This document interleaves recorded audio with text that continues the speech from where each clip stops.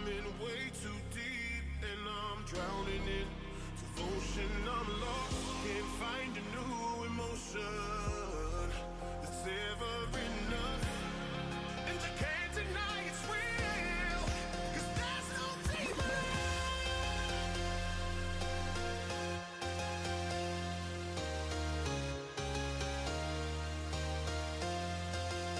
Oh baby, yeah. 'Cause there's no deeper love than what we're feeling. There's no deeper love.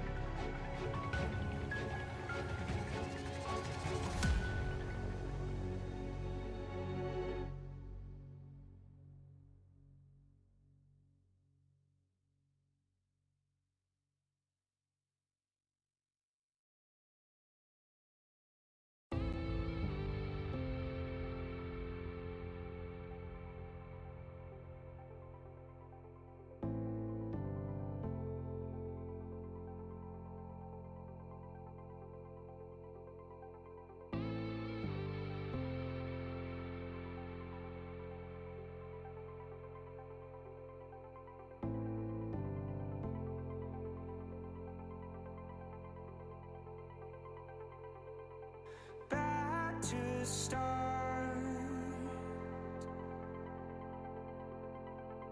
I don't know where to go. I'm told I'll reap all of what I sow. These mistakes have no one else to blame. Said I could feel it when you left me here, left me here. Our emotions are one and the same. So come on over, we can persevere, persevere.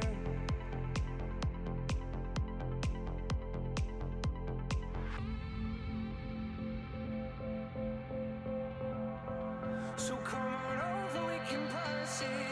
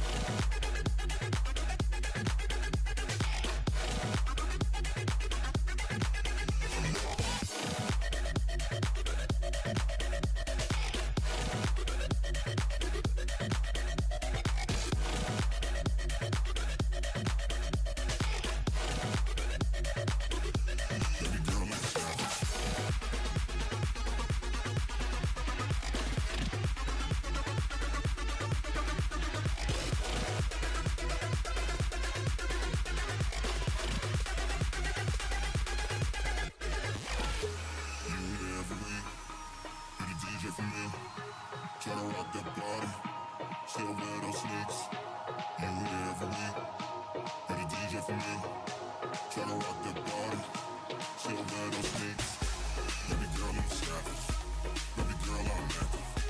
And what I sip is active. This, that's dancing. That's the way that you're dancing. Hips doing that damage. Don't wanna see my landish. And I know you speak Spanish. Baby girl, I'm savage.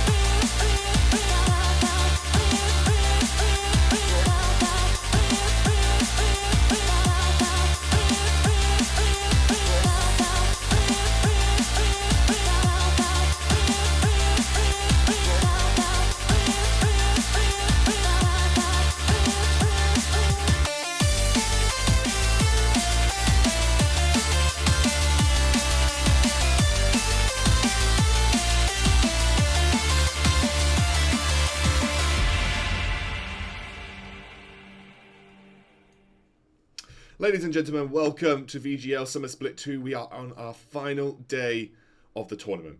That's it. It all comes down to now. And this is the last 3 games that you will witness of this split. We already have Magic Cloud sitting in the grand finals, Excel in the third place match, or the fourth place match. And we are going to have Team Queso taking up Helldivers for our final elimination match. It will be the elimination bracket final.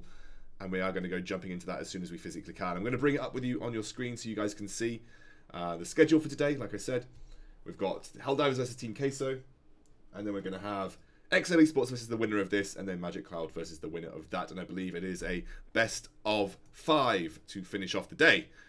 And I've got Dalcy and Tasty Bacon with me. Dalcy, how are you doing? I'm very good, my man. Very excited to see which one of these European teams will be booking their ticket to North America at the end of this month, or at the beginning of next month, I should say, for the Challenger Battle, Cross-Atlantic Battle. I'm not quite sure what the title is. So, we are going to jump into draft here, Tasty Bacon, as the teams start to think about their first bans. This is our final day together, boys, until September. It's emotional. Thanks, Tasty Bacon. Obviously not emotional enough for you. That was a moment of silence for the fact that this That was was the a last ripper right day there, that is we're what it going to was. have together. It was mourning the loss of our time together at the end of this day. But either way, we are into the draft. Helldivers and Team Queso. Helldivers banning that Catherine away. Just as a reminder for everyone, we are on 2.6 for rounding out the Challenger Series. So this is not playing on the update that is currently live in game. This is the previous update. Obviously, still going to be seeing a lot of Baron, a lot of Catherine, a lot of Grace, a lot of Idris. Those are a lot of Kestrel probably as well.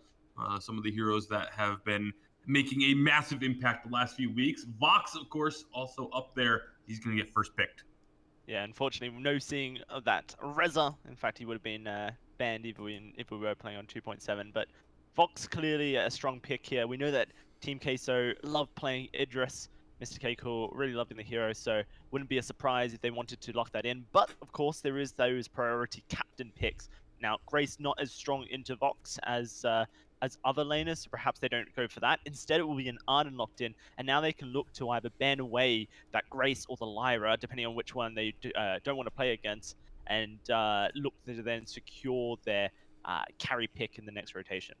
So it's going to be the Grace band away, like you said. It's pretty strong. You don't want to give that over. Lyra's still available. I don't imagine Helldivers ban it because it's probably one of the last remaining really solid captains. What they are going to do is take away Scarf. I would have been more tempted to potentially think about Samuel here because Team Queso have shown that they are very willing to pick up a Samuel on B-side first rotation to secure it for Dark Ghost, Delsey. And that's exactly what I expect them to do now that that Scarfed is banned, because Well, there that's you go. the next strongest jungler. That's what I wanted to get out, hopefully, before they did it. So yeah, very, very good stuff from Team K. So clearly putting the priority on that Samuel without the Scarf in the matchup, then it's so much more stronger, this Samuel here. Theoretically, there's options for counter picks from the side of Helldivers here. They could look to try and pick something in the jungle that counters it, but it's very unlikely they're going to be able to find perhaps a captain pick that really counters this Samuel.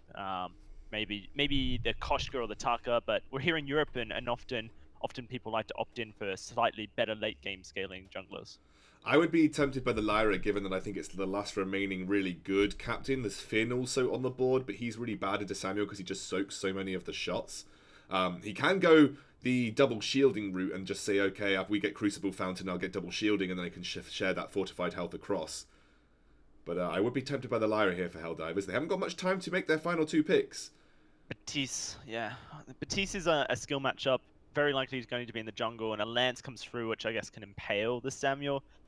I actually really like what Queso does here, because there's still a plenty of carries available, and they can actually really just look to see, hey, do we want to play Idris into this? Well, maybe we don't. Glaive, probably not. Blackfeather, Blackfeather might work into this composition, so it kind of allows for them to get a carry that works slightly better into the jungle and the captain matchup. I like Kestrel. I think Kestrel's fine. I don't like Blackfeather or Idris just specifically because I think Batiste is Blackfeather's alright into Batiste, but regardless, you've got a lot of peeling there for the carry. Like both Lance, Batiste, or Dane. There's a lot of things to have to get through as a melee carry here for Team Queso. So I would be tempted by Kestrel personally.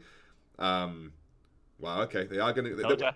Blackfeather was better than Idris, but it's just it might be difficult. It's going to have to. I mean, we've got one of the best Blackfeather players in the world of Mr. Keiko, so it's definitely a solid choice if he can get through and time those Rose offensives really well.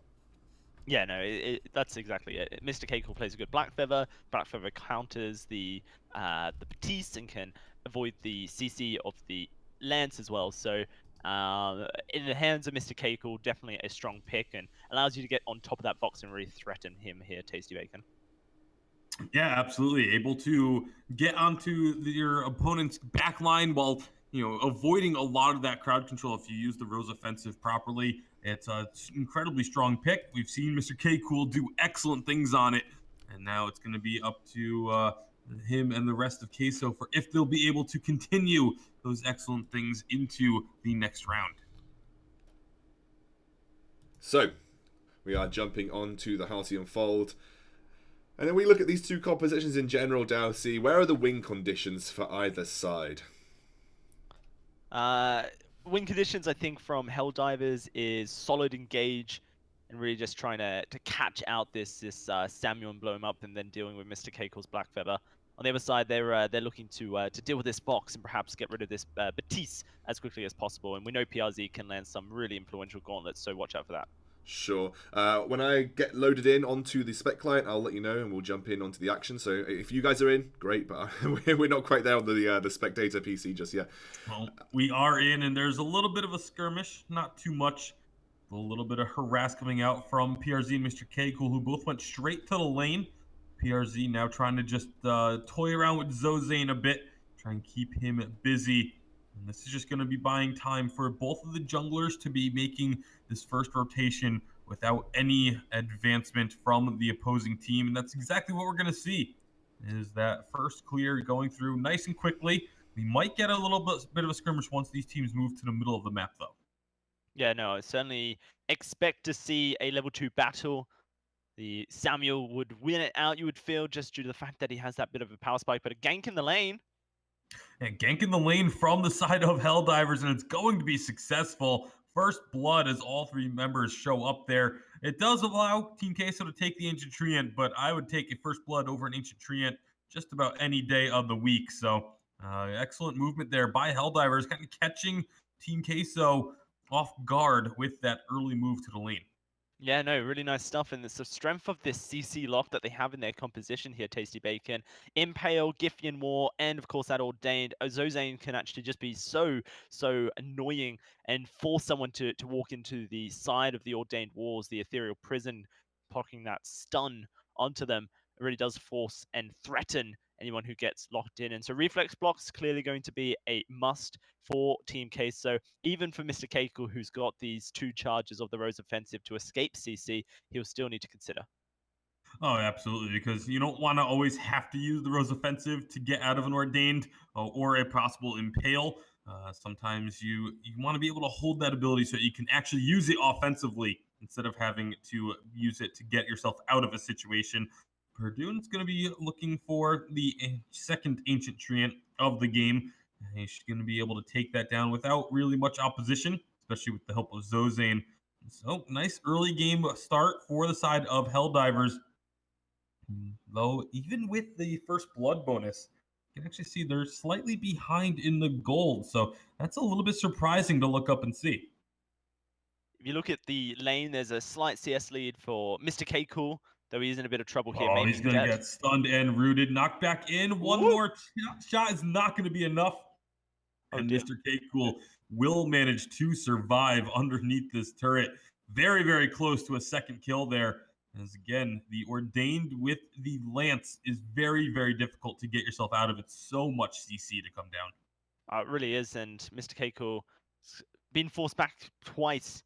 Despite that, though, he's doing all right on CS. There's a slight lead now for Penguin of War, but if you actually look at the minion wave stacking up against him, he has a chance now to catch up and probably actually just gain a slight lead. Also, Dark Ghost has been prioritizing farming rather than ganking. We've seen that twice now. Purdon's moved up to the lane, looked for ganks onto Mr. Keiko just to try and snowball this lead that Penguin of War wants on the box so that he can kind of out damage the Black Feather in fights. Black Feather is an interesting hero because he is definitely considered a skill matchup into Vox, but we've seen time and time again that he can actually stick to Vox, sustain with Vox, and eventually execute him as well. So Mr. Keiko wants to kind of remain even, whereas Penguin of War wants to try and get as far as possible ahead of Mr. Keiko. Really interesting to see that this Fountain has just been picked up for PRZ, and look at Team Queso. They're moving straight up to lane with Dark Ghost. They're going to try and force a siege here, Tasty Bacon, so that they can try and get an advantage.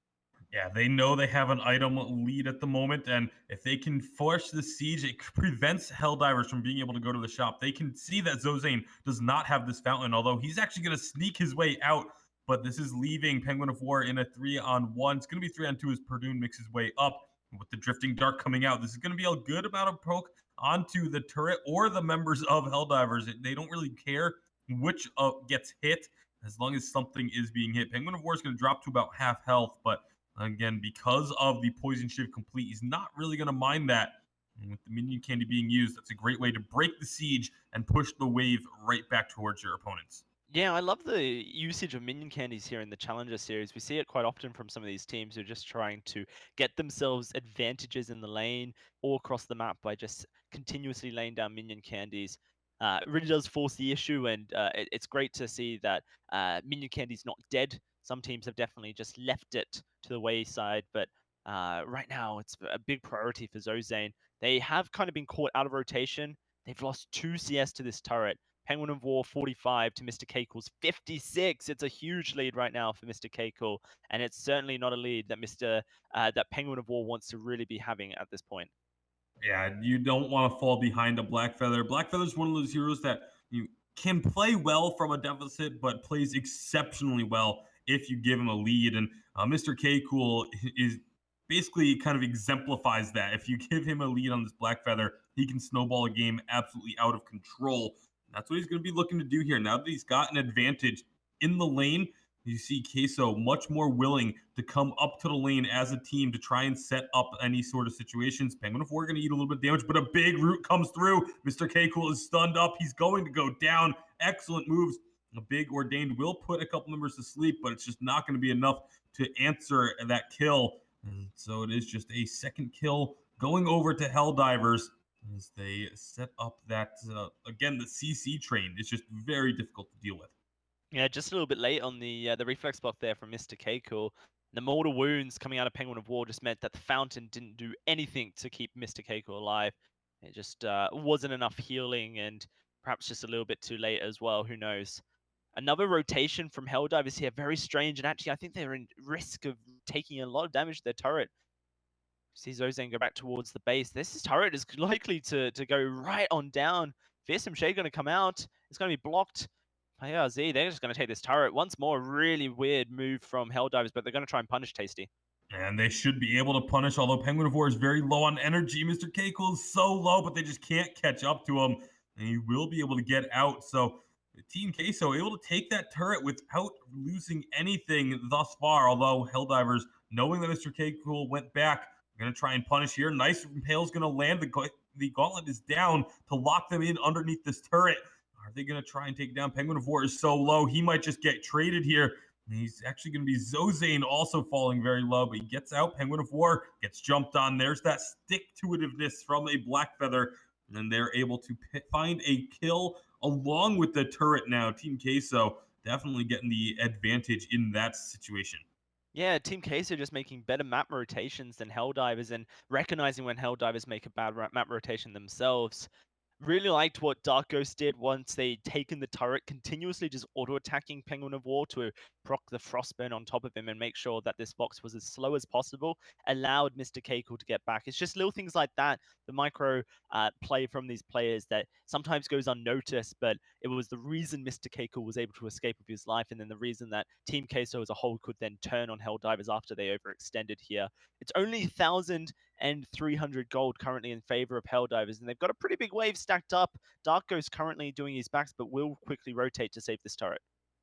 And this turret is going to get saved, especially with Dark Ghost coming up. We'll see, is Queso going to try and push the issue, but Helldivers doesn't stick around this time, learning their lesson from the last attempt at this turret's life and backing themselves off. But they have to be careful because Queso has been constantly having stronger map rotation, stronger movements.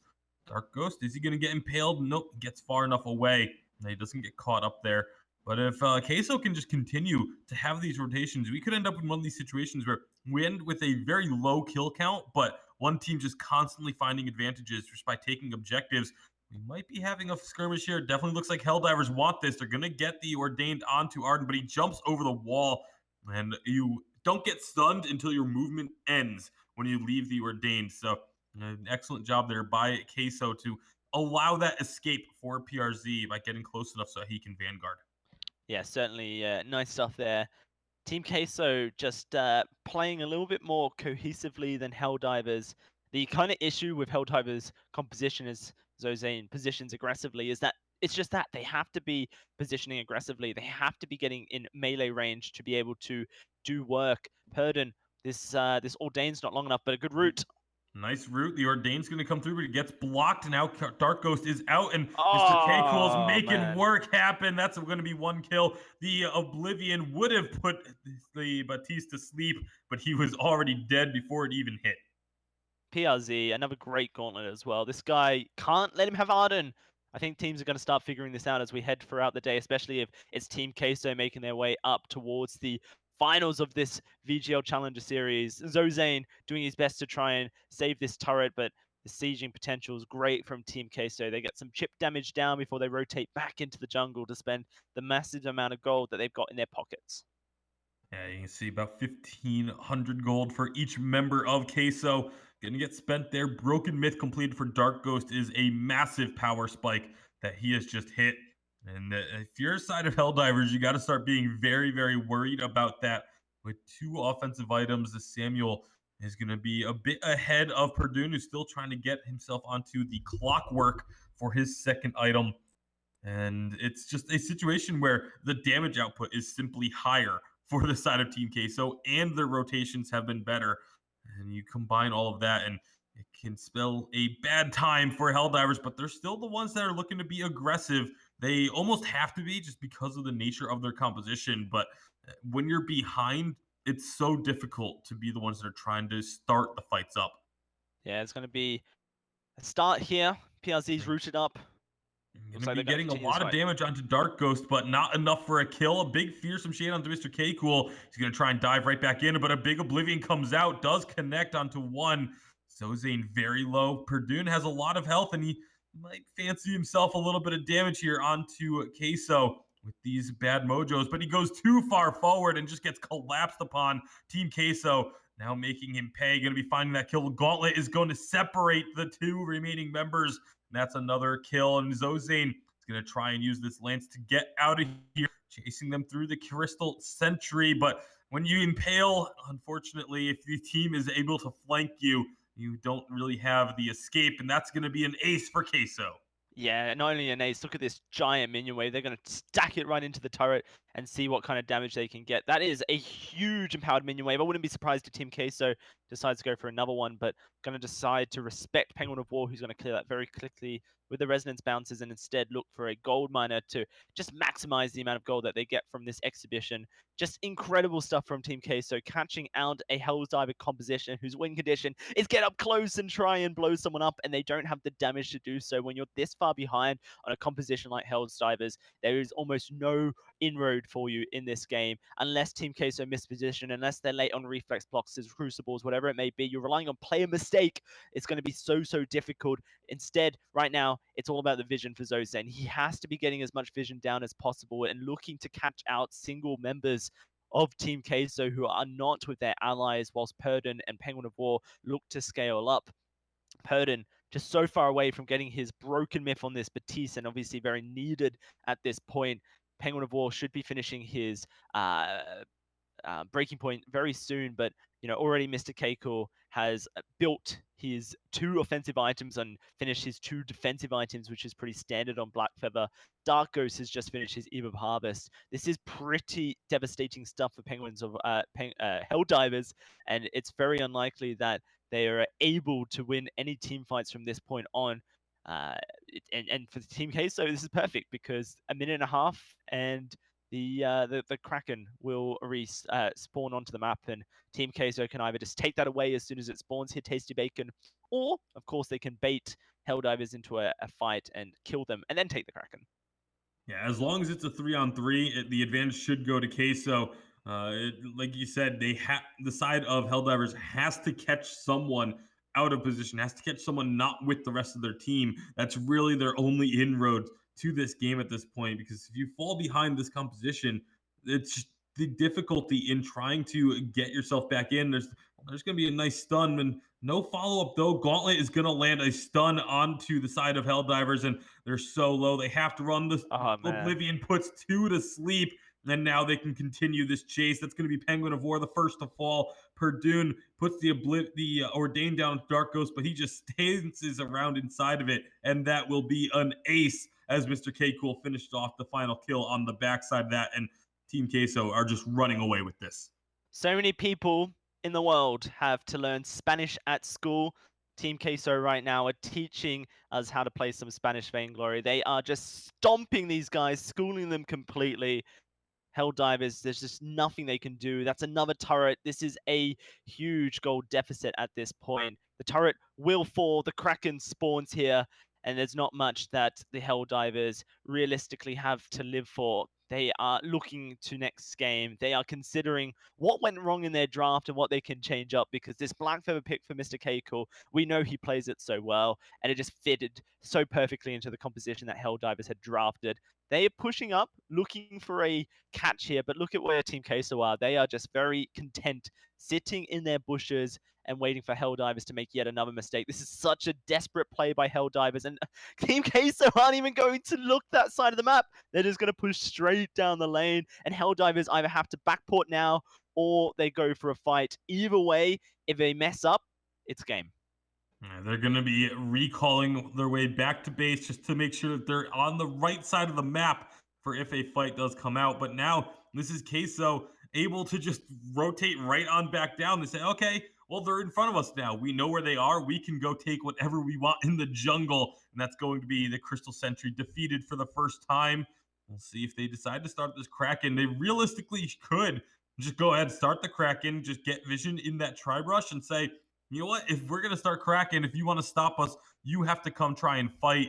And they're just going to go ahead and start this one up. Dark Ghost will be providing that vision, at least temporarily, in the brush. Now PRZ is going to drag the Kraken back so that they will have someone standing there to spot the incoming team.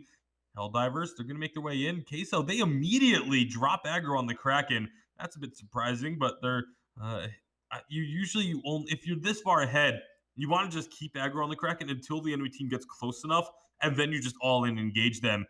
Queso dropped the aggro, and that's going to allow basically everything to just sort of reset. It's not going to really break them here, but it's still just a missed opportunity for Queso to have forced a fight from the side of Helldivers. But Helldivers, they're going to be more than happy to just get to cancel the Kraken take and back off towards their base.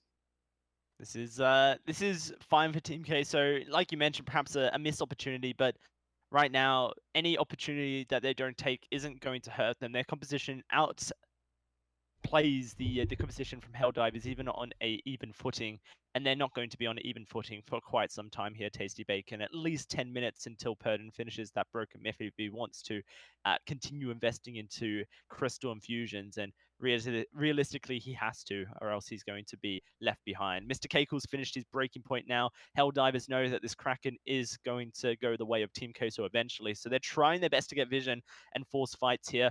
Grouped up in the jungle is the best place for Helldivers to fight, and if they're able to use Lance's strengths in the jungle, then yeah, perhaps they have a chance of taking down someone. Their focus has to be Dark Ghost. They cannot look for Mr. Keiko here. If they go into Mr. Keiko, then they have just lost the fight immediately. So if Helldivers are looking for a fight, then they need to put their money on Dark Ghost. I really liked what Mr. K Cool was actually doing there. It didn't end up, working the way that they, may have wanted, but they were trying to bait Helldivers in. Although here we go, they're going to be impaling their way on in. Nice route. Kraken gets stolen by Helldivers, and now they can find the fight. PRZ is so low, but they haven't quite been able to take him down. They're trying to focus onto Mr. K Cool, and they're going to be losing their lives. That's one down. Can they get at least one kill out of this? No, they can't. That is a second kill going over. The Kraken gets stolen, but Queso, they're going to lose at least one turret off of this, but they should be able to deal with the Kraken. Devoya da una galeta. Team Queso make a mistake, but I'm sure they will fight back here. Tasty Bacon. Yes, the Kraken will secure a single turret for the side of Team Queso, but it's sorry, for the side of Helldivers, but Team Queso will deal with it, and they will learn from the mistake there. Like we mentioned, Tasty Bacon can't focus on the Samuel. Helldivers They sustained and survived for so long in that team fight because they got the Kraken buff. If they hadn't got the Kraken buff, then that would have been even worse for them. But imagine if they had got onto Dark Ghost instead of Mr. Keiko. That fight would have been lasted that long, and it could have actually been a win for Helldivers. And then they would have had a Kraken. Either way, I don't think that's a mistake that Team Koso make twice. They've got the Echo now for themselves, Tasty Bacon. And I genuinely believe that with the Echo and PRZ's excellent gauntlets, this next team fight should go a very different way. It very much should, and without Kraken being available for a few moments, that at least buys some time for Helldivers. That's really, a lot of times there used to always be this argument of, is Kraken even worth it if you only get one turret off of it? In terms of the gold, that Kraken was not worth. But it's if worth you look at it, the fact that Team Queso didn't get it. yeah, it's worth, because if Queso had gotten that Kraken, this game would be over right now. So it's 100% worth it. Even if they didn't get a turret off of that would have been worth it for Helldivers just to prolong this game and allow them to get a little bit further on. Perdun now has himself the Broken Myth. That is a big, big item for a Batiste. If they can just survive a little bit, here we go with the Crystal Sentry involved. It's candied up. They get an Ordained down. That's a big stun. Dark Ghost, he's going to be going very low. He's going to drop. The Ordained comes out, gets blocked, and all of a sudden, Helldivers finally find themselves on the positive end of a team fight. Yeah, this is pretty disastrous stuff for Team Queso. Not only has PRZ not used any of his gauntlets here, Dark Ghost was the one focus, and Helldivers have figured out their win condition. Mistakes like this is going to be an issue if this keeps happening for Team Queso. Perhaps I've overstated their ability. Tasty Bacon seems like they are slowly slipping in this game, and Helldivers are finding confidence. Perhaps it's just cocky plays. What were they doing so far up? And what are they doing once that minion candied Crystal Sentry gets involved? You just don't want to be doing that. It's 2 seconds left on Dark Ghost, but the Kraken, she's respawned, and middle of the map has been taken over by Helldivers. Exactly what they need to be doing. They need to occupy Tribush here, occupy the middle of the map. Get that vision laid down and use the strengths that Lance has in this side of the Halcyon Fold to really win. Gauntlet's laid down. First gauntlet comes down, does land a stun. There's going to be the second one. It hasn't come out just yet. Actually, I guess it did. I didn't see it go down, though. That's going to be a big stun onto the Lance, and now all of a sudden that's 2 kills for the side of Helldivers. They have completely turned this game on its head, Dowsy, and they're going to be the ones that work on this Kraken. And with Dark Ghost going back, I don't think they're going to be stopped. This is Kraken unleashed now for Helldivers for the second time, but this time it's with all 3 members still alive. The cookie has well and truly crumbled here, Tasty Bacon. There is no cookie left. Team Queso, the stinky cheese, it has gone off. And it's not just stinky because it tastes good, it's stinky because it's bad for you now. Team Queso, they are in a very tough position here. They used the Echo in that last fight. It's not up for 55 seconds. It's not going to be up for the next team fight. So they have to rely on a single gauntlet if they are going to stop this Kraken push. And it seems like Helldivers are just storming the base right now. A turret picked up before the Kraken even gets into the area means that it's going to be able to push towards this choke point without any damage dealt to it. Team Queso don't have the best of Kraken taking ability. The Black Feather does a bit of damage, but he's rooted. Oh, big double stun coming out from Zozane is going to be slowing up their Kraken taking even further. The choke point turret is down, and just like that, we are even on objectives. And looks like we're going to stay that way as Helldivers do not want to go diving into the base of Queso. They're just going to be backing off, comfortable with where they are now as they go ahead and take this sentry. And Towsy, we're basically even in this game now. All of a sudden, it was looking so strong for Queso. They still have a 4K gold lead, but the gold lead doesn't mean a whole lot the later you get into this game, and Helldivers have been able to turn this game around. They certainly have Tasty Bacon, and I wonder if it's if this is just like Team Queso forgetting who they are.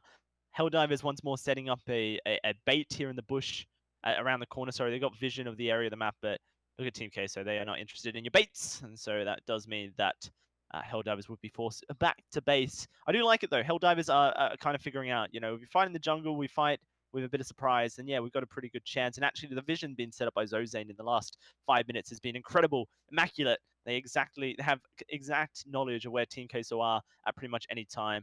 I love this. Helldivers just off to the side, trying to bait Team Queso into the jungle, the tighter areas. Team Queso not going to fall trap for this. Dark Ghost is the person you need to watch. How he positions in a team fight will win it or break it for Team Queso.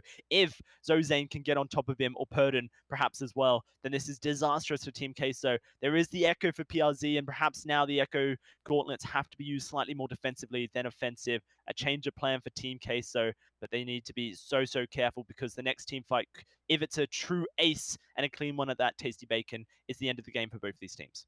Yeah, whoever wins this next fight decisively will be able to take the game. And they found themselves Penguin of War. He's caught out. He's going to be getting himself through the gauntlet. Dodges the second one, but it doesn't matter. He is down. That is massive news for the side of Queso. Getting that one kill. It's not the clean ace, but it is enough to give them a huge advantage for the next 50 seconds. And Kraken has just respawned. Yeah, there she is on the map, roaring, ready for Team Queso to take her. What an error from Penguin of War. This is how you... these are the kind of errors, Tasty Bacon, that you kick yourself for weeks on end, knowing that you have messed up in such a royal way. Team Queso are going to take this Kraken. They are just doing it slowly and dragging it away. PRZ getting vision of the map, going to go get himself a couple more flares, it seems, so that he can just make sure that there are no steals to come through. But there aren't going to be. Helldivers realize that the arrow was too large, and they don't want to make it worse by going for something desperate. Now a defense is to be needed for Helldivers. We have seen that they can win team fights, Tasty Bacon. We have seen that when Team Queso are forced to get close to them, that Team Queso have lost team fights as well. So the possibility for that's so Helldivers. smart. Yes, I just saw as well. The Echo board again, which means PRZ will have it up. Resetting the cooldown on the Echo by repurchasing it. And as much as that was a mistake from Penguin of War to be out on his own this late in the game, you have to commend Team Queso to be able to spot that and in an instant just rush forward with the double war treads and be able to take advantage of that lone member being caught out a bit. Now, Helldivers doing what they can to work on this Kraken, but they aren't really going to be able to take it very quickly. Dark Ghost does get stunned, but Zozane had no one following up with him. Mr. K-Cool is going to get stunned by the Ordained. He's taking a lot of damage. A Root going to go down. He gets himself out of harm's way, though. Zozane extremely low. The Oblivion does not connect. They're trying to chase down through now. The Gauntlet comes down. Just to trap Penguin of War inside. Fearsome Shade doesn't connect. A second Gauntlet will keep Penguin of War isolated after he got the first kill. He takes down PRZ as well. It's a 2-for-1, but the Kraken is still working on the base, and Purdon and Zozane have to turn around and try and take this down, but Kraken's going to take this turret. Dark Ghost, are you going to make the hero play? Are you going to look to finish the game? Dark Ghost, no way you can do this. I think he may just want to try and distract them. He's gonna go in. No, he's not. Surely not. All right, you danced around too long. You've missed the opportunity if it was going to be there.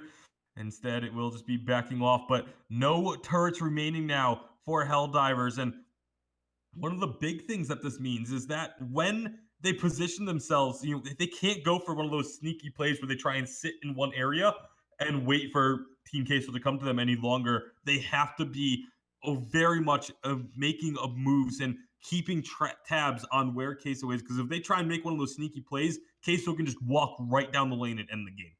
Yeah, no, it's very true. I think that Helldivers have been fairly quick to backport, so it shouldn't be too much of an issue here, Tasty. But let's just talk about what went wrong there for Team Queso, because I think they had a chance to finish the game. They were trying to be very clever and trying to bait out members of Helldivers so that they could trap them in a double gauntlet. Unfortunately, they just did not have the damage output, and because of Mr. K-Cool getting caught multiple times in the base, he was too low to be able to participate and realistically be of use to Team Queso. Penguin of War was able to dance inside those double gauntlets for a long time and was able to take out enough members of Team Queso that their plan just went to waste.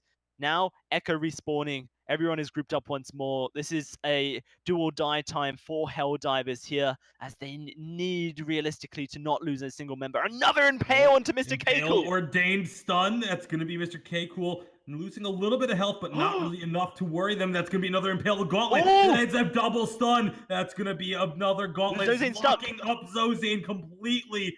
Zozane is in a world of trouble. He's going to be going down here in just a moment. Mr. K-Cool is low as well, though. Can they turn this around? The fountain comes out. Mr. K-Cool is down. However, Purdue is still alive. Penguin of War is trying to turn this. He's got those breaking point stacks building up. Trying to get on the big stun from the Ordained. And now he's out of the Drifting Dark. Can Penguin of War chase him down? They're going to be able to find that kill. 2 kills for Helldivers after a beautiful start for Queso. This is just insane stuff from Helldivers. And so much focus on Zozane, but he's so tanky. They didn't have the damage to deal with him. Oh my goodness, this game is giving me heart palpitations at the moment, Tasty Bacon. Helldivers are doing exactly what they need to do, and they're hanging on at the skin of their teeth. The Kraken, she's there, and it's going to be started up. There's nothing, I don't think, that Team Queso can do about this. It's going to be another Kraken push, but this time for Helldivers. This is a game, Tasty Bacon, that ruins series, that ruins a best of 3, because no one has realistically played this game well. No one has realistically stood up above anyone here. And so whoever loses it is going to be feeling even worse about their loss. It just breaks mentalities because both these teams have made mistake after mistake, and they know that they have it. It must be replaying in their minds that it has. Right now, the biggest time of it all, the biggest ultimatum of this game right now, Tasty Bacon, is this Kraken pushing towards the base of Team Queso. If they fail to take down either Purdon or Penguin of War first in a team fight, then they lose the game. PRZ's gauntlets better be on point, man.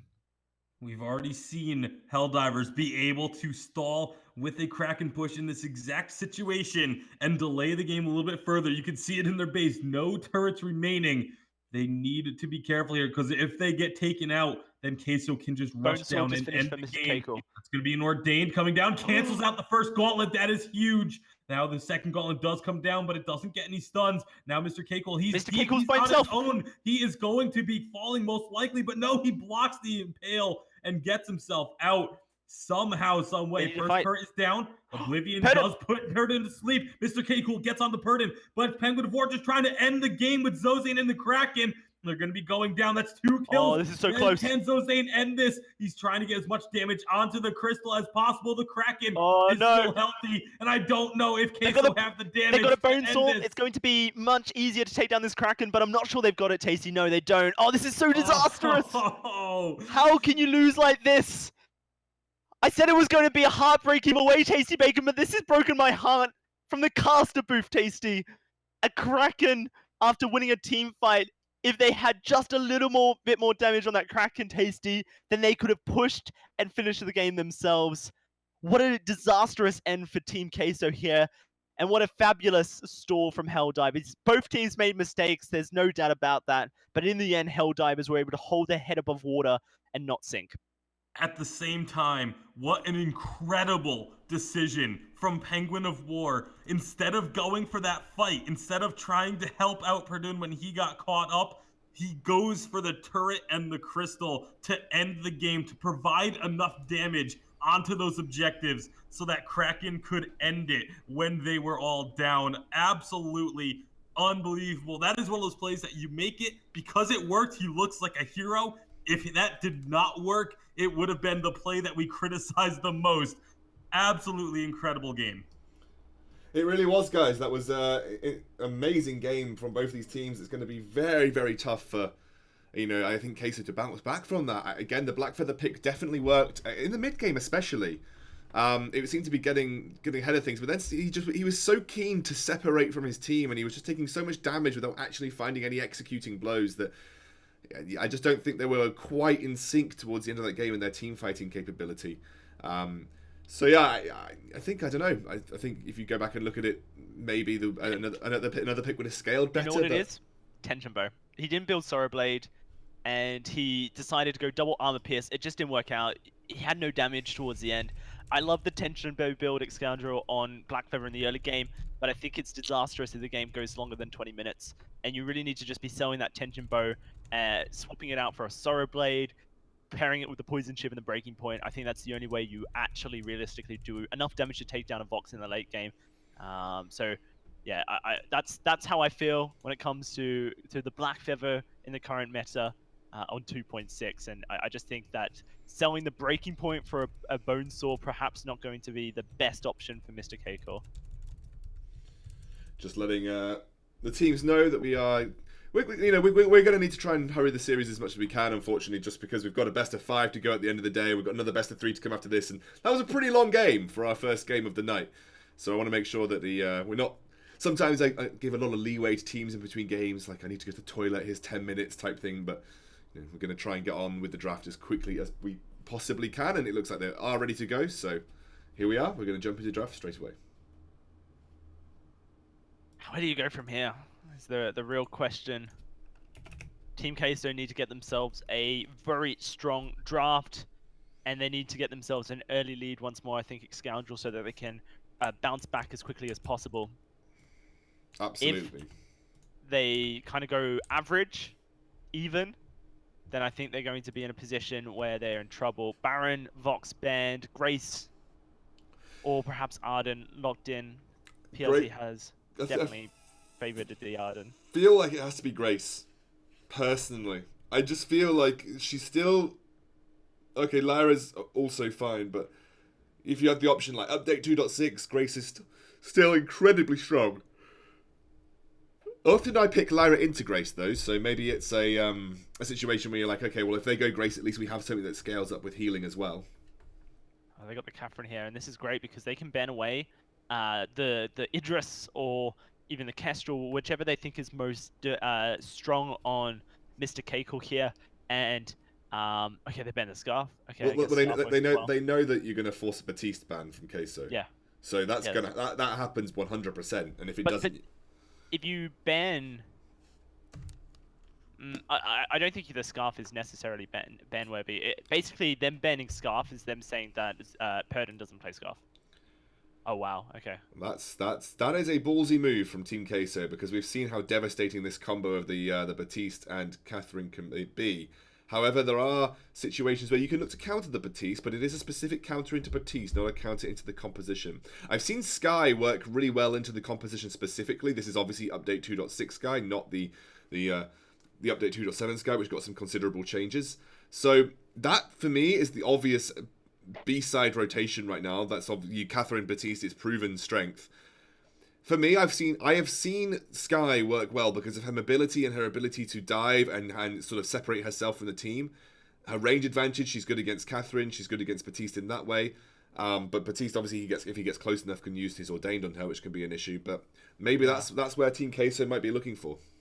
I don't think you can pick Black Feather, Idris, Glaive, any of these melee heroes in the lane. So Kestrel seems like the only good option to me. Yeah. Maybe even Gwen if you want to try and use that Skedaddle as a CC cleanse, but I think that's very risky in its own. I actually don't mind the Gwen, you know. I actually wouldn't be too half upset with a Gwen Skye or a Kestrel Skye. Yep. That's where I would be leaning towards if I were Team Queso here. Kestrel with, she has the ability to reposition, gets a speed boost from the active camo. Gwen, because like you said, the Skedaddle, it's not something that people have considered quite a lot, Dalsy, and that's a really interesting thing, that not many people have considered the Skedaddle as an extra form of cleanse into this composition, because any cleanse that you can get is great. The Skye obviously made sense. I've seen Skye have success into Batiste Catherine, so that is a pick that I think was 100% coming through, and that is the Idris. I mean, he has got his ultimate, Dalsy, I suppose, right? His ultimate in 2.7 has been fixed so that when you get stunned going into Shimmer Strike, you don't get locked to the ground. It's a pretty devastating bug that Idris has faced, and you often get locked into the ground for like double the stun duration of whatever you get hit by. It feels really bad. Mr. Keiko, he's gonna be in a very tough position. I've seen multiple people play Idris into this composition and just fail because they get locked down. Catherine's so good into Idris, so is Batiste, and this last pick of a Glaive just it makes you cry as an Idris player to do you playing against this composition. So, Mr. Keiko, I wish you well and good luck. So, I mean, obviously, I think the Idris pick was the questionable part of this, and he is now going into a matchup that is not as good. What do you think the win conditions for either side are, Darcy? I don't think Mr. Team Queso have a win condition Well, because okay. you I mean, picked Idris into a composition that you can't burst. The only person you can burst, I guess, is Batiste, and if you jump onto Batiste, then Glaive and Catherine destroy you. Um, it is a tough. It is a you, tough one. you have to kite with this guy essentially. Dark Ghost is the only part of this composition that will win it for you, and I just I don't see how it happens. Maybe snowball win in the 40 minutes. That's Team Case's win condition. All right. Well, let's see if it works out. I'm gonna hand it over to you guys for this game. All right, here we go. Game number 2. And if game number 1 has anything to judge from, this should be an absolute thriller. Let's see if Helldivers can complete the 2-0 sweep, or if it will be Queso putting us into a game number 3. Dowsy, this is going to be a pause coming out. Excellent start to the game. So we are playing on tournament servers because this is 2.6 that we're still on. The players have the ability to pause the game themselves. Now, all these players have not played on tournament servers. My assumption is that someone's opened up the scoreboard and accidentally paused the game, and that's what's happened here. And if that's the case, I'm not entirely sure how we go about unpausing it. I believe I know how to, Scoundrel is able to, but first I guess we need to figure out what is.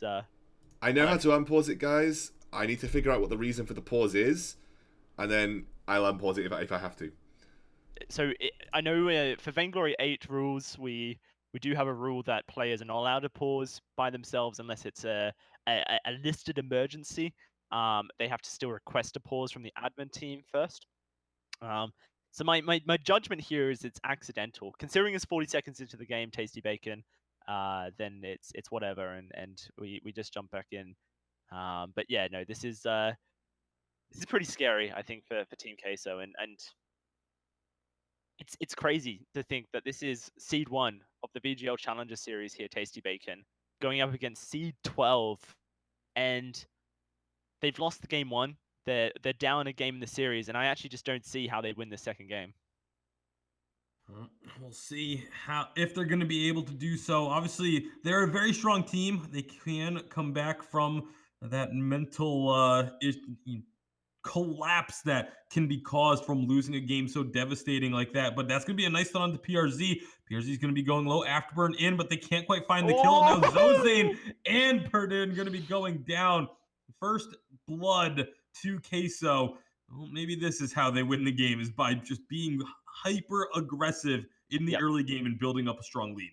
Yeah, like I said, if they are able to snowball this game their favor, Tasty Bacon, and win before the Kraken spawns or as the Kraken spawns, then there is a chance in hell for Team Queso. But it does require a hefty snowball. Sky, super oppressive in the early game. On 2.6, is just able to do so much damage, and with Elira to heal her, it's super difficult for the Batiste or the Catherine to deal with it. Dark Ghost, eyes are on him, because he is the key to this composition. He is the only one who realistically is going to be outputting a significant amount of damage in team fights. He needs to be getting so far ahead. And I think if I was PRZ, I would be neglecting Mr. Keiko in the lane and just roaming continuously with Dark Ghost for the next 3 minutes. I think what you do, instead of just neglecting the lane and roaming with Dark Ghost, you let Dark Ghost clear his side of the jungle while you're in the lane, but then in the moment he's about to finish off his forward treant, that's when you rotate down and look for an aggressive play, because you do still want Dark Ghost to be getting the solo experience from the jungle. You want to be getting him as many levels as possible early on so that he can build up that lead. And it looks like that's sort of similar to what they're going to be doing. And yeah, right now, as soon as he gets to the fronts, PRZ is rotating down to be able to join him and make sure that he's able to stay safe. So this is incredibly smart from Queso, and it's just going to be power farming Dark Ghost and then creating these situations where they can try and make something happen. But Helldivers were able to sniff it out this time and go ahead and counter with a 2 members rotation of their own, and that's going to keep Dark Ghost at bay. I really like what Mr. Keiko has done here with his first blood.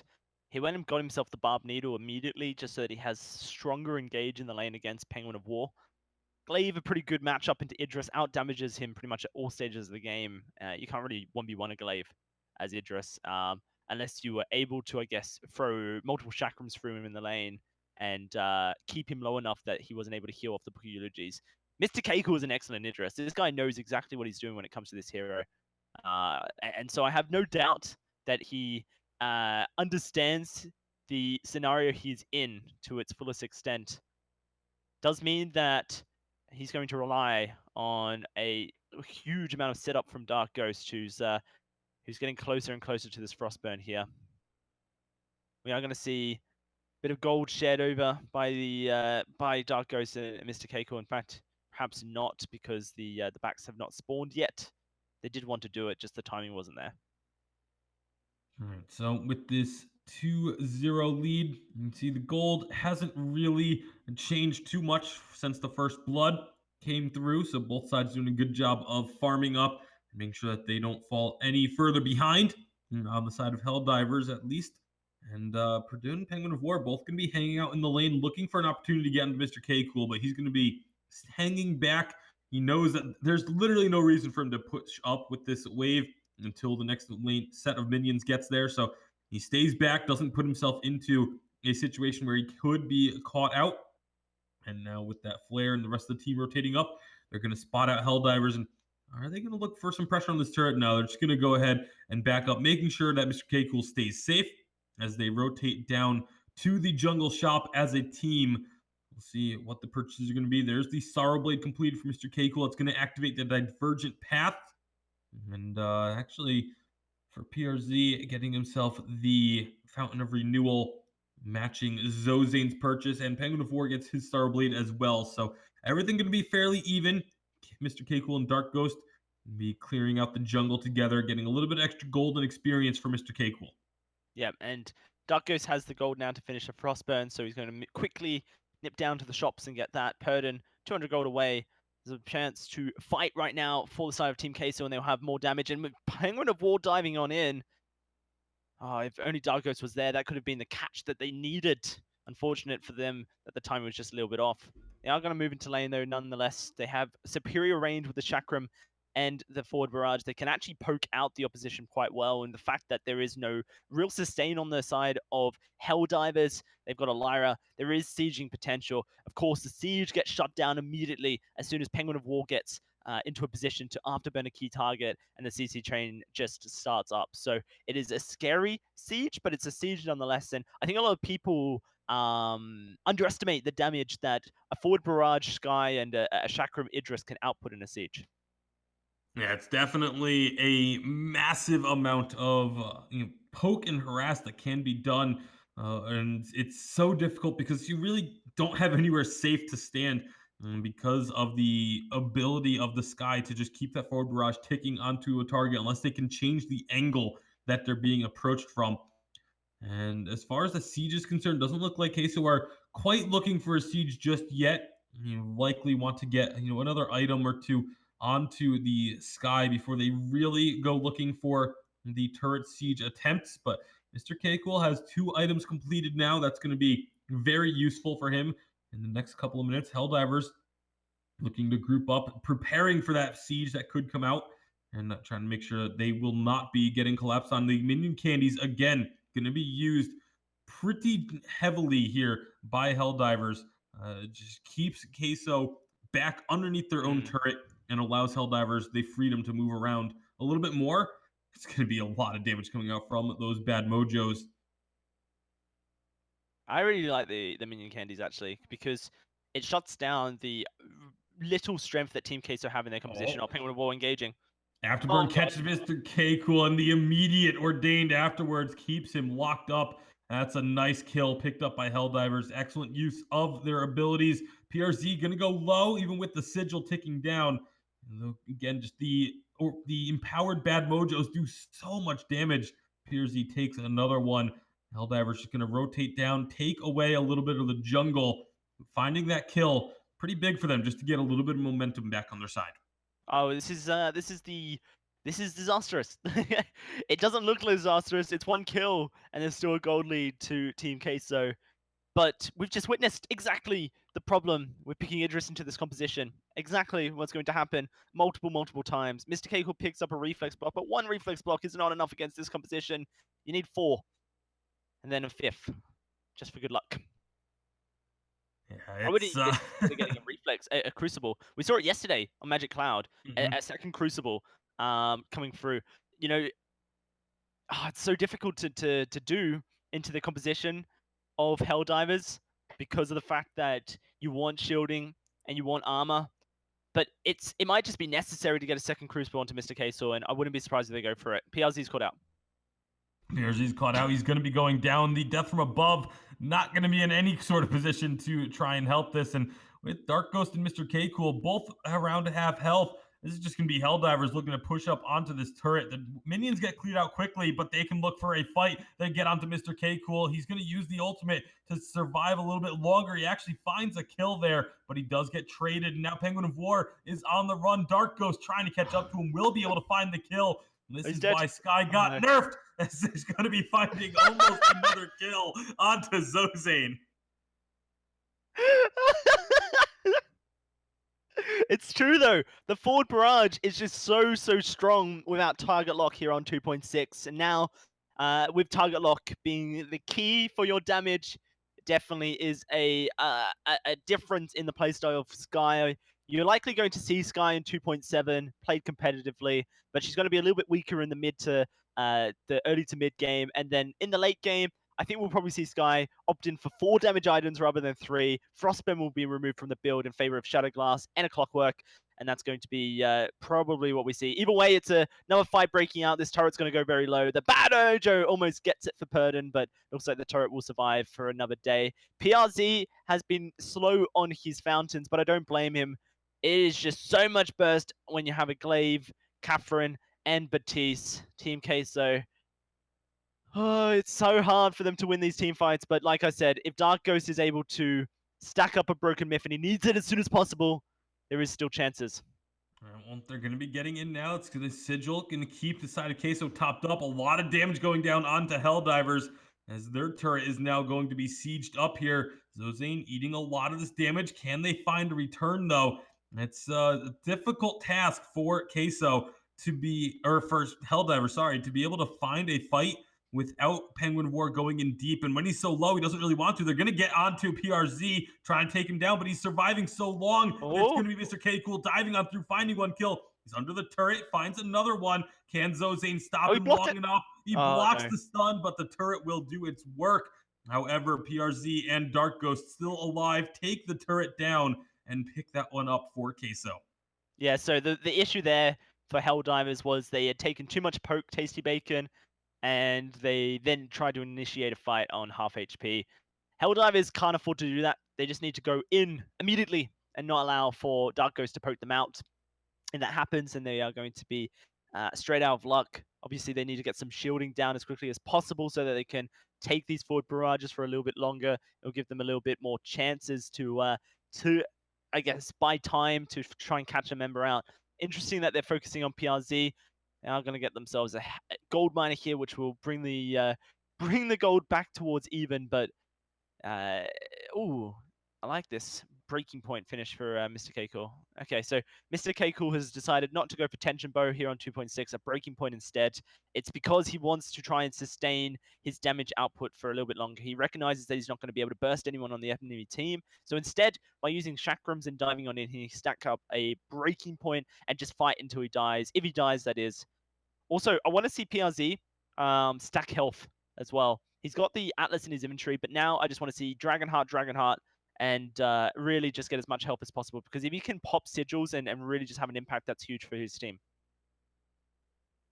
Right now, they're going to be finding a lot of damage. Mr. K Cool in deep, but he gets himself out of trouble before he can be punished. So it just kind of ends up being a trade for now. But Queso with this Lyra, trading is what they want. They want to just trade damage back and forth because they're going to be able to heal up, while the side of Helldivers just needs to kind of wait for their passive healing or dish out damage in order to get health back. Oh, okay, so trying to set up an ambush here. Not going to be finding much from this just yet. Mr. K Cool going to be ordained, so he has to stick around and wait for that to time out before he can get back in. This forward barrage doing so much damage, even onto Zozane without the target lock. They're going to get onto Mr. K Cool, but the afterburn punt him away. However, is it still going to be enough to take him down? Not quite.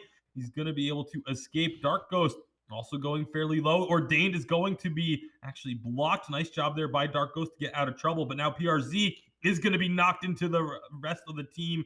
However, Perdune is not there to fight, and they're going to be actually soloing out Sky on the backside. Another Ordained will stop him up. And all of a sudden, Helldivers, they can finally look to take this turret that they've dropped to a sliver of a health a few minutes ago. They're going to finally get that to fall. So much damage on that empowered Ordained there. Just deleted Dark Ghost, who has no shielding whatsoever.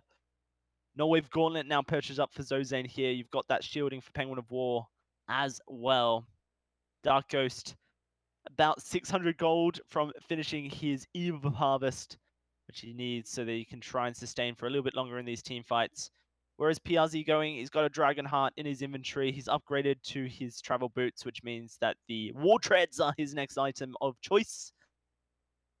Like this Norwave Gauntlet though from Zozane. He charges in, he silences up PRZ. He then purchases an Echo with this Void Battery he has and throws down his Blast Tremor. And then he throws down another one with the Echo. And the all-in engage from Helldivers is just too strong. I do want to see Penguin of War get himself a War Treads. In fact, if Perdon wanted to get a War Treads as well, I wouldn't say no to it. They need to be able to move very quickly as a team towards the target that they want to blow up. Due to the fact that there is a Lyra on the opposite side who, if they fail an assassination, in theory, the health bars of Team Queso can get revamped right back up to full. Yeah, that's what they're hoping for in these fights. The assassination attempts have been fairly strong thus far. You can see 6-5 on the scoreboard. Neither team having a really big advantage. It's about 1,000 gold lead for Queso. Kraken on the fold. Both teams heavily positioning themselves towards the middle of the map. We'll see who's going to pull the trigger first. Who's going to make the aggressive move to try and swing things in their favor. PRZ getting tagged by a couple of bad mojos, but not enough to really cause any concern. They're trying to scout out, that's the word, looking for opponents with those bad mojos, see if they can hit anyone and get a little bit of preemptive damage in them at the same time. Instead, no one really getting found, so they're just going to go ahead, clear out their back of their jungle, and get themselves topped up in terms of itemization. You see Perdun very close to hitting that 2,000 gold mark. Obviously wants to get into that broken myth. Still needs a little bit more. It's, I believe... 100 gold. Yeah, it's like 2,250. 150, yeah. He's got it in just a second. Either way, they're going to be going in with a nice little fight here. Mr. K Cool getting dropped low. Big Blast Tremor gets blocked. Lots of damage coming out. However, that's going to be PRZ. Oh, nice job with the ultimate for Mr. K Cool. Very nice. To prevent himself from getting stunned up. They're trapped here. Is not going to go off. Is not going to connect. They need to turn. They're going to be trying to, but Dark Ghost has too much damage, and he's found the first kill. Lyra actually got the credit for the kill. Now Penguin of War has nowhere to go. Wow. Zozane going to try and escape, but Mr. K Cool is far too healthy and is just going to be able to chase him down. He eventually will be able to get there. Chakrams, now he's finally onto his target and picks up the ace. Case, though, getting themselves a big ace here. What a mistake from Helldivers. They dove so deep onto Mr. K Cool. I think they need to stop focusing on his interests and just start looking to try and take down Dark Ghost. They have the CC to do it. Need to just knock her down and take her out as quickly as possible, because Mr. K Cool has shown that he's a slippery little bugger and has been able to get away from these fights multiple times with his Shimmer Strike timings have been on point. A Kraken for Team Queso. Who would have thought it with this composition that they have? They are making it work against the hellish Catherine Batiste combo and a counter of a glaive against Idris as well. Incredible stuff from them. The Echo from Zozane still not finished, and he's starting to invest money into other areas of his build, which means it's not going to be finished for the next so long, probably 6 minutes, you would think. At this 18-minute mark, the gold income just not very much for a captain at this point. First Kraken turret pushed. 3 more to go here for Team Queso. Helldivers, I want to see a huge engage from you. Just blow someone up. Target down Dark Ghost. Or else the fights aren't really going to go in your favor.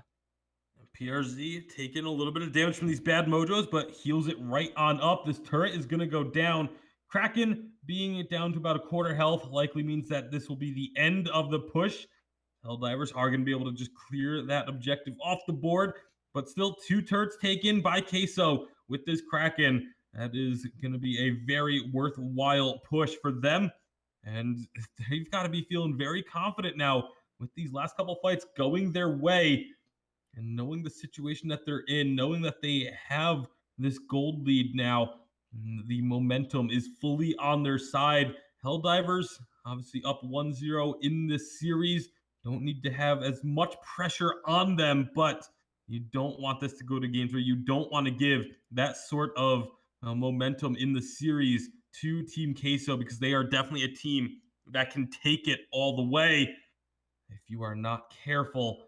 And Mr. K-Cool actually changing up what we typically see as the Idris build. Usually it's a Sorrow Blade with a Poison Shiv and a Tension Bow, has foregone the Armor Pierce for this breaking point in order to stack up over these long extended fights. Yeah, something we talked about a little bit earlier on in the game. Just because he can't burst anyone down on this side, everyone's too tanky, too durable in these fights. PRZ is at risk of being caught here, but looks like it's going to be Dark Ghost attempted to be focused on. No, we've got it blocked up here, Tasty. Oh, Zozane. Oh, the Blast Tremor got blocked up as well, and now Perdoon no. is going to be going down. It's just Penguin of War left, and he doesn't have much escapability, just 1 afterburn, but he's going to get collapsed immediately upon. This is Penguin of War going down, another ace for the side of Queso. They are taking everything. This is GG. Helldivers, how disappointed are you? You drafted the perfect composition, you counted out everything Team Queso wanted, and then you threw it all away with just over-aggression and not being able to execute on your stuns, execute on your CC chain, execute on your target focus. It is a disastrous loss for Helldivers here. A loss that should have been completely reversed, should have been Team Queso in the ground right now, but they've been given a second chance here in this game. They're going to take down the Vein Crystal turret. We're going to game 3 here, Tasty Bacon. How about that? What a turnaround from the side of Queso. And I think you hit the nail on the head. Just the poor execution from Helldivers, not executing this composition in the way that it's supposed to be. The reason why this composition is so feared in the Vainglory 8 is because of the team-wide denial of the Catherine double blast tremor with a fearsome shade. And instead, it seems like Helldivers were focusing on the single target stuns. They were focusing on the Afterburn, Merciless Pursuit, and Ordained, instead of the team-wide focus that they could have had, and it ended up blowing up in their face. Scoundrel, I left out one of the win conditions at the beginning of the game. Choke, your composition. That was a good win condition for Team Queso. I think we did touch on it before the game. It was mainly Dark Ghost that sort of pulled them through a lot of these scenarios. And honestly, I don't know what the build was from Zozane, but I always recommend getting an Echo before a Null Wave Gauntlet. In almost 90% of the cases on Catherine. It is just far more impactful in the mid game to have a double blast tremor than it is to have an item silence that is fairly situational. Yes, it might force a reflex block, and it means you can't use the Crucible to block one silence, right, or whatever. But if you've got an Echo, they can only use one Crucible anyway. So it's like, you know, swings and roundabouts, boys. Right, we're going to get these teams ready to go on the next draft. Zozane and the last team fight, like the communication on the side of Helldivers just completely deteriorated. Zozane, first of all, we saw a Ordained used onto Dark Ghost. He was able to block and series strike away from it. Then we saw Penguin of War dive on in and attempt to jump. Sorry, trying to jump onto Dark Ghost, and that was what was blocked. And Purdon was not actually able to get into range. But Zozane basically said, "All right, bloods, gonna charge on in." The rest of his team sitting at least a full Fisham shade back, uh, and they just didn't have communication on their part. It was heading into game 3 at Scoundrel. I wonder where the heads of Helldivers are, because they are in a position where they're against a team that they shouldn't be beating but have beaten. They had a composition that was just so perfect to push themselves in towards that consolidation final, and they threw it all away. So we are into the draft, and it is going to be Helldivers on A side, Team Queso on B side this time round. Where are we going? Where is this starting? What is going to happen? It is a very important game for both sides. I think we see a Catherine Arden. Yeah, no, I like Arden. Arden's a good ban. Just remove it immediately from PRZ's hands. Take away that playmaking hero that he's just been so good on. And leave a lot of things up at the same time. Baron going to be taken off the board here. I expect that Penguin of War opts in for a Vox, or perhaps they prioritize something else instead, like the Catherine, if they feel like it's a win condition for them. So the Baron ban, the Vox get prioritized. The Vox was such a big influence, you think, for Helldivers in the previous game. Yeah. Queso now have to look to respond. You do have Grace. Grace is up if you want to take it. You do have the Lyra, which was obviously a pretty solid pickup as well. Lyra or Catherine. True, You Catherine's can't take available. Grace. Okay, or you can take Grace, and you'll struggle, I think, to stick to the box. But perhaps they don't care about the box; they go on to the jungler. Yeah, people have always said that about Grace versus Vox, and it's true to an extent. But sometimes the 1A is all you need to slow him down enough to be able to capture him and sort of capitalize on him. But we'll see. We'll see where the rest of the composition goes. It's definitely got early presence with Grace. It means Catherine is still available as well. And Catherine often considered quite decent into Grace specifically. They've been really prioritizing this Scarf ban, which makes you think that maybe Queso want to give Dark Ghost to Samuel again, but that didn't work out too well for them in the first game. Well, it did. They threw. Yeah, I think you can still pick up Sure. Samuel here. It's not too much of an issue into this game. It was also against the Batiste, was it not? So they've taken Batiste off the fold for themselves. So Batiste, a skill matchup, but if he's able to get close enough to the Samuel, really hurts him. And he was able to get close enough to the Samuel in the previous 2 games. So we will be seeing if that changes the dynamics here. We haven't actually seen Purden play any other jungler so far in the series but Batiste. So now it's his time to change things up. Against the Samuel, perhaps he just goes Sky or Kestrel. There's the Sky. So Lyra Sky finishes the composition off. Very bog standard, I think, on the side of Helldivers. And now I expect an Idris from Mr. Keiko once more, because Idris fairly decent into Sky. If you can get on top of her, fairly alright into Vox as well. Yeah, that's certainly a consideration for him there as well, as the fact you're going to obviously build a poison shiv. But in the game, after the games we suggested Kestrel, and the game that we finally didn't suggest Kestrel, he picks Kestrel. And the reason why I don't think Kestrel's good is just there's so much mobility on the side of on Helldivers. You really have to go an auto attack orientated build. I think if you go the double Tyrant's Monocle and then Tenjabo or Bone Sword, depending on if you're Druid or not, basically it means that your Glimmer Shots are your main focus. So I do hope that for Mr. Keiko, he does perhaps consider investing a little bit more of his damage into his auto attacks, rather. So we are going to get into the game. Everybody's ready and raring to go. The final game of this series, best of 3, between Helldivers and Team Queso. Helldivers on A side, locking in their composition. Team Queso on B. Now, it's going to have to be a very good performance from Mr. K-Cool on this Kestrel. We know he can do it. He has done it before. But Helldivers kind of punching above their weight at this point in time. They've been 12th seed, and they've been doing incredibly well. They've taken Queso to a good series, and if you're XL, you're probably looking at this game saying, we feel fairly confident in making it back into the final. Anyway, we'll see what happens as I pass it over to Tasty Bacon and Darcy. All right, here we go. Game number 3, Dowsy. I don't think anyone was really going to be expecting this to go to game 3 after the draft we saw in game number 2. But now in game 3, I feel like Queso has once again kind of put themselves behind the 8 ball. You guys were saying you don't really like the Kestrel because of the mobility that's available to Helldivers.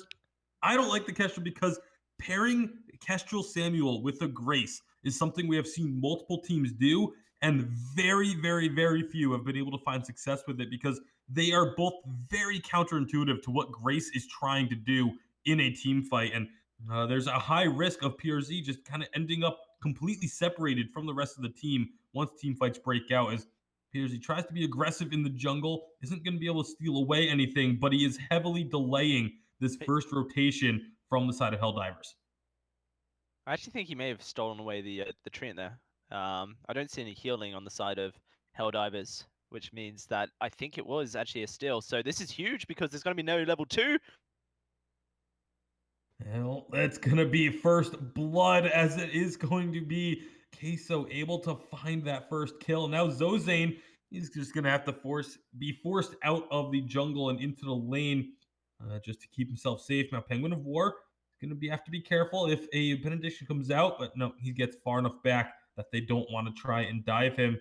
I'm right now, Team Queso with that first blood able to take a pretty big lead in the jungle, as they're going to be going ahead and just taking the Ancient Treant as well. That's going to go a long way for Dark Ghost, getting himself a nice little lead on the Samuel. Yeah, no, it's really nice stuff, all set up by PRZ as well. Like mentioned, he did steal away that back healing Treant, which meant that there was no healing for Purdon, apart from Zozane's Imperial Sigil. But more importantly, there was level 2 and Dark Ghost, and there was just no chance of level 2 for Purdon either. Really good stuff from the side of Team Queso to get themselves an early lead. And I appreciate your thoughts, I think, on Grace with the Kestrel and the Samuel Tasty Bacon. I think there are ways to do it, and I think that against the composition drafted here by Hell's Divers, it's not going to be as easily punished as perhaps previous times that we've seen it. I think PRZ also can look to perhaps change his ability prioritization on the overdrives. Typically, when we see Grace with the composition that kind of wants to kite a little bit, kind of wants to be playing from a backline, we sometimes do see that they opt in for a benediction max, and that makes a lot of sense if you think you can be aggressive. And with a Samuel, you certainly can be aggressive.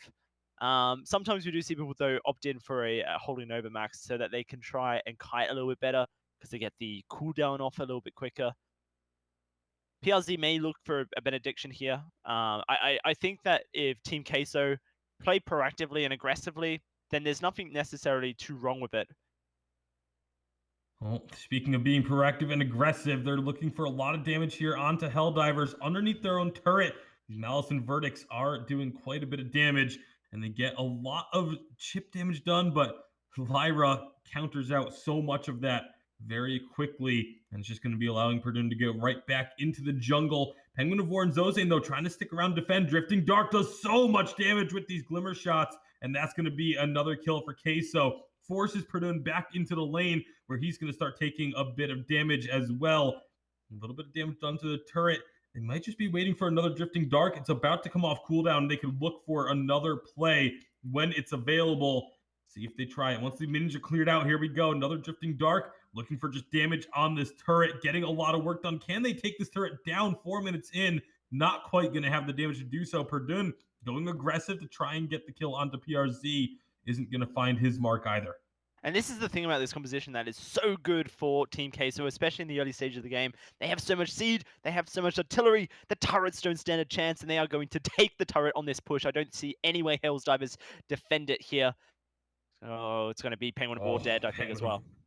Taking a lot of damage, does get himself out with the boots, but now again, Team Queso can just constantly siege up. PRZ very low, is going to have to get out of here at some point. Maybe they're trying to use him as a bait, trying to pull someone in, but oh my goodness, Vox, he goes a little bit too aggressive. He's going to get taken down. Zozane in some trouble as well. One shot away from dead. He's going to get taken out. And now they can turn their attention back to Perdun and this turret. They get both. That is actually an ace that's going to come through. And all of a sudden, because of the healing, now Queso can stay out even longer. Yeah, they're going to move immediately to the backs here, steal away all of the gold income coming through. It's all about being proactive, Tasty Bacon, if you're going to run this composition. You cannot play defensively, and it's often what we see these European teams do in the early stages of the game, is not use the power spikes, not use the strengths of this Grace to be able to set up for the Samuel and the Kestrel. Remember, Benediction, it provides a slow, which means that Kestrel's Glimmer shots can hit much easier, and Dark Ghosts with the Frostburn is going to provide even more slowing and even more kiting ability for the side of Team Queso.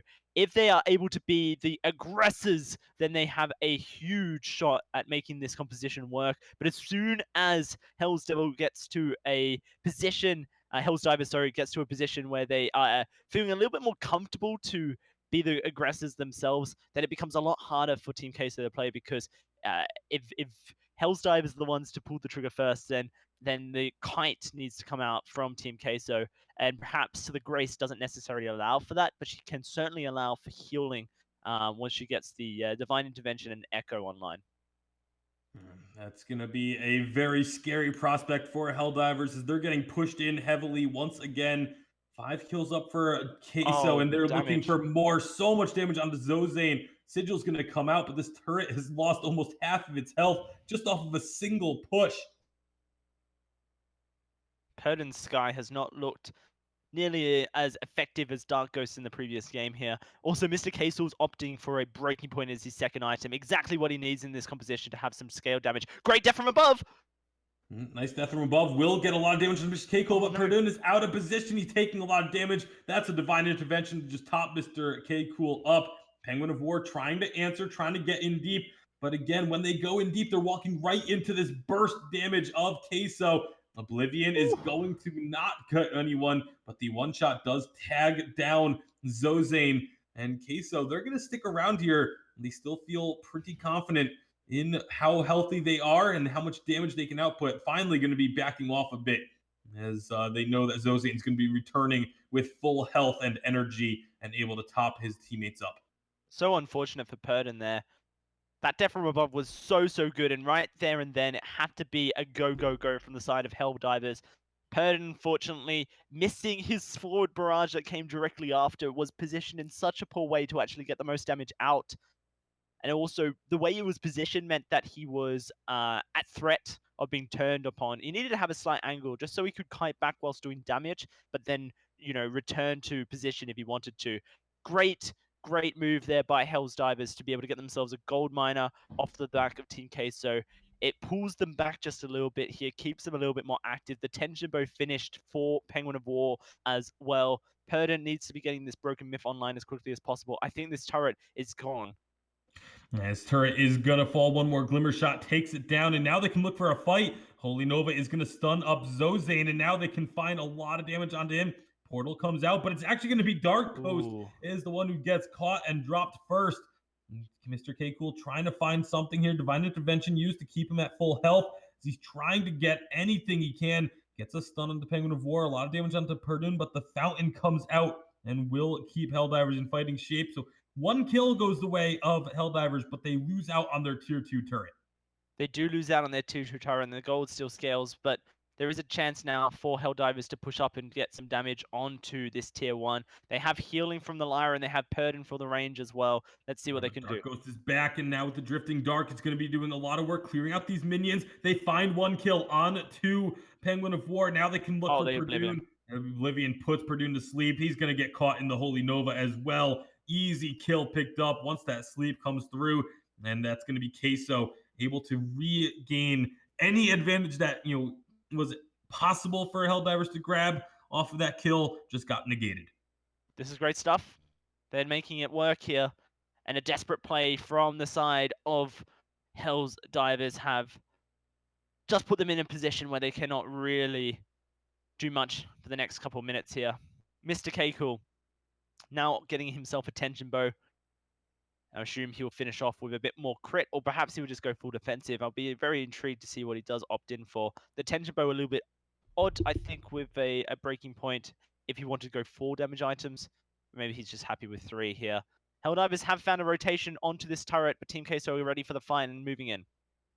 And they're looking for a lot of damage on the Perdune. Penguin of War could now be the next target as they force the rotation to come through. The portal comes through, but that's just going to be delivering Zozane right into the heart of the opposition. And they will, after a couple of portals back and forth, take him down. And still a kill for Queso, 8-1. And now they can push up aggressively. Divine Intervention topping Mr. K Cool up. It's on a still a minute-long cooldown for now, but there's not going to be a fight happening in the immediate future. It's always good to just be fighting at full health. Perdune taking a lot of damage, going to get slowed up, will use the boots to get himself out of harm's way. Penguin of War is in maybe a vulnerable spot, but with the rest of Helldivers here and ready to fight, they're going to be A-okay. At least for now, these trials and verdicts doing so much damage. PRZ, he might just fall to the forward barrage. Not quite. Perdune is going to be the target. And Perdune gets taken no out. way! Somehow, Penguin of War gets locked up with that and dropped. And Queso, they're just finding any fight that they want. It feels like now they can get underneath this turret and take down the choke point at just 11 and a half minutes in, Dowsy. What a great bait there by PRZ. Just leaving his found to the very last second, Perdon lured into a full sense of security and taken out instantly. There's that Broken Myth finish now for Dark Ghost. Can you believe it? All of this damage and no Broken Myth, but he's got it now. And these fights are just going to get even worse for the side of Hell's Divers. Such a great usage of the Oblivion as well after the Crucible had been used. They are just stomping. I do like what Hell's Divers are trying. And Zozane, he's been doing this all series long. Minion candies. But the minion candies in this game are even better because how do you stop Malice and Verdict and Weapon Power Glimmer Shots from hitting you? You put something in front of them, and the minions with the minion candy on top of them definitely tank up a lot of these shots. It just hasn't been enough because of the gold deficit that Team Queso have drafted for themselves. 6,000, about to become 7 here unless it's stolen by Zozane and a wait for it. But no, they're just holding on to their abilities. They take down 1, they take down 2, it's all done.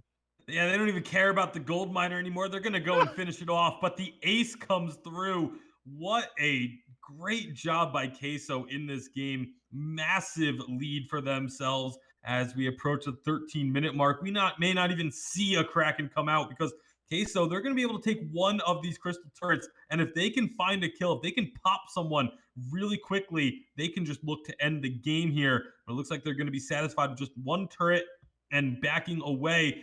Although if Perdune comes a little bit too close, he's going to get a lot of damage onto him. He's very nearly down, but now can Helldivers find this fight? It's going to be 1 kill ticked up by Queso. Perdune going to get put to sleep. Not quite. Will actually be able to stay alive for a little bit longer. 1 shot onto Zozane. They have the Sanctuary there. They can just turn and heal up on. And the Team Queso, they recognize this and back off. But this is just going from bad to worse for the side of Helldivers. Yeah, no, this attack build from Mr. Keiko is exactly what we said we needed from him. An auto-attack centric build, the breaking point, the tension bow. It's doing everything he needs, and the damage at this point is just so huge. There's the echo finish for PRZ now. He's got double heals on the fold, and they have just been, continuously playing proactively. The Grace definitely doesn't work, Tasty Bacon, when you are sitting there allowing your opponents to jump on top of you. But what Team Queso have done so often this game have been looking for fights and allowing PRZ to just tank up the damage, build those defensives up, and slow down opponents so Mr. Keiko and Dark Ghost can move in and do the work. It is going to be Mr. Keiko looking for a 4th damage item here, a crit-centric item. Perhaps we'll go for a Tornado Trigger, maybe just the Manicle for extra damage. Helldivers know that this game is it's very close to ending. If they lose this next fight here, Tasty Bacon, then it's all done and dusted. They are baiting a fight, but PRZ is so happy to take the baits, especially in this scenario. He can just dive on top of them, slow them down, and just set up for the side. There's that dive on top of them. It's going to be Zozane going down as he goes in. and now they can find the kill. Perdune will fall. Penguin of War, last member standing, trying to run away, but there's nowhere to run, nowhere to hide, and Penguin of War will be going down eventually. Oh, the benediction follows him over the wall, and they get that ace. The minions are onto the turret, and this is game, set, and match. Team Queso will be moving on 2-1 fashion. Helldivers, they fought hard, but they will not be getting their revenge against XL. It will be Team Queso that get to try and avenge their earlier loss in this tournament against the number 4 seed. Pro tip: don't dive a Kestrel with a arcane passage. Don't dive a Grace with an arcane passage. That was just too easy for PRZ. Made things way too easy. GG, well played to Hell's Divers. They definitely surpassed expectations in this series, Tasty Bacon. But unfortunately, this is where we say goodbye to them, and they will be leaving us here and now, I believe, in 4th position. Team Queso, what a run they have ahead of them, Tasty Bacon. The number 1 seed here in the VGL, the highest seed, of course, because they are number 1. But they have to run a gauntlet. And up next is XL. A rematch. XL knocked them into the elimination bracket earlier on, the first matchup of our playoff 6-round draw. Oh, this is such an exciting VGL. Yeah, definitely looking like it's going to be an incredibly good one. I am going to quickly jump to a break, guys. After, obviously, an incredible performance by Team Queso, there they are now going into a rematch versus XL. I have to go to a break because we've got to set up everything that needs to go for this series, and I'm sure Queso will want a small break as well. So I'll do it quicker so they get a bit more time, and it means we have more time to set everything up going into this next series. So we'll see you very, very soon where XL take on Team Queso.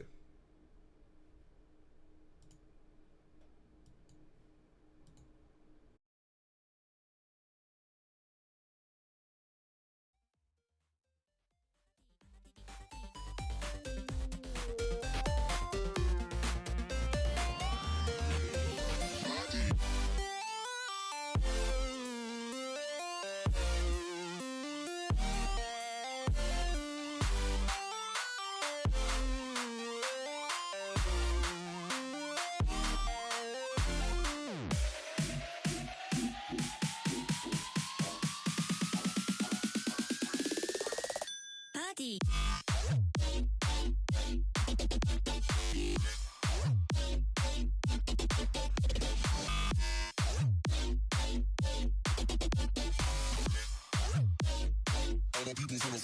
Party. Party. Party.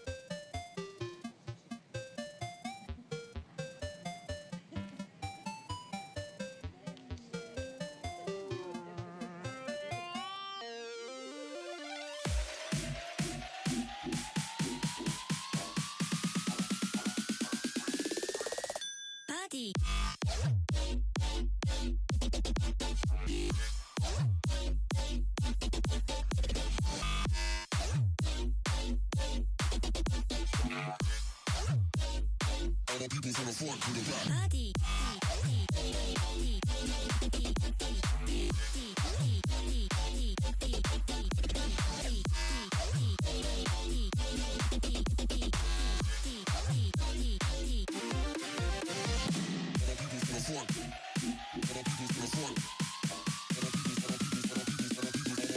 front to the back.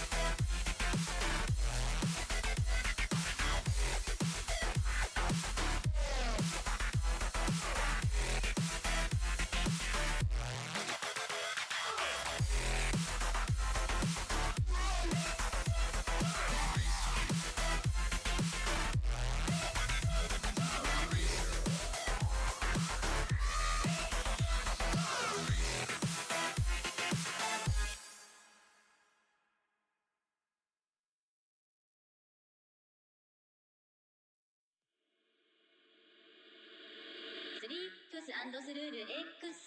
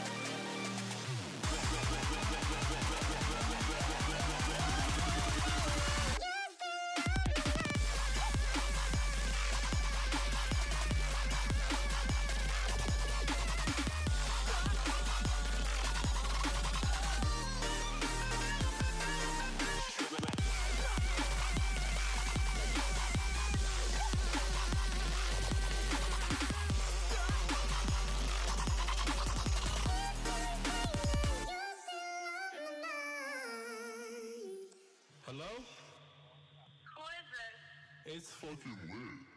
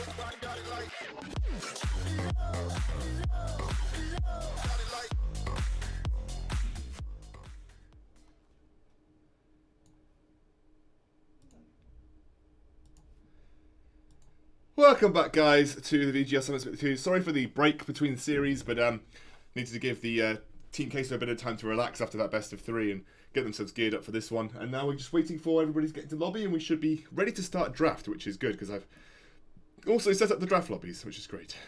And I also, as you might be able to tell, you had to use that 10-minute break to run to the shop so I didn't die of hunger.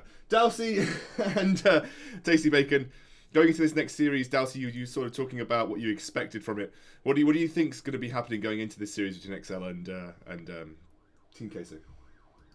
I think we've seen these guys battle it out multiple times over the last season, always meeting each other at pinnacle moments, I think, of the VGL Challenger series, which is always very exciting for these guys. At this point, these teams would be so ecstatic if it was old-style Challenger Series Scoundrel, but here in Split 2, we're not fighting for a position in the Challenge Battles, we're fighting for a position at the Challenger Cup, which will be at the Unified Western Live Championship. And so, hitting this consolidation final, not good enough. You need to be winning this game, you need to be going to the final to face against Magic Cloud. And both these teams are going to be dying for that opportunity. XL looked a little bit sloppy yesterday. Queso looks sloppy today. Well, one of these guys are going to have to fix that if they want to be facing Magic Cloud later today. Absolutely, Dalsy. With the interest in the Catherine bans coming out here. Interesting start to the draft phase of both of these teams. And now it's on XL to take our first pickup. Plenty of options. Nomad Vagabond could get his Lyra. Could also see Aroniac being given his Vox on early rotation here.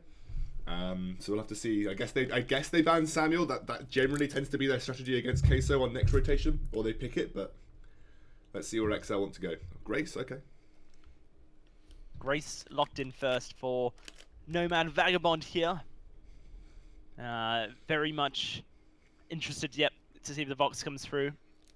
Typically would be the pickup you consider. Now you ban away the Baron, unless Team Queso had some sort of magic strat against Baron. I think they would just ban it away here and force Aroniac to play a hero that he's not so comfortable on. We saw him play Glaive yesterday. It didn't look as good for him. So taking away the Baron, which is also something that you've considered perhaps isn't as good as well, isn't necessarily the need. I like that. Kestrel.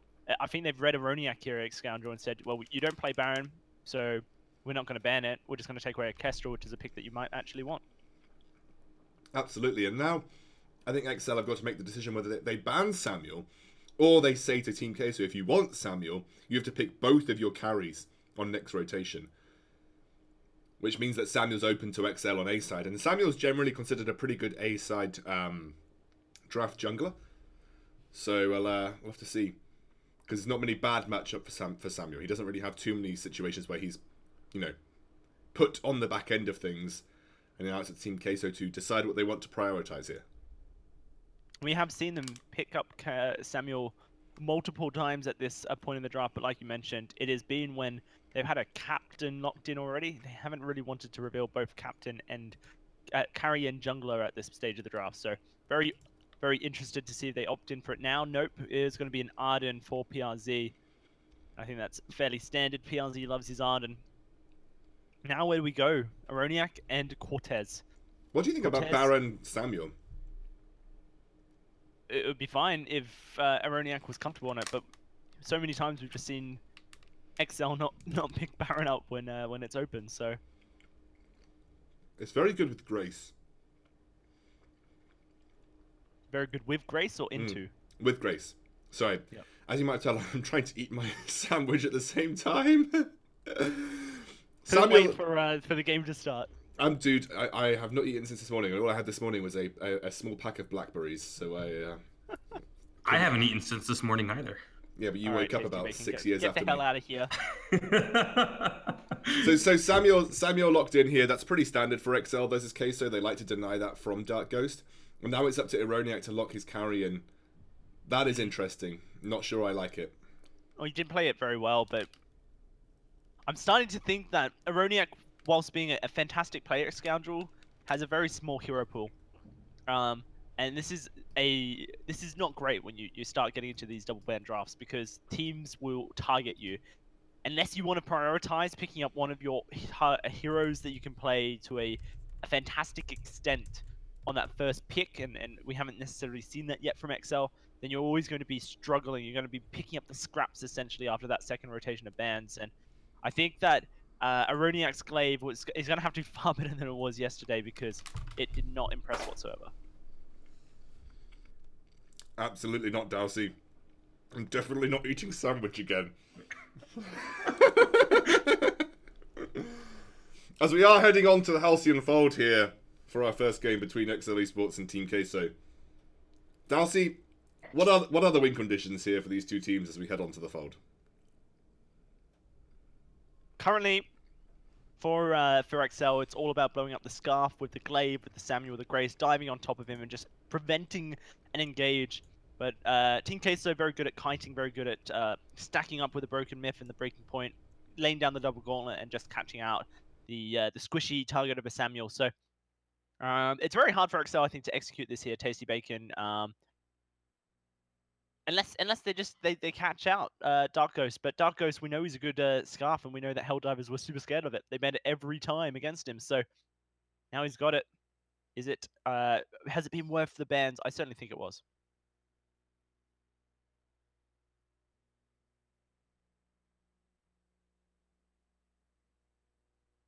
He's done his double mute thing. And a pre-plug. Oh, Nomad goes in and steals a camp. Oh! Oh, that's pretty crazy, Dalsey. I'm here with you now as well, buddy. And Tasty Bacon, I'm not sure if he's alive or not, but we're just going to have to assume yes. And Nomad Vagabond going in and stealing the camp. Pretty solid. I made a joke about him having to get the hell out of here, but he actually just went and did it, so it's a little bit unfortunate. He's going to restart Discord. He can hear us talking trash about him. He actually just has to leave the channel and reconnect, and that fixes it immediately. So that's a little tip for him. But a little tip for him, hey? Anyway, it looks like a gank's coming here into the lane. Going to force Mr. K Cool away, Drifting Dark, starting to get some work done. Cortez very practiced with this particular hero, something that he likes to play quite frequently. And again, has that double whammy of denying it from Dark Ghost. I'm wondering whether Tasty Bacon has made his way back. He hasn't.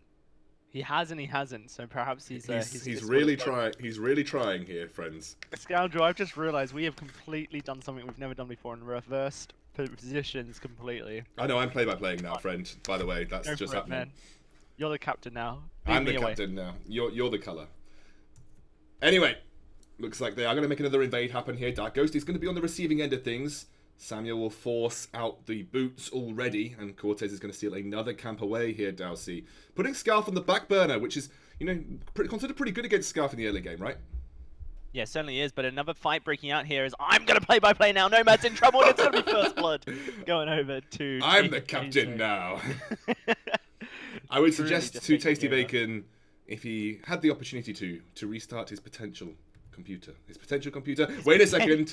Aroniac gets an afterburn to Mr. Keiko. It's a solo afterburn. He's knocked him into turret, but Mr. Keiko's going to get away with the Sonic Zoom. It was one basic attack away from taking it down. And Mr. Aroniac trying to style here on the lane, trying to prove that his glaive is more than what we saw yesterday, Darcy. Yeah, no, I think he needs to do so. Wasn't quite able to get the kill. Unfortunate for him. Oh, one more auto attack was necessary, and it feels so bad to get so close but be so far away at the same time. Do you see Nomad Vagabond trying to put as much pressure onto the front of this jungle? Mr. Keiko's moving down. Has Nomad bitten off more than he can chew? He definitely has if he doesn't have his boots activatable, which he does not. And Mr. Keiko might be able to clean this up as Nomad might get zoned away. Mr. Keiko's really looking for it here. Oh Cortez doing some work. Cortez is going to go in. Drifting Dark landing. There's the Drifting Dark and Malice and Verdict coming out. As the Afterburn comes through, it lands onto Scarf, and suddenly XL turned things on its head. It wasn't just a bait. It was, I'm not going to say the other variant of that. Mr. Perez getting chased down into XL's side of the jungle. He's dead in the water. Ironiac should be able to finish this off with a single Afterburn, and you imagine Cortez, after stealing, will rotate up to lane to potentially hold some farm. This is why you're not allowed to play overplay Scoundrel. Because I did all the colour as well, sorry. It's let Scoundrel color cast and he will monologue. Let Scoundrel play by play, he will monologue whilst play by playing. It's too much power. It's PRZ, where we will not be able to escape here, which means that it's another kill going over to XL, really able to turn a bad scenario into a good one. They will lose their Treant there. Dark Ghost, the slowest moving ability really, Spitfire, but couldn't be predicted.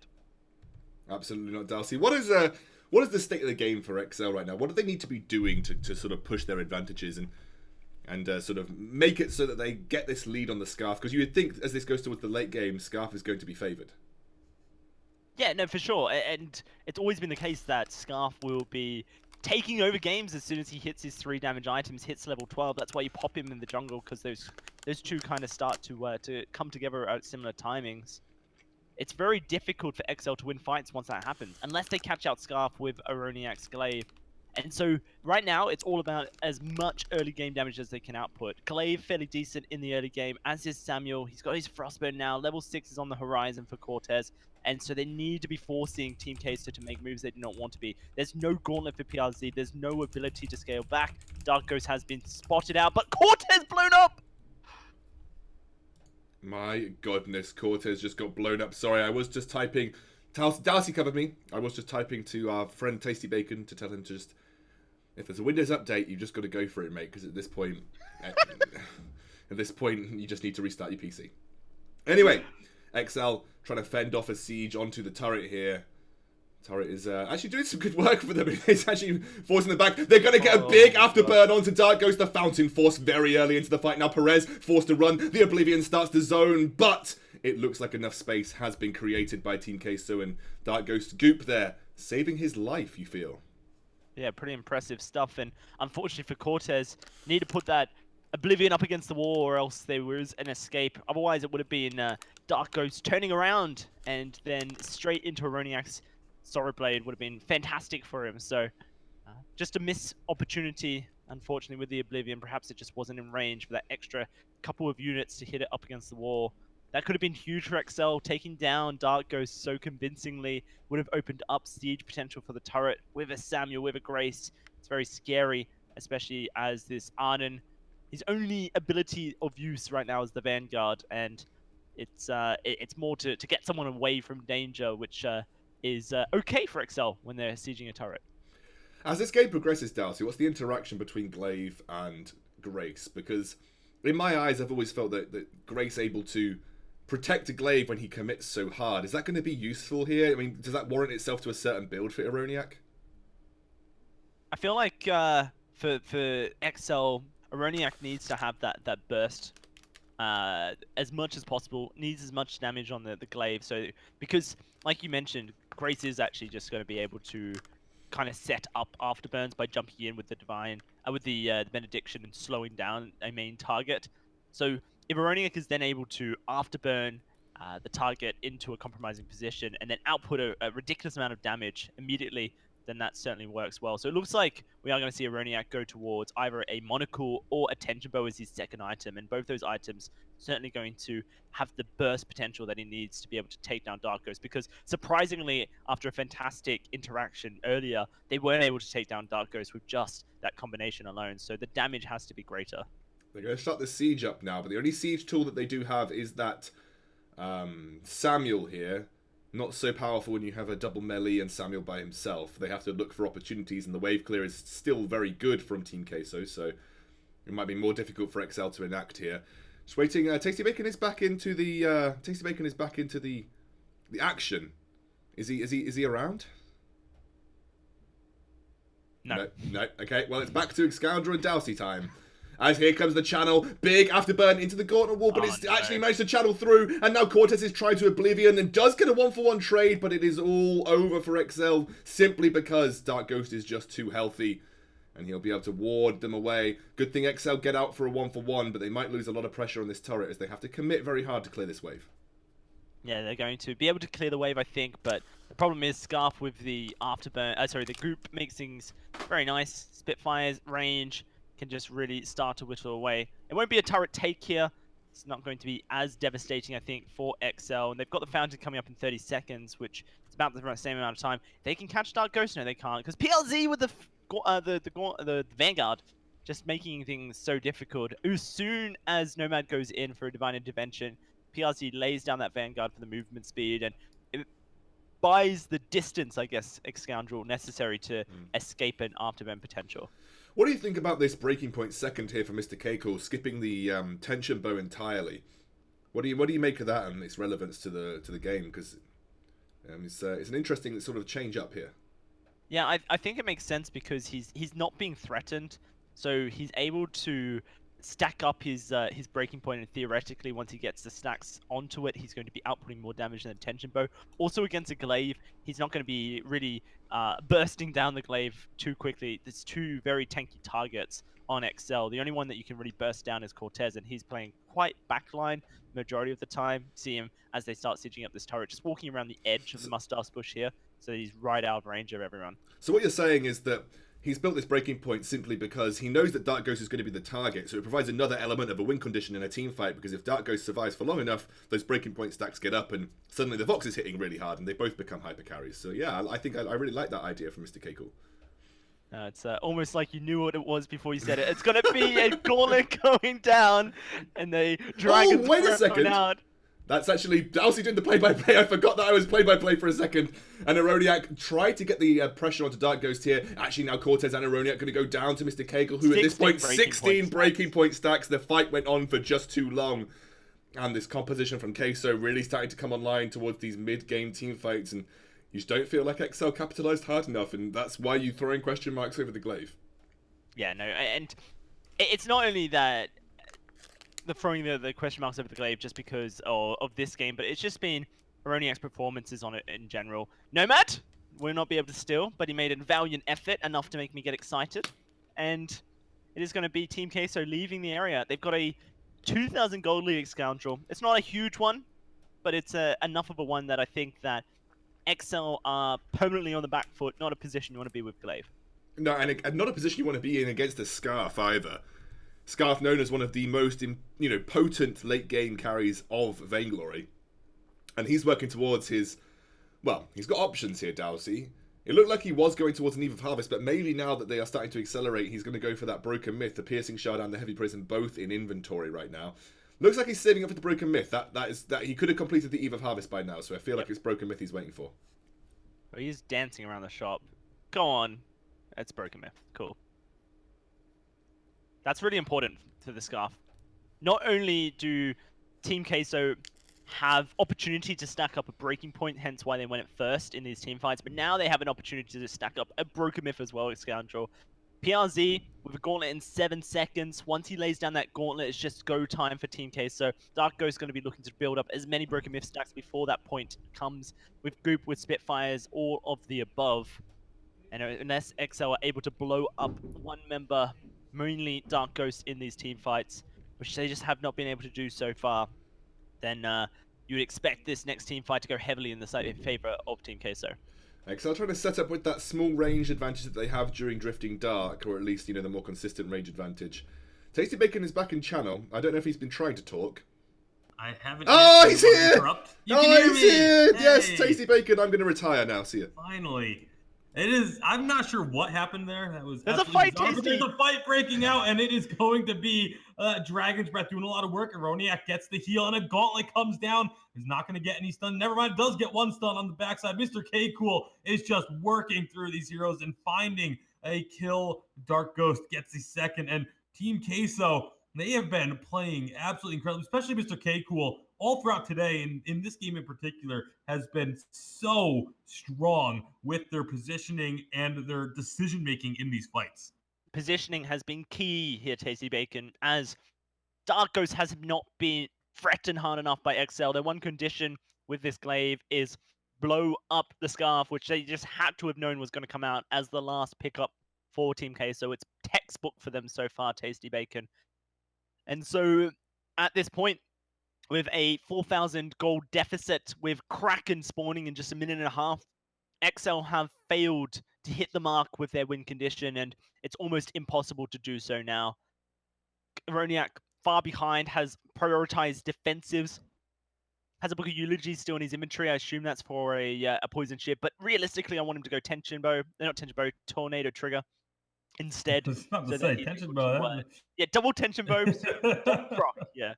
No, Tornado Trigger so that he can be critting a little bit more. Tornado Trigger by itself, it doesn't provide a huge amount of crit, but it's probably going to be more impactful than a Poison Shiv is at this point.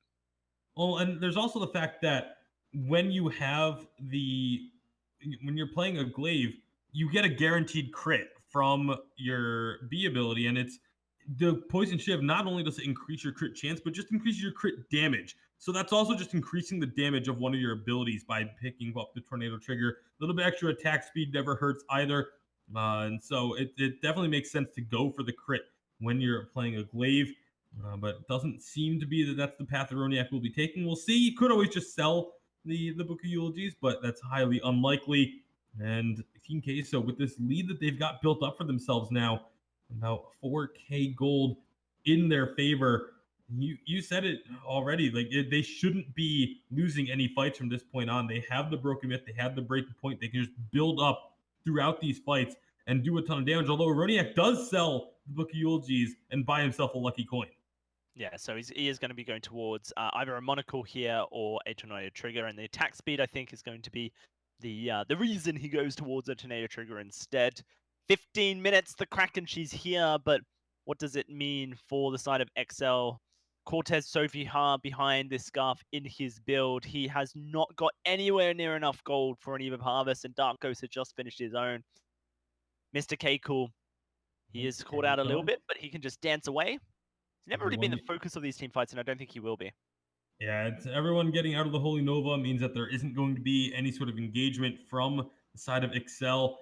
Dark Ghost and Mr. K Cool having so much damage built in. That's going to be a big afterburn, but the fight is on. A gauntlet comes down, will separate a couple members, but it's Mr. K Cool trying to chase down onto the Samuel Ever. The Dragon's Breath just melting Nomad Vagabond down low. No one has gotten a low enough for a kill yet. PRZ is very close. They tried to get some damage onto the Crystal Sentry. It's actually going to start recalling a big afterburn in onto Dark Ghost. He's going to get dropped low, but gets a big barrier. Can it be enough to save him? Not going to be, as he gets split up from the rest of the team. And that is a kill for XL. That's what they need. Just if you can get one kill here and there, you can start to claw your way back into this game. And that was actually an error on Mr. K Cool's and PRZ's there.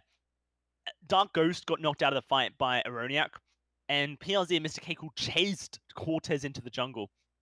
Instead, they turned onto either Nomad or Aroniak, who were inside the gauntlet, just zoning away the scarf. Then they probably would have had that fight much cleaner. They are going to look to contest this Kraken, though.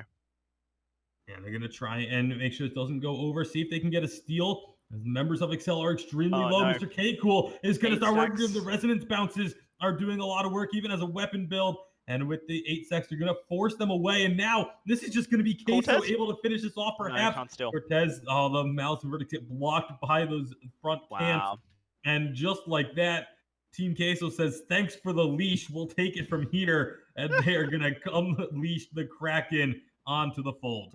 Yeah, that is a mortal wound right there, if I've ever seen one. That is very, very sad for XL. Going to be very upset with that shot core. And now we'll have to see if they can keep their wits about them, not tilt too hard. This game, very likely to be over here, Tasty Bacon. But another one will be on the cards. Aroniak looking for an engage onto Dark Ghost, but he just disengages so easily, and now they have to focus on the Kraken instead.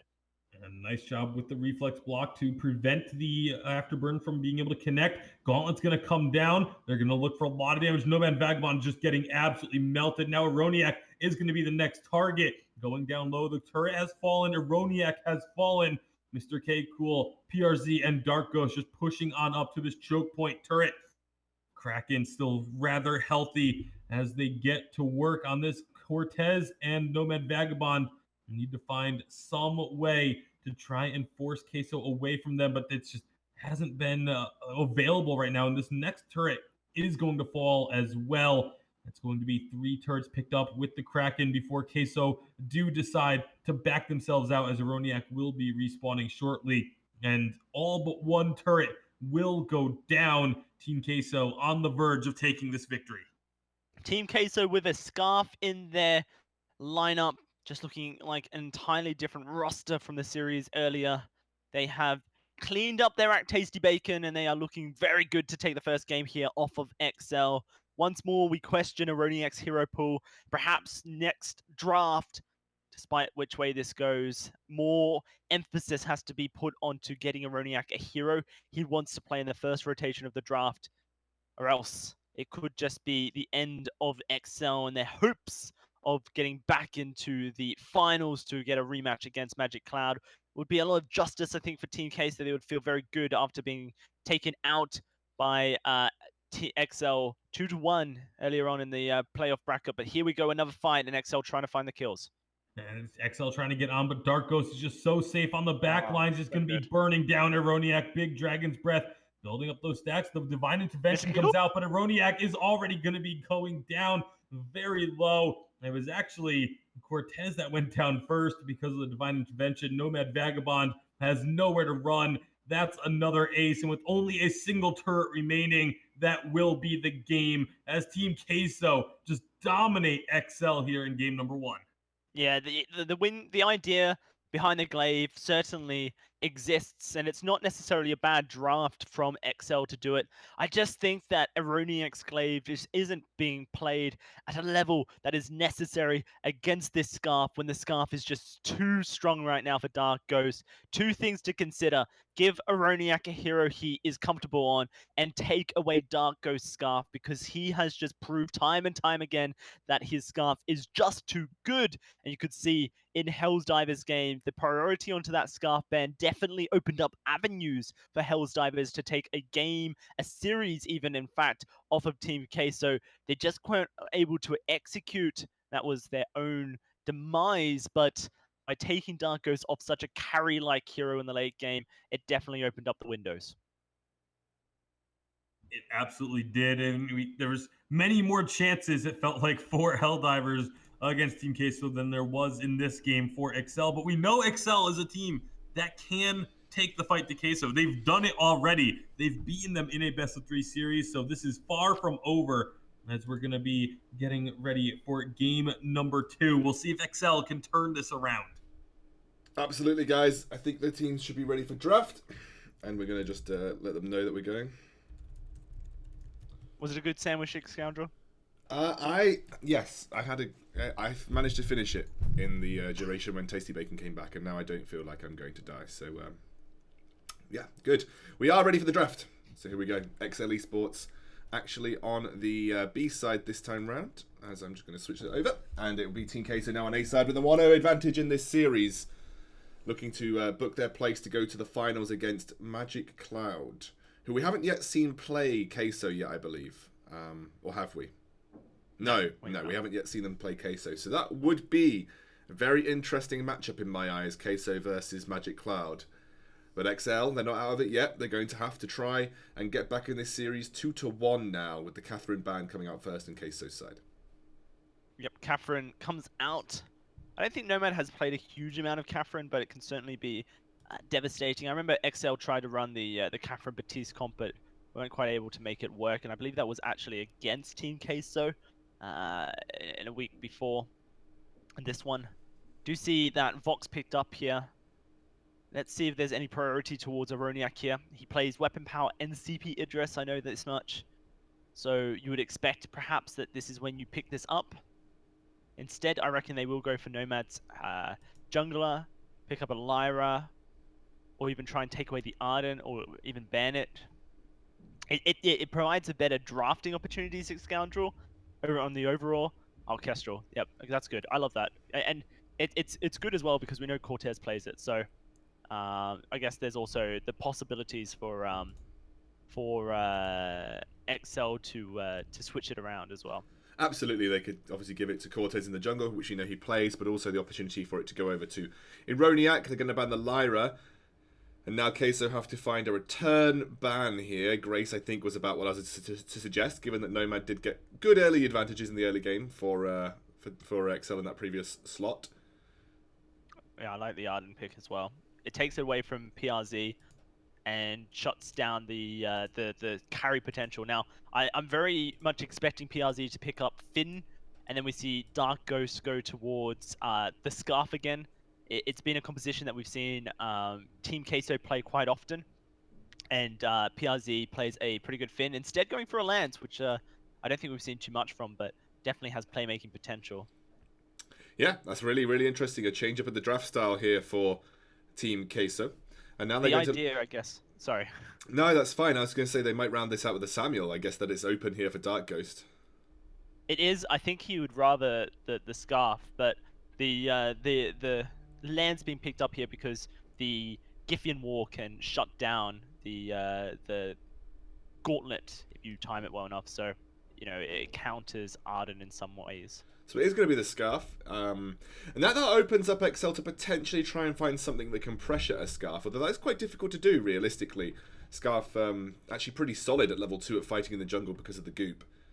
But I think if you're XL, like, you have to say we need something that can aggress. Like, we can't let this Scarf get away with it as much as he got away with last game. Maybe you just see a CP Kestrel in the jungle here, which can maybe look to put pressure on that Scarf. And then you start to stick something else in lane. I'm just hoping it's not a glaive. Right. I was maybe thinking about a Black Feather. That could be alright for Ironiak. That's something that he's done before. We'll have Perhaps to see. you go Tucker.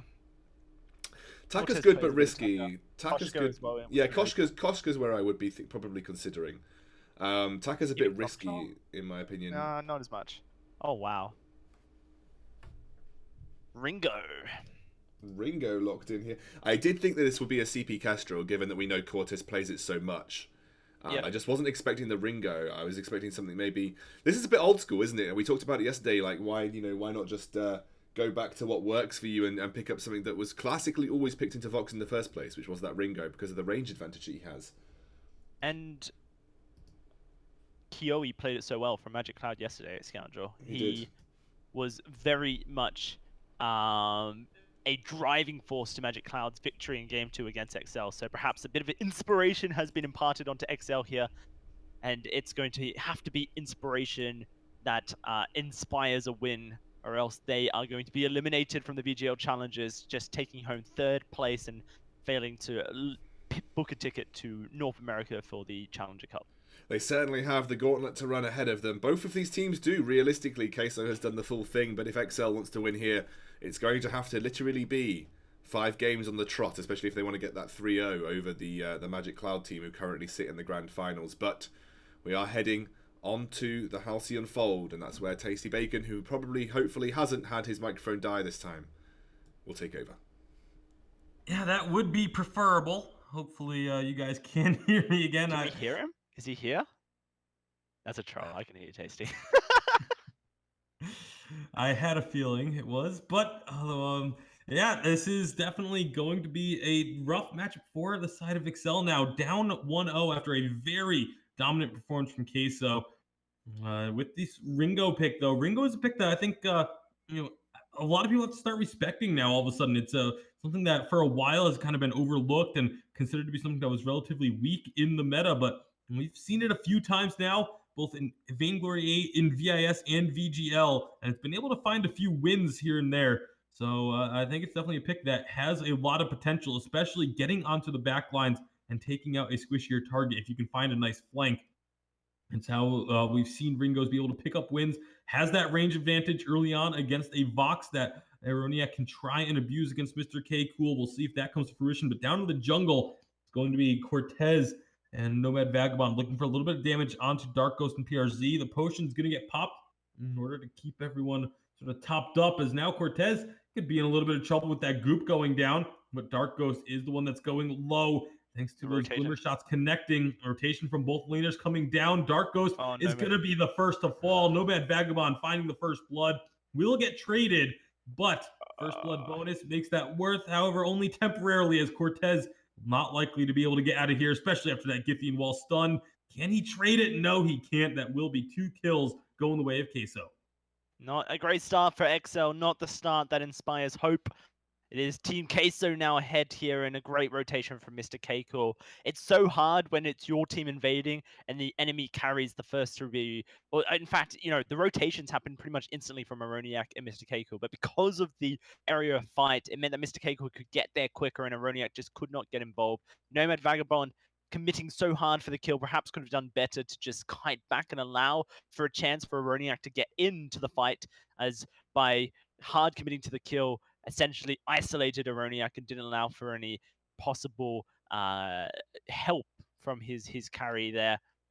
Either way, 2 kills over to Mr. Keiko of all targets on a Vox, and we've seen him carry so hard with it before. Not where you want to be starting your penultimate game here of VGL Challenger Series survival. All right, well, with this 2-1 deficit, XL going to have to really bunker down and look to find ways to get advantages instead of allowing, Team Queso to be able to continue building on the leads that they currently have. Dark Ghost able to just farm this jungle pretty freely after picking up an assist in that first trade. Obviously not going to be the ideal situation for him. Would have liked to have gotten one of those kills, but it was an excellent job by Nomad Vagabond to make sure that the Scarf did go down. Roniak up in this lane with all 3 members of Queso here. He's going to have to be very careful. Those Spitfires, while it was only 2 crystal bits, can still do a lot of damage in the early game. Roniak is aware of this, knows that Queso is there, and plays this safely. Is going to be able to just farm up the rest of this wave under the turret before recalling. Cortez looking to take this Ancient Treant, is going to get rooted, and this could be trouble. That's a nice stun from PRZ. They're going to keep chasing this down. Cortez has nowhere to go, is going to get popped, and will end up falling. Looks like Nomad Vagabond did get the Ancient Treant. However, if he goes down here as well, Dark Ghost is going to be extremely happy. Roniak rotating down is going to be able to turn this right back around. Nomad still fairly low, but PRZ with Aroniak here just isn't going to be able to get the damage out quick enough. And just like that, XL have gotten themselves a couple of kills on the board as well. Yeah, no, good stuff by Aroniak to be able to rotate, and it doesn't even lose anything for it. Okay, 1 minion, 2 minions because of some poor prioritization on his auto attacks, but it's not going to be the worst of scenarios for Aroniak. 2 kills for him definitely buys XL a bit of breathing room. It's really unfortunate, though. They've picked up this Kestrel because she can be good into Scarf and can be good into punishing Scarf as well, but the Lance pick from PRZ has just been shutting down any potential of them killing Dark Ghost here. They are trying again, and Aroniak's here this time. They're going to be looking to try and get this Scarf down, but it's actually PRZ who's taking a brunt of the damage now. That Scarf has moved away. Cortez going to try and move up. These Glimmer Shots do a lot of work, but oh my goodness, look at the return from Mr. K. Cool. And that's going to force the Fountain out of Nomad Vagabond. Keeps the team alive. There is no Fountain for PRZ, though, so if XL decide to try and stick around, they could put a lot of pressure onto Mr. K. Cool and Dark Ghost. As PRZ did recall, got the Fountain now. He's going to make his way back up to the lane. Queso just needs to be careful until he gets here. He's about to rejoin. Mr. K. Cool is going in. He's going to get a Fountain once PRZ gets close enough, but Mr. K. Cool very nearly grabbing a kill there. Going to force XL, all 3 members low underneath this turret, and they're going to have to start recalling. They have to give up this turret here or else risk their lives. There's nothing that Aroniak or Nomad Vagabond can realistically do to clear the wave here. They do not have wave clear on a Ringo or an Arden, and look, the turret is just going down as we speak. Disastrous for XL. Overstaying has bit them in the butt, and it has been a turret that's been rewarded for Team Queso. Sticking around for too long, they thought they could do some work with the Kestrel, but it just wasn't the case. Have to say, Cortez not necessarily looking on form with this Kestrel so far, missing too many Glimmer Shots, and the one shot towards the lane when he unlocked it wasn't on target either. So has been an uphill struggle for XL, one that has cost them a advantage in the early game that I think they needed. Cortez going to finish off his Shatterglass now, which is nice for him. I think Dark Ghost just picked up the Frostburn, so he's kept up in at least power with the Scarf, but it needs to be surpassing the power of the Scarf. And now moving on to Mr. Keiko, here's a chance. Mr. Keiko taking a lot of damage. Fountain's going to come out. It's not going to be enough, but a big Dragon's Breath is melting through Cortez. They can't find the kill, though, and XL is able to turn that right back. That is exactly what the doctor ordered for XL. Finding those 2 kills. They're going to look for a third, perhaps, but PRZ gets too far away. Hellfire Brew gets channeled. There's no reflex block to stop it. The burn. Is the burn going to be enough? PRZ taking down one more. No, it's not going to take him out, but the turret will fall. Aroniak very nearly trading his life for that, but they do get the turret, a couple more kills, and just like that, XL make up for their previous mistake. Yeah, they do, and it was good play from Cortez, and even more impressive play, I think, from Nomad Vagabond to be able to keep Cortez alive inside that Dragon's Breath. There is the issue for the side of XL that they don't have a reliable way of shutting down Dragon's Breath in the late game. So Dark Ghost would be right as rain to rush a Broken Myth now so that he can get as much damage output as possible. Of course, the Gauntlet can do that, but Dark Ghost very wisely has got himself a reflex block and he can just walk straight through the Gauntlet walls and chase XL down. And unless Cortez has found a active camo trap, and that would realistically be at the error of PRZ to allow that to happen, then it's going to be Dark Ghost outputting a ridiculous amount of damage in the late game. So keep your eye on Dark Ghost positioning and how XL try and scare this Scarf backwards and really put the pressure on. They are moving into the lane here, and there's not much vision either, apart from a scout trap in that mustache bush, which won't reveal Cortez unless they move very far down the lane. Right now, some big damage coming out from Cortez. The Shatter Glass is able to provide a lot of burst on these Glimmer shots. Even if you're not hitting them directly, the splash damage is massive. And of course, Ironiac having the 2 items now, Tornado Trigger is going to give him that extra attack speed, a little bit of crit. Very likely to see him go into perhaps a Tyrant's Monocle just to get a little bit more crit, a little bit more consistent damage by having more frequent critical strikes. And of course, the extra damage, we talked about it with Glaive. Similar situation with Ringo, where he gets the guaranteed crit after killing a unit, and that crit will just have more damage on it by building these critical items. So obviously, Ironiac going to be wanting to take advantage of that facet of Ringo. You can have a ton of burst into your kit that way, especially if there isn't much armor being built. Dark Ghost, you don't want to be the front line. I'm surprised they actually, obviously, they had the scout trap there, so I'm a little bit surprised they walked right into that mustache brush, knowing that there was people there. Yeah. More importantly, it's an echo for Nomad Vagabond just as he lets level 6. First Gauntlet's going to go down, but here's the second. Second Gauntlet, not really going to be doing much other than keeping PRZ in there. That's going to be a big Dragon's Breath. 1-for-1 they trade, but can Cortez find any more? The Glimmer shots not quite connecting. Those need to be on target if they're going to try and turn this around. Nice stun from PRZ. It's going to be Dark Ghost falling down. That last Glimmer shot will take him out. PRZ trades it. It's now a 2-for-2, but that Impale missing could just spell doom. Cortez doesn't quite have the energy, waits for the arrows to respawn. There he goes. Now one more shot will do it, but can he get in range? He doesn't want to risk it. The minions were taking him down very low. And with Mr. K-Cool coming back, it will just be a 2-for-2 trade. No, the scout trap.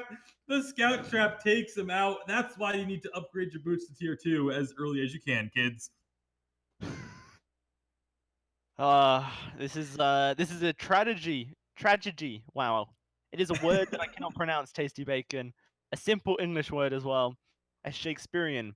But at the moment, it is things just not going the way you would want it to. I felt like Nomad could have made that Echo play so much more impactful if he had to hit at least one of his gauntlets. There is a Crucible on PRZ, sure, and that's where Team Queso can get out of the first one, but the second one should have hit, and it just wasn't on anyone. Not even close to hitting anyone either. Nomad needs to make sure that in 60-second time, when his Echo comes back up, it's a different story for him. Because buying Echo's second item on Arden is a little bit risky. You basically give up utility for your team in either a Atlas for Mr. Cake or a Crucible, whatever. Another fight, though, breaking out. And they're getting on to this Ringo. He's going to be just melting down. That's a nice gauntlet, but it's just going to be trying to delay, trying to allow Cortez to get out. But the root connects. He's still stealth, however. Now he's going to be visible, and you can see Mr. K-Cool immediately getting on target. Another Impale, and that's going to be a double kill and an ace for Queso. All of a sudden, turning this back around once again. This game has been constantly back and forth.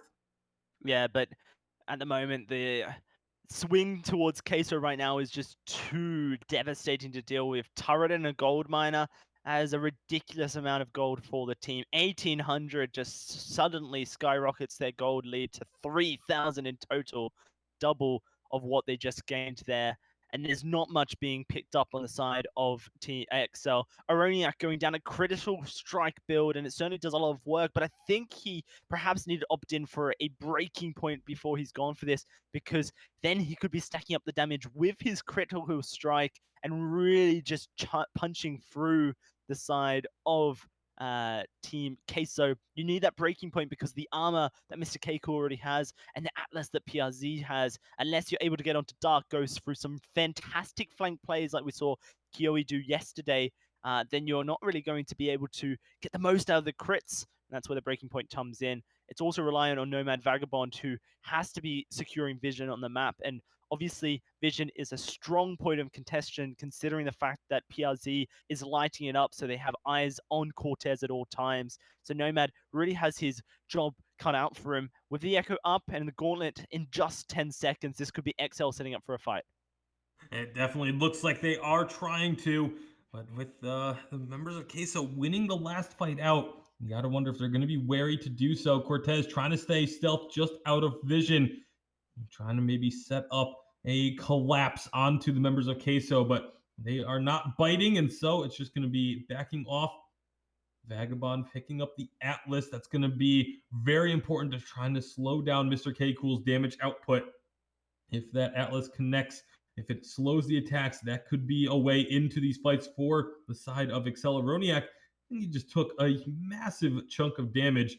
And that's going to be ensuring that they really aren't looking for a fight. Oh, they're going to find out Cortez, though. He's all alone. A beautiful preemptive silence from Mr. K Cool. And that's going to be a first kill. Dark Ghost trying to get this Dragon's Breath channeled, will be doing just enough damage to find a kill.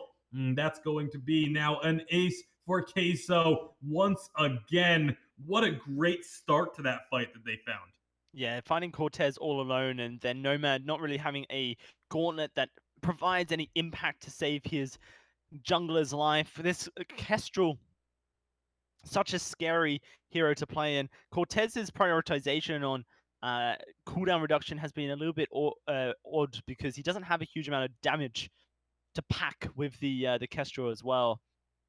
Now going towards a broken myth, but you just fear that at this 15-minute mark, the time for these expensive builds, when you're this far behind, you just don't have the ability to do anything with it.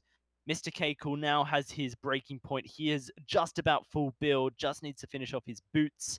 Dark goes so close to getting his Echo as well, and we'll have to see how this next fight goes out, because the Echo was used and it didn't find anything for the team. Ooh, His PRZ gauntlet's down missing for an another 50 impale. seconds as well.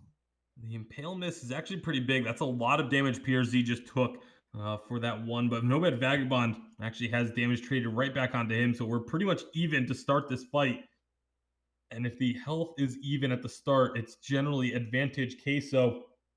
You can see Cortez lands a nice stun with the active camo trap, trying to set another one up. Meanwhile, Mr. K Cool trying to duel out Aroniak. Aroniak getting the better of that trade. That's going to force an early Dragon's Breath, but they're finding some damage onto Aroniak and Nomad Vagabond. That's going to be one kill. Can Cortez get out of here? He's going to get rooted. Hellfire Brew comes through, but it's not going to be enough. An ace for Queso once again. And with 20 seconds on the death timers, they may look to go finish the game. Yeah, they're going to push straight into the base here, Tasty Bacon. There's not much XL can do. We may see a respawn come out of Nomad Vagabond and Cortez, but between an Ardent and a Kestrel, how do you stop up a push like this with a Scarf? The Crystal Sentry going to get involved. Perhaps he is the last hope for XL. Likely not going to be the case. Unfortunately for them, we say goodbye, and Team Queso have done it. They've ran the gauntlet here, Tasty Bacon, to push themselves into the finals, where they will face up against Magic Cloud in a 5-game series to decide which of our European teams will be going to the Unified Western Live Championship to play against the VIS League winners. And that's got to feel so good for Queso to take this win, defeating the team that knocked them to the elimination bracket in the first place, getting some revenge against XL in 2-0 fashion, no less. This Queso squad, they are looking so good today. They definitely woke up on the right side of the bed, ate their Wheaties, and are taking care of business here in the VGL Challengers. We call them Weetabix here in the UK. So that's in Australia it's Wheat Bix. So it's very interesting that every country has a different name. I'd love to know what they're called in I Spanish. think Perhaps Weetabix are actually Kit very Kat. different from Wheaties. Okay.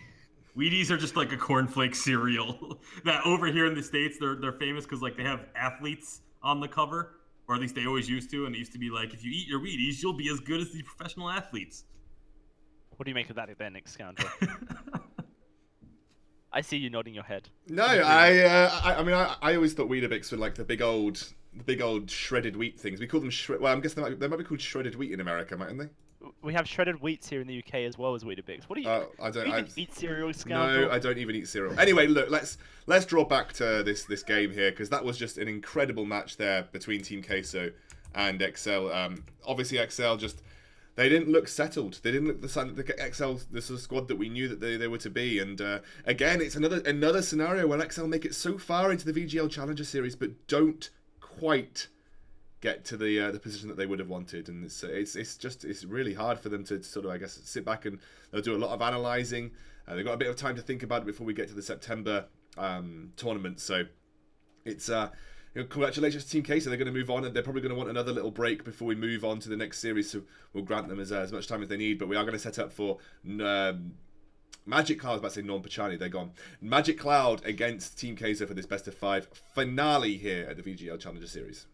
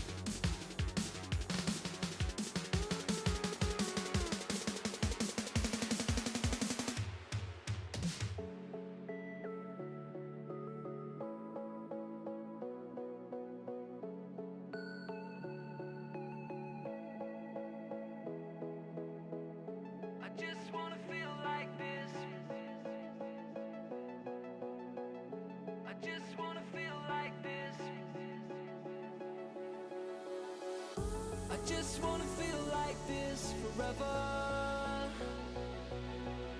I love it when my feet don't touch the ground, touch the ground. Don't wanna let these colors fade, kaleidoscopes inside my head. Just wanna feel like this, just wanna feel like this forever.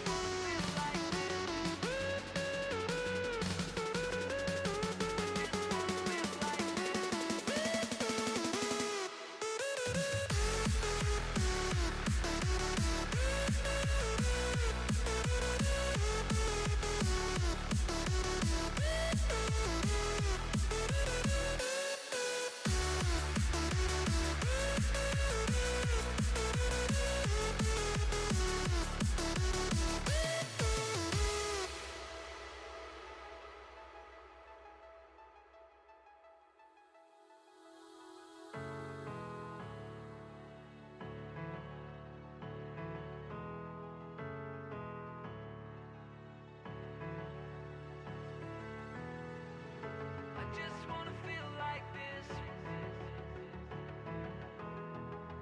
I just wanna feel like this.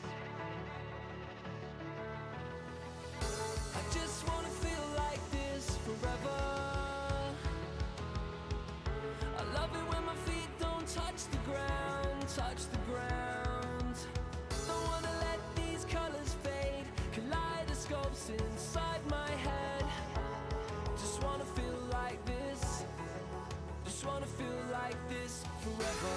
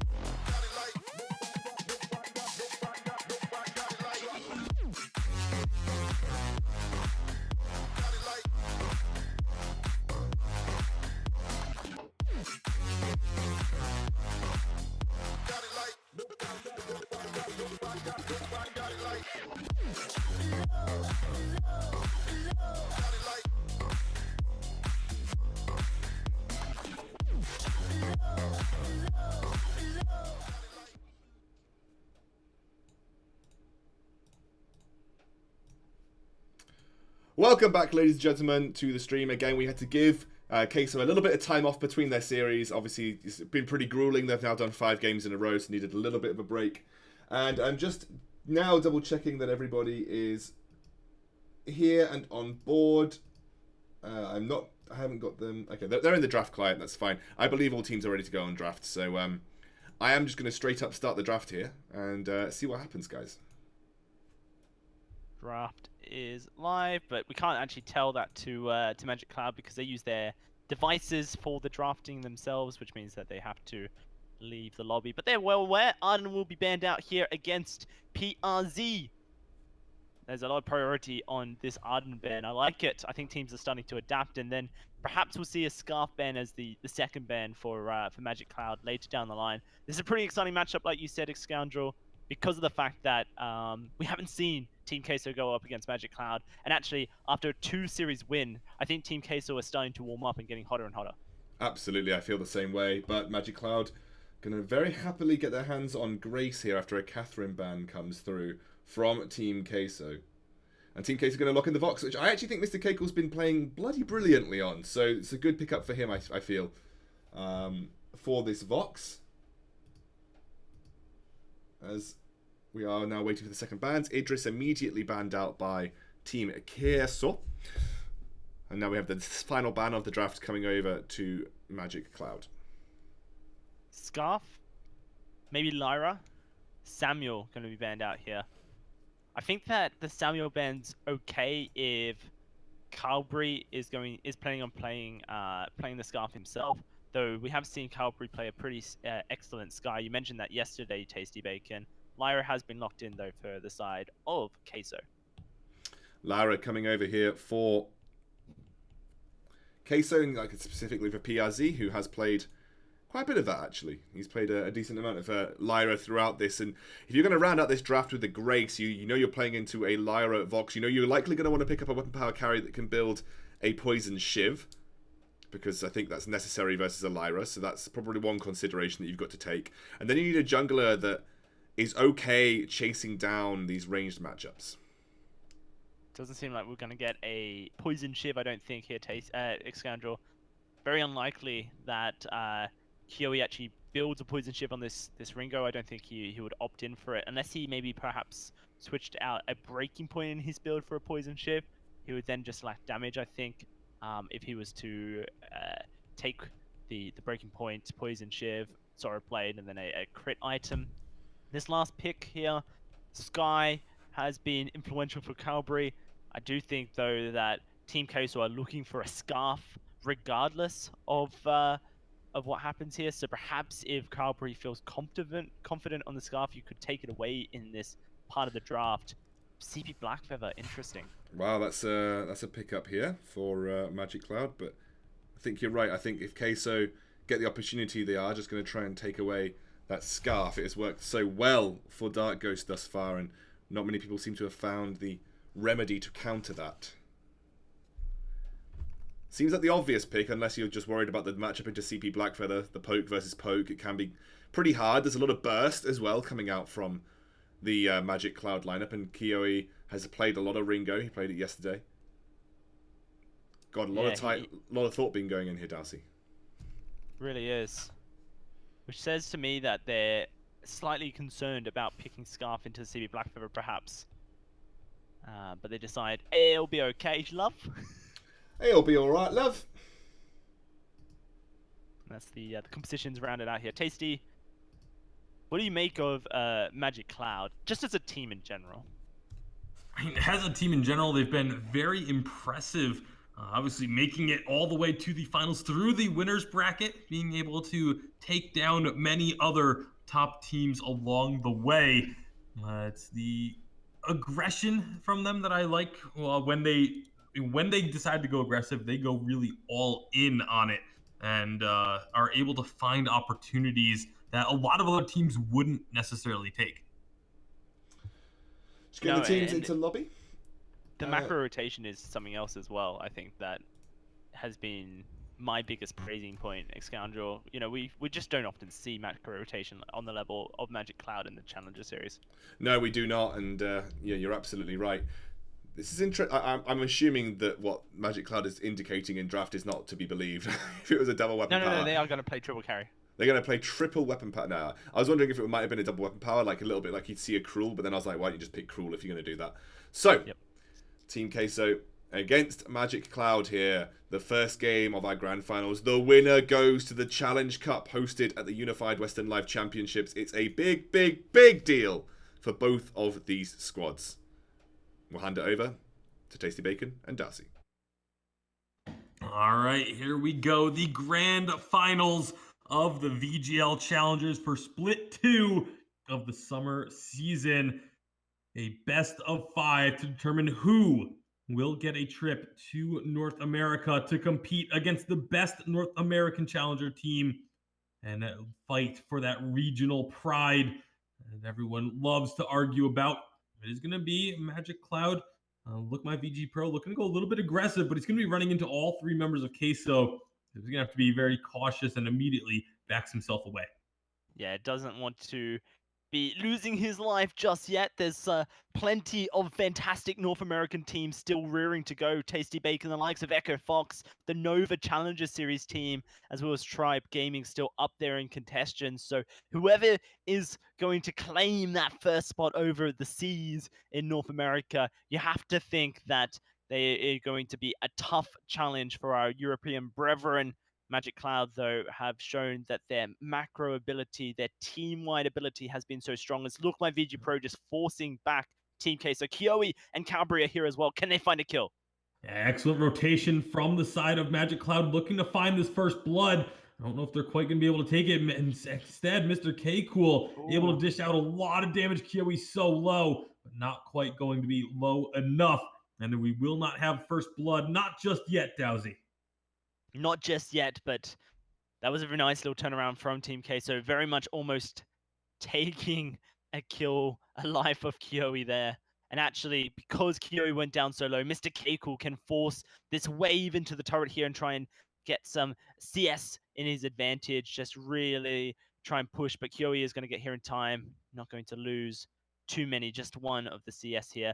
A synergized recall to the side of Team Queso so they can all go back and purchase up in unison.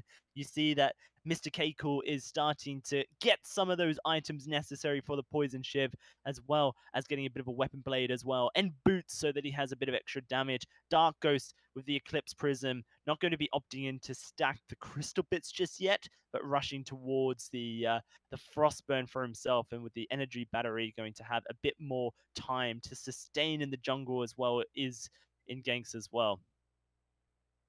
They are going to be looking for that extra damage, a little bit of extra sustainability. The longer you can try and stay alive, especially against something like a Ringo, if you can survive just a little longer, survive his initial burst, you can very likely turn the fight around. Cabri, you're going to have to use his boots to get out of a potentially sticky situation. He's going to start with the Ancient Treant, but actually PRZ is going to be just enough to contest it a little bit, but once they realize that everyone else has rotated up to the lane, all of Magic Cloud rotate down, ensure that this gets taken. Kiyoe's going to have to go the long way around, but he's going to be able to get back into the lane safely and without any worries. So just going to be continuing to farm, but actually, no, this is going to be Magic Cloud looking for some aggression again onto PRZ and Ghost. A little bit of split targeting here, but it's all just to try and get Queso low enough that they can stick around, try and siege up a Cabri, eating a lot of damage from the Scarf. Wow.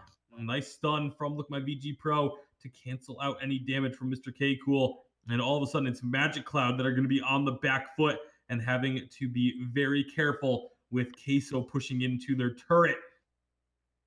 They find enough damage. Kiyoe needs to be careful and doesn't take the Spitfire and lets it go through onto the turret. Turret loses about half of its health, but no kills just yet, and that's important. No kills just yet, but I think we're starting to see that Magic Cloud's composition in the early game not as strong suited for dealing with this Scarf just yet.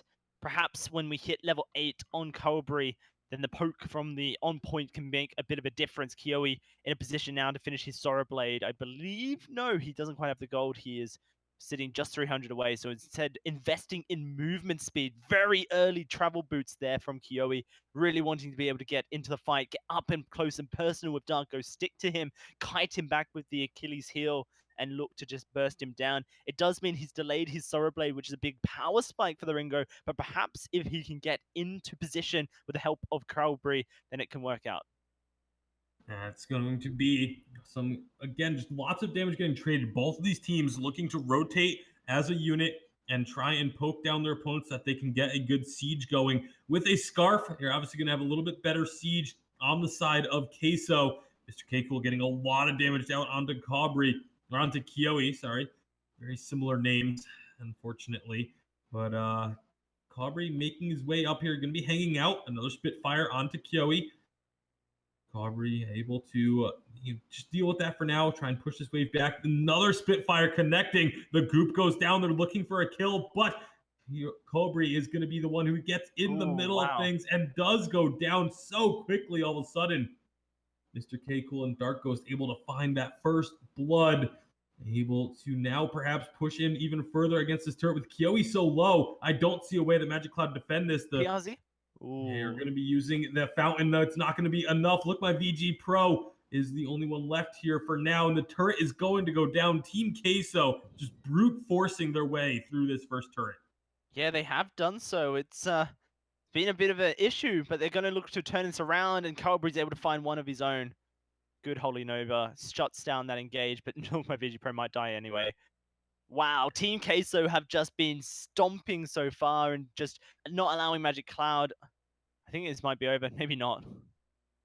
And it doesn't quite look like it. Wow. Mr. K-Cool Okay. and Dark Ghost both going down. A nice answer from Magic Cloud. Able to find a couple of kills, but now they're not going to be able to get enough damage onto this turret. With Kiyomi and Cabri being so low, PRZ can stall long enough for his teammates to get here and prevent that from going down. So advantage still going to be slightly in favor of Queso, but Magic Cloud showing that they are not going to be just rolling over and taking it. This is a crazy game. I was going to say that Team Queso have just been playing the range game and the kite game so perfectly, but clearly that little mistake there gives a bit of power back over to Calbri and Kiyomi, power that you really don't want to be giving over towards this Ringo or this Black Feather. I think I want to see Magic Cloud invest a little bit into some early defensives, get some tier 2s online so that they can perhaps just run in and tank up some of this damage that Team Queso have been outputting. The Vox and the Scarf, even though they are great in the late game, do have some good mid-game power, and if you are going to just feed into them, channel in, then it can be pretty difficult to actually deal with them. The kind of heroes that they've got here, the Ringo and the Black Feather, when built CP, isn't really typical of just wanting to jump face first into some danger. Look, my VG Pro certainly can do that himself on this Grace, and with a Dragon's Heart, it's going to have a bit more health to be able to survive. We've just seen Dark Ghost put some excellent goops down, which have not only split up Magic Cloud, but slowed them down and really just damaged them. So early shielding, early defensives could go a long way. We'll have to see where they do go. Kiyomi looking for a tension bow on his next item. Then going to be building into perhaps a tornado trigger or a breaking point. We'll soon see. And right now, it's all about trying to dodge out those Spitfires, trying to get these minions cleared out. Hellfire Brew's coming through. Are they going to look for the fight? Mr. K-Cool blocks that up, and that'll put an end to that. Obviously, the weapon power Ringo, the Hellfire Brew doesn't do nearly as much damage, but if you get that burn ticking down, it can still be a great way to find a fight. Kiyomi just recalled, finish off that tension bow, so he's got a little bit of extra burst damage, a little pierce too to go along with it. Cabri looking like he may try and make something happen. Look, my VG Pro is going to be pushing up with the rest of the team as well. If they can find an engagement, they can take a target down very quickly, but they have to be the ones that make the engage happen. Both of these teams, really, it's going to come down to who is able to get on top of who first. And Magic Cloud, I mentioned you, when they go full on aggression, it can be absolutely devastating for their opponents, but they want to get a few more items completed, want to get a little bit more power before they're really looking for these opportunities. And I wonder how Kiyomi's damage output is going to be. Excoundrel talked about it in the draft that you're going to want a Poison Shift to deal with the heals that PRZ outputs, but I'm not sure that Kiyomi's going to want to do that. And if he does do that, what does it mean for his damage output overall? some questions to be talked about. I think we'll wait to see what Kiyomi decides to do with that Swift Shooter in his inventory, and if he goes towards a Poison Shiv or towards a Breaking Point, perhaps now we'll even see what it is. But no, he upgrades into the Blazing Salvo, so we won't be able to. A couple flares as well, just helping out with his share of the vision. 50 gold, not really that much for a carry who's going to be getting so much in the lane. And if that's what you've got left in your inventory and you have a slot open, then it certainly can be pretty effective for Magic Cloud. Although maybe double flaring the same bush, something that they need to talk about. Yeah, it's definitely not going to be the most efficient use of the flares, but they're still sitting at 3 kills apiece. The gold lead is still just under 1,000 in favor of Queso, but Magic Cloud, that first skirmish looked so bad. It looked like it was just going to be Queso running away with another game. Magic Cloud has done a really good job of keeping things even. Now they're going to be working on this turret, getting a lot of damage onto it. PRC goes in with the portals, but no Bright Bulwark followed up. The rest of the team is here now. They're on to this Ringo. He's going to be melting down, but the Divine Intervention will keep him alive a little bit longer. However, it's already going to be 2 kills picked up, and that's going to be a 3rd kill from this skirmish. 2 of them are going to be on the side of Queso, and they're looking to try and find this ace. Look, my VG Pro going to get slowed up by the group and burn down. An ace for Queso. 6-4 now, and they should be able to get a lot of work done on this turret. This is pretty great stuff for Team Queso. Magic Cloud just not being able to output enough damage. Their composition relies on huge burst here, Tasty Bacon. That is their win condition, is that Kiyomi and Calibri are able to just blow up Dark Ghost instantly, but they put themselves in such a vulnerable position, and they're not tanky heroes, like I've said already, which is such an issue for them. Kiyomi yesterday had some fantastic flanks on towards Cortez when they were playing XL. Have to see if he's able to do the same here. This turret may just go down. Great usage of range there. Hellfire Brew onto the turret as well as an on point. Just bursts it down. Means that they're able to secure that nice and simply. So that's a good chunk of gold into their inventories. 900 apiece. Sorry, 900 in total brings the gold deficit only down to 1,500, which isn't too much to deal with at a 12-minute mark. But this Scarf is scaling. He's got his Broken Myth now. He's not too far off. In fact, Dark Ghost has got a double piercing shard. I don't know if he's meant to do that. Sometimes items fail to combine, and we'll see if Dark Ghost was intending to do that or not. Because if he was, then this is very interesting. Yeah, it's definitely going to be intriguing to see.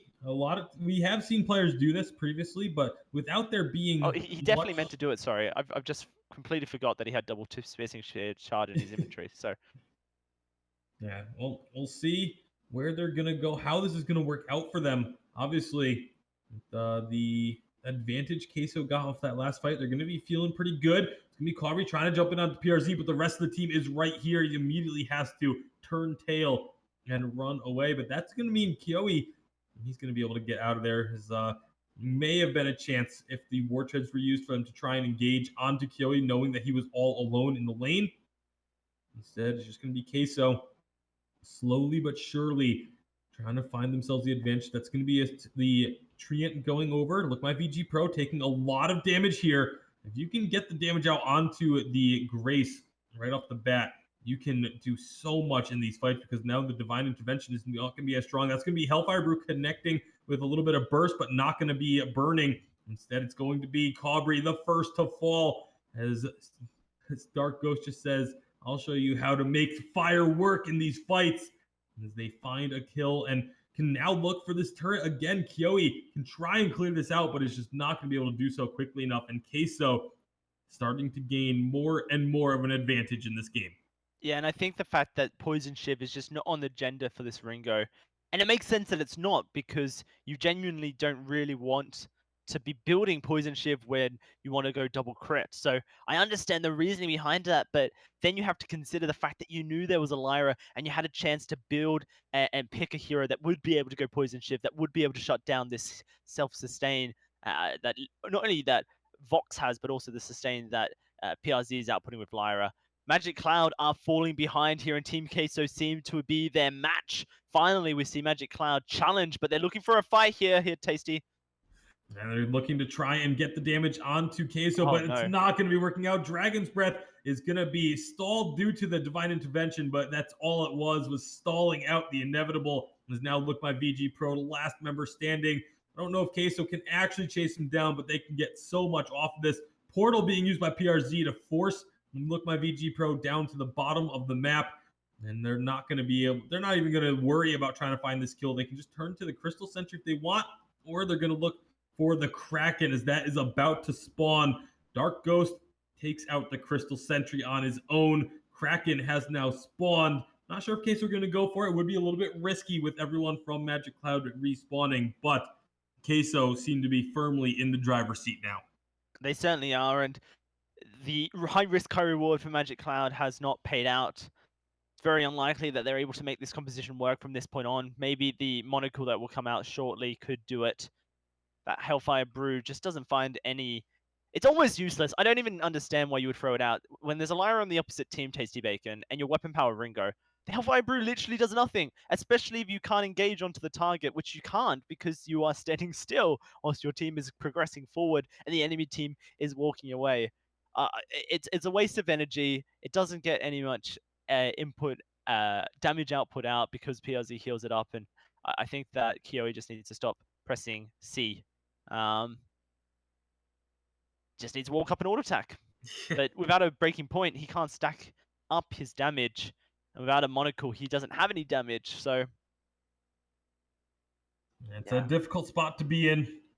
And unfortunately for Magic Cloud, it's starting to look pretty grim here for game number 1. It is only game 1, and it is a best of 5, so we'll have plenty of time to try and recuperate and return this fight or this series to a spot where they want it to be. Mr. K Cool steals away the Treant just for good measure. A lot of damage going down. Look My VG Pro. Silence comes through. They are starting to get lots of damage. Here comes the Dragon's Breath. Divine Intervention will be used to save the Ringo, and it's actually going to be a kill going over to Magic Cloud. Gets traded to Mr. K Cool is still so healthy. That's going to be another ace for Queso.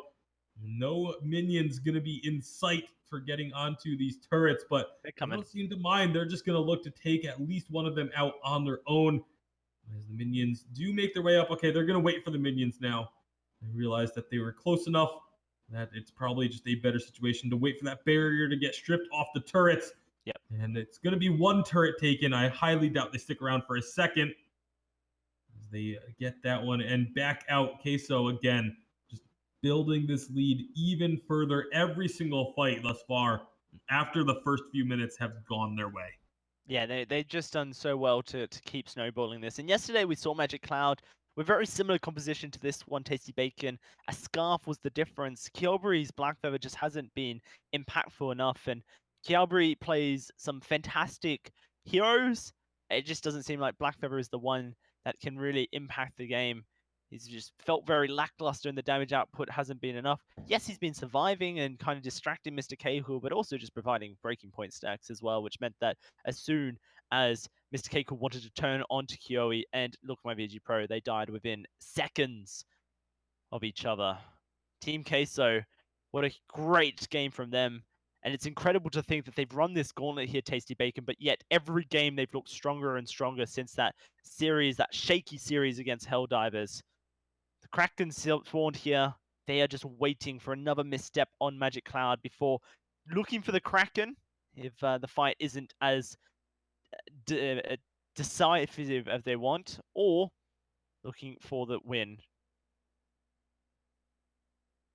With the fight around Kraken starting up, that's going to be Dark Ghost taking a lot of damage. Can he stay alive? He's going to be channeling the Dragon's Breath, getting lots of damage through, just burning right past the Divine Intervention. And oh my goodness, that fight went south in a hurry for Magic Cloud. Queso have just decisively put an exclamation point on this game. They are going to be able to take game number 1 of the best of 5.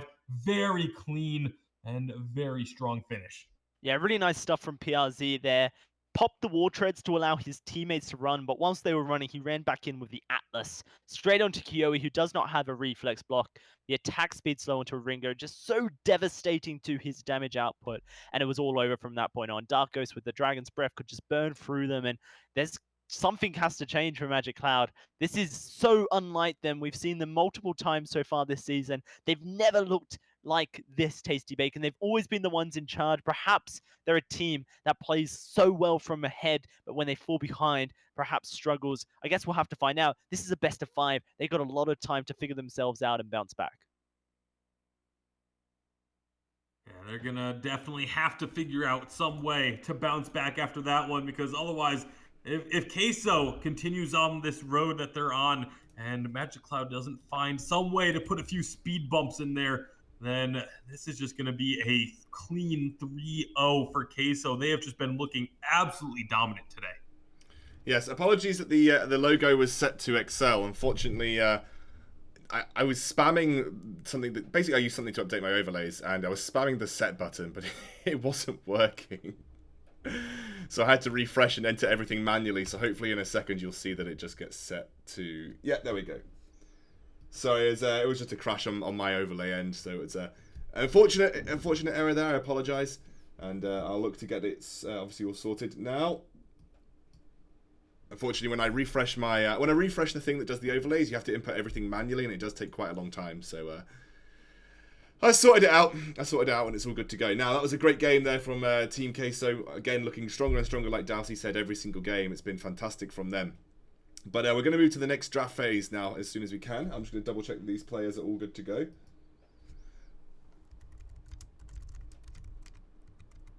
And then I can't check whether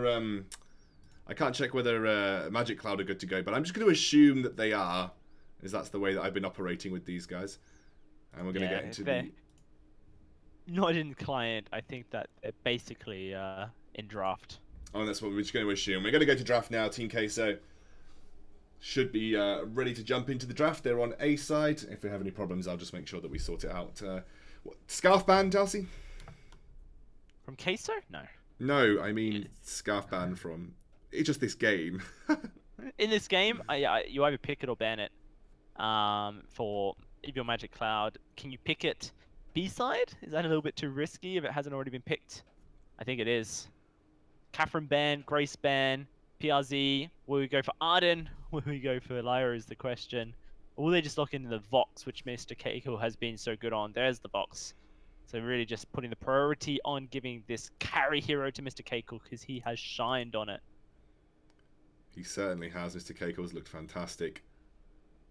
Fantastic on this hero, and again, I think it's the right prioritization. We talked about it in the last draft phase. He's looked very, very good every single time, and they are just 2 games away from booking themselves a place at the Unified Western Live Championships to compete in the Challenge Cup, as Tasty Bacon said. Cup, yep. The Challenger Cup, which is going to be pretty huge for the team that gets to go. You get a wonderful trip to the Unified Western Live Championships. You get to obviously see all the pros, who I assume some of these players will be friends with anyway. It's definitely a big opportunity for them, Darcy. Yeah, no, Queso were the majority of Queso's players, and then actually Mr. Keiko as well before he joined Team Queso were actually at the Unified Western Live Championships. May have also been the way that Team Queso and Mr. Keiko came together because got to meet up with each other and really hang out. I know that PRZ and Mr. Keiko probably met up at London at the last one and became good bros. So Mr. Keiko's brother, as PRZ considers himself. I have to see. There's Arden for him. Black Feather locked in as well.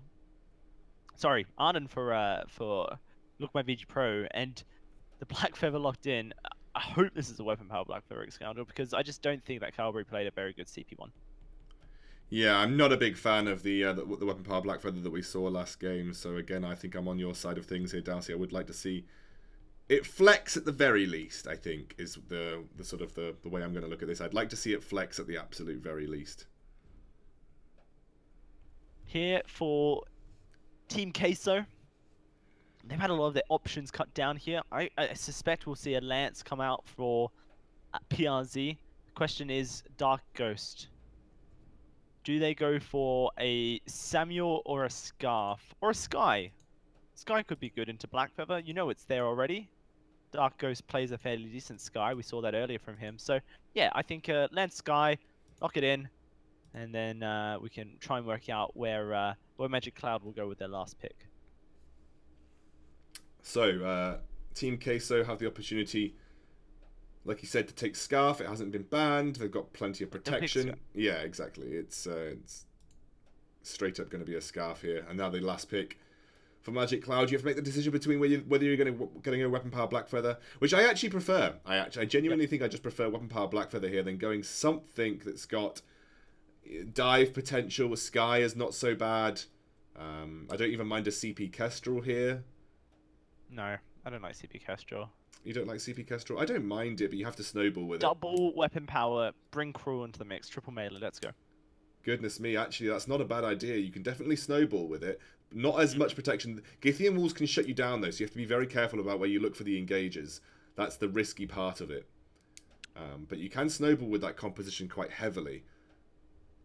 I feel like they're going to play. They're going to play on the safe side. I feel. Yeah. But it just depends on what side of that fence of the Blackfeather that they are sitting on right now. It's going to be a CP jungler, and it is the Celeste. So yesterday we saw Team Excel try this, and it didn't work out for them. It was into a Batiste, though, so they picked it specifically into a Batiste. Yes, it was, wasn't it? I guess they're just trying to match blow for blow in the late game here, Darcy, because there is that comparison between Celeste and Scarf that they both function fairly well in the late game. I do wonder exactly how Kioi plays this Weapon Power Blackfeather. I think that earlier the Weapon Power Blackfeather we saw from Team Queso, Mr. K-Cool, the build just was not optimized for the matchup they're in. I do not want to see Tension Bow built whatsoever at Scoundrel on this Blackfeather. I want to see Sora Blade. You need the damage. Then build a Poison Shiv or a Breaking Point, whatever it may be. Sorry, no, you could even go Poison Shiv, Breaking Point, and then finish it off with a Sorry Blade if you wanted to on this Blackfeather, because he doesn't necessarily need the huge amount of damage in the early, but he does in the late game. I think if you go anything else that and you don't somehow slot a Sorrow Blade into your build, you're going to struggle not only to take out the Scarf in the late game, who we know that can just position so well, and Darkos has done so, but you're also going to struggle to take out Mr. Keiko, and that's probably the most important thing for this Blackfeather to actually be able to duel the Vox. Okay, well, those are the team compositions then. Are you saying that you're in Team Queso's camp again to take this 2-0? Easier for them to do so. Their win conditions are a little bit more simpler, a little bit more like easy to grab. It's not to say I think Magic Cloud have a composition that can deal with Mr. K-Cool's Vox, that can deal with Dark Ghost's Scarf. I just think that it is incredibly risky, and it requires great coordination from the team to actually achieve. Okay, well, we are now into the second game of this final on Tasty Bacon and Darcy. It's your time to shine. Game number 2, perhaps an easier composition for Queso to execute than what Magic Cloud has drafted, but Magic Cloud is still a team that can make these compositions work. It's going to fall, I feel, a lot on Caubrey's shoulders on this one to have a very strong game on this Celeste. And Celeste is one of those heroes that can take over a game if she gets herself a lead. Initially, Look My VG Pro and PRZ can be finding a little bit of a skirmish, and that shouldn't really amount to a whole lot. But Look My VG Pro, he's going to be going aggressive, trying to pull Dark Ghost away from his camps, trying to slow up that jungle start, but not going to be successful in his efforts. Not as much as he would have hoped to have been. Do see that PRZ is chunked a little bit. Look, my VG Pro won't be able to steal, but he's got the vision necessary so that Cowbury can look to stun up this central treant. It's a little bit risky, but it's not even going to get contested. Team Case are not interested in it. So it's a nice little move there by Magic Cloud. Cowbury going to get the gold and the experience necessary to start getting this Celeste scaled up.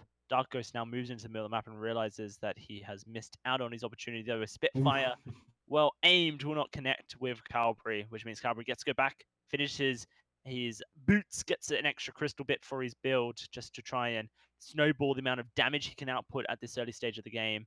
Dark Ghost will do the same, but instead of an extra crystal bit, it's an energy battery. And PRZ tries to steal away the Treant, not going to be successful. Now he's going to be in a lot of trouble. Cabri able to get so much damage down with that core collapse landing. PRZ is going to be going down. First blood for the side of Magic Cloud, and this is an ideal start for them. You got to figure being able to get the slight edge in terms of the farm in the jungle and that first blood. Meanwhile, take a look over at where is Dark Ghost going to go. He's going to actually stick around a little bit. See if he's able to find anything here, but he's just going to have to back off. Meanwhile, up in the lane, Kiyoe taking a bit of pressure from Mr. K-Cool. Obviously does have the Book of Eulogy, so we'll be able to heal up a bit. But with Dark Ghost coming up, they're going to dive into this turret looking for the kill. The on point is going to keep Kiyoe alive. As Dark Ghost very nearly goes down. Look, my VG Pro knows how low he is, wants to try and get that kill, but he's got to be careful. He doesn't get too greedy, trying to go for it. All of a sudden, both Look My VG Pro and Kiyoe extremely low. They're going to have to try and recall. Mr. K-Cool and PRZ sticking around with Cabri coming up to the lane that will allow Kiyoe the opportunity to go back to lane. That was very close to having a couple more kills. Very funny as well. When an Arden sets his sights on greatness, he cannot be stopped if it's not for an impale. Look, my VG Pro really wanted that kill. Was not able to find it, but like you mentioned, Tasty Bacon, a great start for Magic Cloud to be able to catch out PRZ and get that first blood gold onto Kialbury as well. Really just need to get this Celeste as far ahead as possible. Her late game can theoretically be stronger than the Scarfs, especially if she opts in for a Clockwork as the last item. Really just sets up a minefield that Team Queso have to try and navigate, and Kialbury can look to punish with. Allows you to support Kiyoe from range as well. Do wonder how this one does play out. Kialbury moving into the lane will just provide a bit of sieging, and for Kiyoe as well, it's got 1,000 gold in his inventory. He perhaps wants to go back and try and finish this Poison Shiv as quickly as possible. So by pushing this wave in as a team, it allows the backport by Kiyoe and will allow him to go back and actually pick up a heavy steal. So going to be going towards a breaking point as his first item, it seems, instead. Very interesting decision there for Kiyoe. Wants to get that ramp up online early, although without having other damage, it can be tough to actually build those breaking point stacks. We'll see what they can do, but for now, it's Mr. K-Cool going to be answering quite a bit of damage onto Look My VG Pro, but with that heavy steal, Kiyoe does have some good damage to dish out when he gets onto a target. And Cabri going to rotate up as Mr. K-Cool's been able to survive, dodges out the core collapse. Very important to be able to do so, otherwise he may have been in some serious trouble, but he's going to be healed right back on up. Kiyoe and Cabri in some trouble. That's going to be a nice stun after the impale. A kill coming through for the side of Queso. Cabri dropped low, hasn't been able to answer, isn't quite level 6 either, so doesn't have that Solar Storm available. And they need to be careful because this turret's going to take a lot of damage. A huge impale from PRZ will find the kill that they need. He tanks up the turret as long as he can, buying time for these carries to take the turret down. And just like that, Queso have themselves a lead. They do have themselves a lead, Tasty Bacon, and it almost just looked too simple for PRZ to be able to find that impale to Kiyoe, who's got himself the Frostburn now, level 5, 3 away from getting his overdrive onto his Helogenesis, which will allow him to play at a little bit more range. Very important for this Celeste to be able to get there as quickly as possible, and that's why we see her in the jungle more often than not these days, Tasty Bacon, as she can get that experience to level up quicker. But as you see, when she doesn't have level 8, does not have that overdrive on the Helogenesis, then she has to play close, and that's where a Lance is very happy to punish any missteps on Kialbury. That's obviously going to be their goal here for Queso. Just try and force people out of position and then allow Lance to absolutely abuse that positioning. And if Dark Ghost and Mr. K-Cool are on the same page, they can find kills so quickly. This pressure they're able to put down onto these turrets as well is pretty massive. You can see already starting to push up towards this tier 2 turret. They're going to want to try and get as much chip damage done to it as they can. And if they hit enemy heroes in the process, well, that's all the better. It just makes them able to siege up even longer. See if Queso look to steal away some of this jungle too. They have a pretty good opportunity to do so. As this next minion wave pushes in, they can find a little bit of poke, a little bit of harass. Dark Ghost trying to rotate around, trying to find a nice position here to get a sneaky Spitfire goop down onto Caubrey. He's going to catch him on the backside. Oh, this is bad for Caubrey. He is going to just get roasted down. Excellent job by Queso and Dark Ghost especially to find that kill. And they're looking for more. Nice gifting while stun. Is going to be turning some damage onto Kyo. He's going to dodge out the Impale with a nice feint of heart, taking Dark Ghost extremely low, and that's actually going to cancel off this siege that Queso were working on. Queso taking that Solar Storm to the face. Force back here. Breaking point picked up for Mr. Keiko, finishing that build once more. It's the same story as their game against XL with the Scarf. They know that the priority from Kiyoe and Cowbury is on to Dark Ghost, which means that Mr. Keiko can really just stack up. I love this rotation from Magic Cloud. The Team Queso know about it. They're looking for the steal, but they can't quite get it. But they may now be forced to fight. Yeah, they're not going to get the steal, but they can find a fight here. Mr. K-Cool getting a lot of damage. Here comes the Dragon's Breath. Mr. K-Cool is still alive somehow. He's going to go down, but not before a second kill comes through, and Dark Ghost can easily finish off that ace. So a gold miner goes the way of Magic Cloud, but that is not going to be the way that they were hoping this would end. PRZ is going to stall out this wave so that the ace buff minions will get onto the turret quicker, and they can take this turret down. The macro play of Queso has been so phenomenal today. Magic Cloud just has not had an answer through this first game and a half. They really don't have. And Team Queso very happy to take that trade. An ace for them means that they can take gold off the map here, starve Magic Cloud further, build up a gold lead for themselves, and look to try and take this Scarf right into the late game. Dark Ghost has so many items to his name. He is ready to go as far as Broken Myth is concerned and building towards it. Not going to be too long until he has that in his inventory. Meanwhile, Mr. Keiko has hit this stage in the game where he can just stack up his defenses and get really tanky, allowing him to get those breaking point stacks right up and force a lot of damage onto the side of Magic Cloud. I wonder how fights go differently if Magic Cloud at this point in the game, right now, Tasty Bacon, maybe not later, were to focus Mr. Keiko. The defensive definitely make it harder. But with the Sorrow Blade and the Poison Shiv on Kiyoe, they definitely have a lot of damage that can be outputted. Maybe if they do that, though, Dark Ghost just tears through them with the Dragon's Breath, and that's not something they really want to consider unless they can shut that down with a Gauntlet. They are in a position to catch someone out here. There's the Gauntlet. The Gauntlet comes down. It's going to get blocked by Dark Ghost. He gets himself out of harm's way, and now they're going to be able to just back off. A big cooldown used, 100 seconds on that cooldown for the Gauntlet. That now Queso can kind of have free reign, because without the Gauntlet available, I just don't see a way for Magic Cloud to be able to try and find a fight unless Caubrey absolutely goes off. But it's going to be a very difficult few minutes here for the side of Magic Cloud, while Queso just gets ready to perhaps push up, perhaps try and just steal away a little bit more of this jungle, try and deny as much gold as possible from their opponents. You see the Broken Myth has been completed for Caubrey. That's going to be a nice little item spike for him, but Broken Myth also completed for Dark Ghost, so matching blow for blow as far as the items are concerned is going to keep the advantage in favor of Queso. Certainly will do.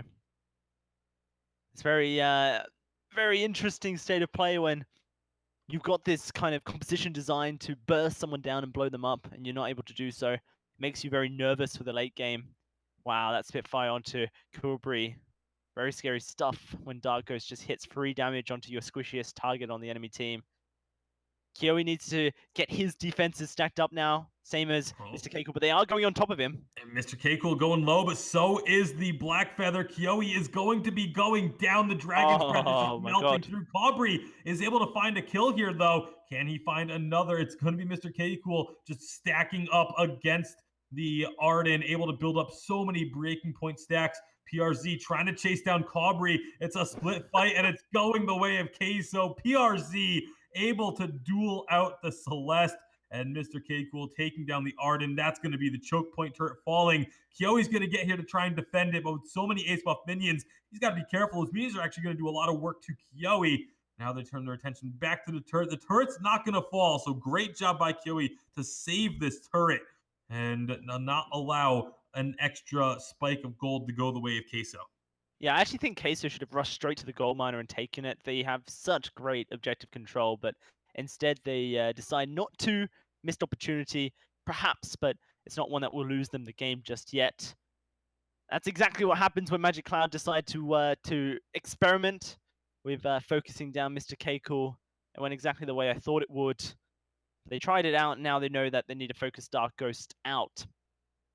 Really try and burst him down.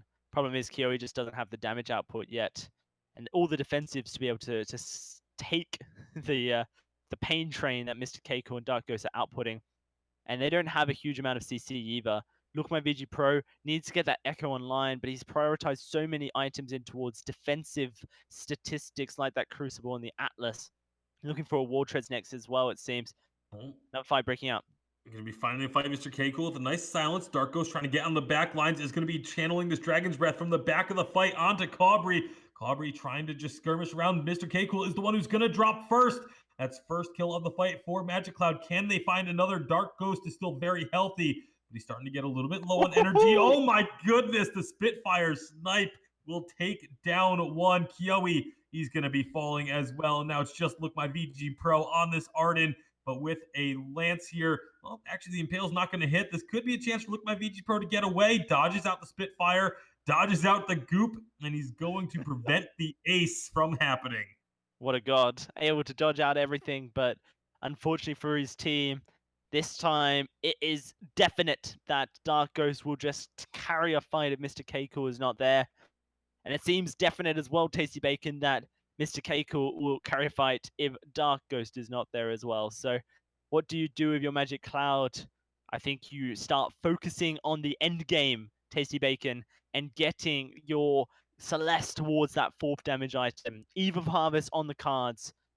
300 to 400 gold away, but Corbry also needs to get a reflex block to top out these impales that have been troubling him, as well as get some infusions. There have been no infusions at the current point for the side of Magic Cloud. Perhaps they buy them now.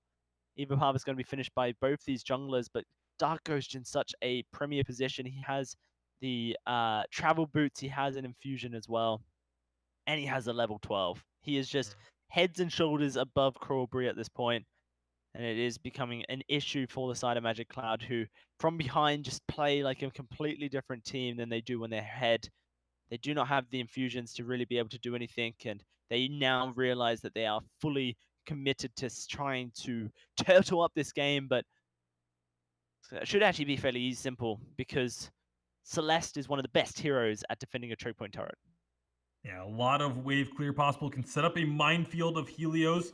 That's going to be Kyoi going and getting himself an infusion. I think where they choose to fight is also going to be very important because the last couple times, Scarfish has been able to get around onto the backside and take out Cabri. That's going to be a gauntlet. Everyone's in front of them. They're able to get some good damage down. Dragon's Breath getting channeled is going to block out the core collapse that would have stopped the ultimate. Now Cabri is just melting down. Mr. K Cool somehow staying alive through all of this. Wow. Somehow, some way, no kill goes over to Magic Cloud. And with that ace, Queso are going to be able to push in and take a lot off of that team fight.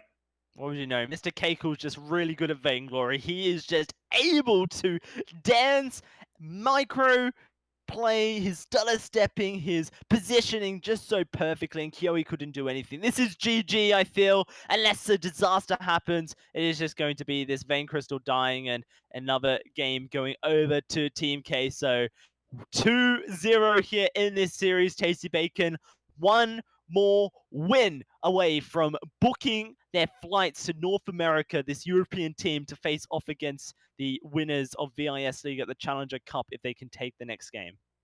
And not just 2-0 here. This is 6 games in a row now for Queso. They lost the first game against Helldivers and have not lost since. It has been 6 straight wins for them, looking to make it a magic number 7 and try and get themselves, as you mentioned, that the opportunity to go to North America to play in the Challengers Cup at the Unified Western Live Championship. It's definitely going to be something special to see if this team can make it there. It's almost like salt in the wounds, though, for Team K. So a team that has been so close to hitting the VG8 time and time again, and the time that they win VGL, they don't get the opportunity to qualify for the VG8. They're not won yet, though. They need one more game to get to that position, Darcy. And I will make sure that these guys are ready to go as soon as possible into the draft phase.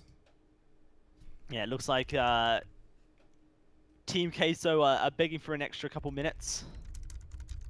So perhaps we'll see how that is the case. I think everyone needs a breather, Scoundrel. Especially Team Queso. They have, like Tasty Bacon said, won 6 games in a row to get here. Really the gauntlet run. Almost the most possible games that they could have played if they had gone to a 3-game series, but they did not. I love the camera work as well at the end of the game there, Scoundrel, just really zooming in on Mr. Keiko and accentuating his boxish features. It's better than the camera work at the start of the game, as I was still trying to sort out something with the overlays. But hey, anyway, I'm just giving the thumbs up to everybody on stream. I'm just going to make sure that obviously teams are ready before we jump into draft again. You know, this has been a long, long day for Queso. If they can win this and then go through, it would be a massive, massive deal for them, and they would have won 8 games in a row, which would have been 6 games. 6 games. 7 games. Sorry, if they win this next one. Yes. No. It was a 3-game series. Oh, so it would have been played 8 games in a row, but only won 7. But 7-1 record is pretty darn good. I'll take it. So next game, what do you think the changes have to be? I mean, ban Scarf, surely, right? Yeah. It seems obvious, right? But yeah.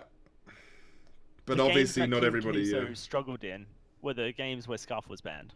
Yes. Sure. I absolutely see that and understand that. So I'm definitely on board with you. Looks like they are ready. PRZ said they are here to go, so we are just going to start up this draft. So what I expect is that if Scarf is banned, I expect an item ban here, and then I expect, whatever hero they want. Maybe Catherine for Look My VG Pro. Oh, Vox, wow. Okay, really changing up the strat here. And I don't mind it either. I do think that Mr. Keiko's Vox has been on fire, but, Mr. Keiko can play it all, so is taking away the Vox really going to win you a game? Probably not. I do think that Scarf has to be the second ban, though. If Scarf isn't the second ban, then you've just given everything to Dark Ghost and more. He just plays Scarf so good. He really does, and Scarf is... it'd be interesting to see whether it's good enough to consider a priority for Dark Ghost, like if they would pick it really early on in their sort of potential draft phase. But I agree. I just think it's been so good for Team Queso. Been really good for Team Queso. I don't think they would. I think they're happy playing other heroes. I just think that it's and it's strange, Scoundrel, because you kind of know if you're on A side and you let Scarf get to the last pick that Scarf is going to be picked up, right? So you pick hero. You could pick a hero that kind of does all right into Scarf. Not that there's too many of them. Yet teams don't do that. It seems very strange. Grayson and Lyra have been locked in. Now I think that you perhaps take away the Black Feather, because they've played it twice now in this series. But isn't I almost feel like that's helping. It's probably... It forces them to try something new? It forces them to try something new, and they obviously haven't been playing well. The thing about these bans here, though, are really cool. You just pick Baron now! Holy moly! There's no way you don't just pick Baron if you're Team Queso. Yeah, I mean, Baron is something Mr. Keiko plays a lot, and they've just banned Idris, so... And Black Feather. Yeah, I mean, I would be picking Baron every single day of the week here by Team Queso. Yeah, they know what's up. They know that this is a solid draft for them. So just for the viewers' sake, this game series is 2-0 to Team Queso at Scoundrel. It is. The scores do need to be switched over. Oh goodness, good old overlays. Wow. There is literally nothing that you can pick into Baron. Maybe Jewel? Does QA play Jewel? Glaive isn't going to be as impactful. Oh wow. This draft is just so perfect for Team Queso.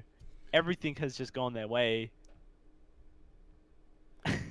There's just not a lot that's left that's like really good into Baron, right?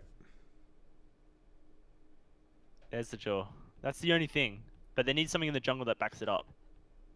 2.6 Baron, still extremely strong here, X-Scoundrel. We haven't quite made it over to 2.7 where Baron got hit with a little bit of a nerf. So that means that you have to expect... I want a jungler that is just super aggressive here. You could go Cruel. No, okay, Scarf's fine, but like... I don't think it means anything for Team Queso to lose the Scarf here now that they have Baron. No, the problem with Scarf, and I agree that Scarf's a good pickup to deny it from Perez, but the problem with the Scarf in this particular situation is Scarf's pretty good when it's quite hard to threaten him with a lot of damage, or at least you have to commit something to threaten him with a lot of damage, right? You don't really have to commit much with Baron, especially as you get to level 12. You don't have to commit much with Baron. You just literally get somewhere close to basic attack range, and if you can land some basic attacks into Scarf, he takes a lot of damage. It's going to be Kestrel to round things up. CP Kestrel in the jungle. What do you make of them, Dalsy? What do you make of these compositions? I think that Kyo's duel better be bloody good, Scoundrel. I think I'm on that boat. I'm on that boat. If Magic Cloud are going to win this game, and keep their series lives open here, then Kyo has to play the best duel ever seen in the world. And currently, and Tasty Bacon can I guess correct me on this, but the only person that we've seen in the Western Hemisphere play duel to a good extent right now is Best Chuck NA. Yeah, I think that's probably something that I would agree with. Right, teams look like they're ready to go, which means we could potentially be heading into the final game of the VGL Summer Split 2 here, and it's 2-0 to Team K, so apologies for the slight overlay mishap. Like I said, I've been having some issues with my overlay system, but I hopefully got it all sorted out. Well, I said that last time, so definitely haven't got it sorted out, but we'll see. Anyway, as we move on here, heading into the game, teams are picking things up. Tasty Bacon and Dalsy, it's time for you to guide us through what could very well be the last game of this tournament. All right, here we go. Game number 3. Normally, that means it is definitely the final game, but it is a best of 5 for these grand finals. It could still be the final game as Team Queso have looked absolutely dominant, but like you said, Dowsy, we're going to have to see something truly special out of Kiyoe on this duel if they are going to be able to pick up the game here and extend this series further for the side of Magic Cloud. And it's not looking great because Kestrel is so good into teams that are trying to engage. If you try and engage onto a CP Kestrel, she can turn around and do so much damage. And that's exactly what Magic Cloud is going to have to do if they're going to try and shut down Mr. K-Cool on this Baron. Yeah, no, exactly. And Jules Rocket League is telegraphed, extremely telegraphed. So it means that Dark Ghost has plenty of time to react with an active camo, can drop that active camo on the Rocket Leap location if Kiyoe is targeting him. And then Kiyoe has to be very quick with his reflex block, or he gets blown up and receives a lot of damage. Now, Jewel is a fairly half-decent pick into Baron because of her heroic perk, which allows her to get resistances when she is facing the damage that she receives, which means that the burst damage that Baron puts out can be reduced heavily by Jewel's heroic perk. Especially Scarf with Grace. also, yeah, and Grace as well with the Divine, with the Holy Shield also is going to be reducing the damage as well. So Magic Cloud have actually drafted a half-decent composition here. When you combine the Scarf, which is going to be a lot more sustained damage, a lot more safe damage from them, and also removes the Scarf from Dark Host's hands, they've actually drafted a composition, which I think is the best composition they've drafted so far tonight here, Tasty Bacon, into what Team Queso have been trying to do. However, we just don't see dual work out for many European teams, and even North American teams struggle to make it work as well. So I'm still very skeptical, but a gank onto Mr. K-Cool definitely going to do a good chunk of damage early on. Yeah, going to be taking him down fairly low. While Best Chuck NA on Team Solo Mid is the only team that has been able to find multiple wins with a duel, Hollywood Hammers have actually picked up a win with the Jewel, but that's it. Those are the only two teams that have managed to find a win with Jewel in the Vainglory 8 thus far this entire season. And so it's not a high win rate, but Dark Ghost, he's going to be able to get out of here. The Rocket Leap did not land onto him, and so he's able to get out. Now Mr. K Cool trying to jump forward a bit to get some damage down and just try and keep farming up. That's all this is about, is getting farm onto this Baron, trying to get to that item spikes. Those 2 to 3 item spikes on Baron are absolutely massive. And the line that we use a lot is you have to take 3 turrets down before Baron gets to 3 items. And if they can do that, they might be in a position to win. Nice double stun. That's going to be a strong chain. Do they have enough for the kill? Yes, they do. First blood, look, my VG Pro is going to be traded, but it is still first blood to the side of Magic Cloud. And there's no assist for Mr. Keiko. He didn't actually land any damage onto Look My VG Pro, which means that is just a return kill for PRZ, and he is going to lose his life regardless. This is a great start for Magic Cloud, starting to turn things around, and if they can get themselves into an advantage, Tasty Bacon, then this is exactly where they play so well. This team, I have praised their ability to play from ahead and just shut down the opposition, really just choke them out of the game. And you've got a Kestrel and you've got a Baron that you'll be choking out of the game. That is so much. 2 heroes that rely so heavily on power spikes, items, and really expensive builds. Really good stuff for Magic Cloud, and I can't wait to see whether or not they have it in them to be able to take this little advantage that they've been gifted and turn it into a big one. That's going to be the question, is if they can turn this into a larger lead, if they can keep this up, because they've had good starts in the previous games. They've kept games close. They've had very minor advantages, but it seems like Queso just hit this point about 8 minutes into these games where they just suddenly take over and never look back. That's going to be what Magic Cloud has to be wary of, making sure that they get a lead before that 8 to 10 minute mark and have themselves in a situation where Queso aren't going to be able to take the game over just with 1 or 2 team fights. It's going to be the minion candy onto the wave here, which allows Magic Cloud to push up and try and lay down some damage on the turret, though PRZ able to body block that Spitfire. It doesn't step into the group either. The group's not even on the turret. Looks like it is, but apparently the leg doesn't take any damage with the turret, so it's pretty good for Team K. So they've avoided a lot of damage onto their turret here, a lot of siege potential, and now they're laying it all back at Magic Cloud, just healing up with PRZ on this Lyra. It makes sense when you destroy a turret. All 4 legs still remain on the map, so the legs don't really hurt the turret at all. It's all about taking out the actual firing mechanisms in the Vainglory universe. So Cobry is going to be able to just continue farming up the jungle safely, but so is Dark Ghost. Both of them able to be right around the 32, 34 mark for the CS. Meanwhile, in the lane, it is a slight lead for Kyo. He jumps in, but he's on his own. This is dangerous. When you turn your back, you don't have the extra armor, and that was a very quick, clean kill by Queso. Really nice stuff, and that is just the threat of jumping in towards a Kestrel and a Baron. Look at how PRZ plays these fights as well. How his Bright Bulwark can be used to shut down Look My VG Pro and Kioi going on at the same time. Kioi and Look My VG Pro make a very great diving team, but their cooldowns on their ability to dive are very long and can be shut down by a Bright Bulwark. And because of the fact that they're long, it allows PRZ to get that back up and ready. The one shot from Dark Ghost won't quite find a mark here, playing a bit of soccer, and it goes straight through the posts. But Magic Cloud at the moment still maintaining a bit of threat. Just have to make sure that they don't allow Mr. Keiko and Dark Ghost to get to a point where they take over the game. Ooh, some good damage coming out from the Glimmer Shots. The Bright Bulwark completely shuts down the engage again, and they find another kill onto Kioi. Now Cobry is going to be the target, taking some big Glimmer Shot damage.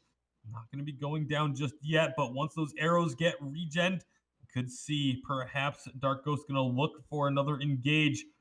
They can get a lot of pressure onto the turret, but Scarf, excellent at clearing out the minions. Look My VG Pro, going to try and land a stun. Doesn't connect, takes a lot of punishment for it. Mr. K Cool not quite going to be able to jump far enough forward, but Dark Ghost chipping down that turret. Dodges out his Spitfire. Kioi going to try and engage, trying to get onto Dark Ghost, but he's going to be safe. One shot narrowly misses. Cabri would have very likely gone down if that connected, or at least been dropped to about a sliver of health. So nice job to make sure that doesn't connect. And all of a sudden, Queso, this is what Magic Cloud had to be wary of, was Queso finding their way back into this game. Yeah, certainly do any advantage, any goal that Queso get puts them closer and closer to European Challenger Series domination here. Mr. Keiko is scaling nicely. 2 damage items. He is ahead of Kiyoe on his build. Yes, the Tenchi Bow is very cheap comparatively to the Tyrant's Monocle, but the damage output is there for Mr. Keiko, and that is a scary prospect to consider. Kyobri, he is sitting pretty far behind. In fact, I think he's going to go and Eve of Harvest as his second item, and I would strongly advise he doesn't. Needs that Broken Myth. He needs to have the power in this early game against Team Queso. They're just not going to be able to output enough damage if Cabri can't do that. So now Cabri, trying to get himself farmed up. The big red button comes out just to, again, clear the wave. They're just trying to make sure that Queso cannot siege up against them. And that's going to be the difficulty for the side of Magic Cloud to prevent Queso from being able to just put this harassment down. Like, Crystal Kestrel is so good at harassing the lane when there's nowhere to go. Cabri nearly falls here. And that's going to allow Team Queso to push up again, get some good damage onto this turret. Kiyoe going to eat a bit. The Ion Cannon comes down as well for a little bit of extra burst. This turret is so low. Divine Intervention has to be used on Kiyoe, and immediately walks up and loses half their health again. Dark Ghost is just relentless with these glimmer shots and could be looking for more. The good news for Magic Cloud is they have extremely strong wave clear, but they are still unable to force Queso away. They have no reason to move away from this lane at this point in time. They really don't. They've got full HP. They have a Lyra who's just giving them sustain. They got Dark Ghost who can lay down artillery from the side from anywhere he wants. Oh, and Calibri goes down! The turret's dead! Kiyoe dives to his death! Holy shit, oh sugar, this is just insane stuff from the side of Team Queso, and Magic Cloud just cannot get it through. They cannot take down this team. This is a gold miner going to them as well, Tasty Bacon. I got very excited there. Yeah, very much so. I mean, this is just unbelievable play from Queso. They have looked so clean in these past 7 games now on this day, and they are looking to close this best of 5 out with another 3-0 sweep.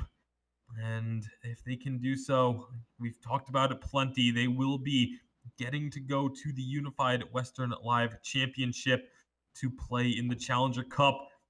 That's what's on their mind. That's what they're looking for. And prize money doesn't hurt, but it's all about being able to fight for your region, being able to try and topple a North American team in the process. And PRZ with the rest of Queso pushing up again. As long as they can avoid taking too much damage, they can just continuously push up and put pressure on these turrets. They know they have the advantage. They were able to just brute force that first turret down. I'm kind of surprised that they haven't tried to just do the same thing here on the tier 2. But playing it a little bit cautiously, knowing that if they go too aggressive, they can very easily have this game, the tides turned against them. This is starting to look perhaps harder and harder, I think, for Magic Cloud. So Shatter Glass picked up for Dark Ghost here. Second Shatter Glass. That is a lot of damage. Watch out, Kyobri. He has a very limited amount of HP, and he will get bursted right on down with that double Shatter Glass in his inventory. Mr. K-Cool jumping away is able to survive and now can get healed up here. And look at that. Rocket Leap on a 14-second cooldown means that it just doesn't mean anything. Mr. K-Cool. Oh, a breaking point. Interesting. Means That's he might very be going interesting. towards a double defensive build. I'll have to look out for that. Oh, Kiyoe just getting melted by these glimmer shots. Dark goes for the one shot in the wrong direction. Maybe a bit of a panic as Look My VG Pro got onto him, but they're going to be chasing this one down. Portal comes through. Mr. K-Cool with some big damage onto Cabri. Nice and Holy Nova for the stun. but it's not going to be enough to save Aubrey. Not even the divine intervention can keep him alive. That is going to be another kill for Queso, and now they're going to start putting pressure onto this turret. Yeah, they certainly will. I've only just noticed that if the divine intervention doesn't go through because the target died, it states that it missed it. So that's kind of cool. Just little interactions that you don't often see. Team Queso, man, they are so far ahead. That Iron Cannon going to come down on top of the turret, but here is Kiyohi trying to make a move. Trying to jump in, trying to dissuade Queso as Cabri is returning, but one shot is going to find its way through and snipe out that jewel. Cabri now with Look My VG Pro to try and defend this, but so much pressure coming out from Queso. I just don't know if they're going to be able to stop this. Queso is just absolutely relentless with the damage and the pressure. Turret is going to be falling here in just one more shot. It goes down, and Queso take another advantage in this game. Are they going to even stick around, perhaps? They're going to start clearing out the jungle a little bit. Now they just start to back off. Just kidding. Kyoi's jumping in. He's going to be eating so much damage. Dark Ghost takes quite a bit of burst, and Dark Ghost will actually fall. Mr. K-Cool was a little bit too far away to be able to try and answer this. And all of a sudden, Magic Cloud may have an opportunity, but Mr. K-Cool is going to try and turn around. He's eating this Dragon's Breath to the face and is going to fall. Magic Cloud finding an opportunity. Finally, 13 and a half minutes into this game, they're going to be able to take this gold miner as well. And that was just unfortunate timing for Queso, as it was right as Mr. K-Cool jumped away was when Kiyohi jumped on in. Yeah, certainly. Wow, okay. They bleed Team Queso in this late game. They can make mistakes. And this is a bit of a buy-in. Actually, it's a lot of a buy-in, realistically, for the side of Magic Cloud. They've got themselves a gold miner. And now they can look to try and finish off this very expensive build. It's going to be a second monocle purchase now for Kiyohi. Colbury is sitting 300 gold away from getting his broken myth online.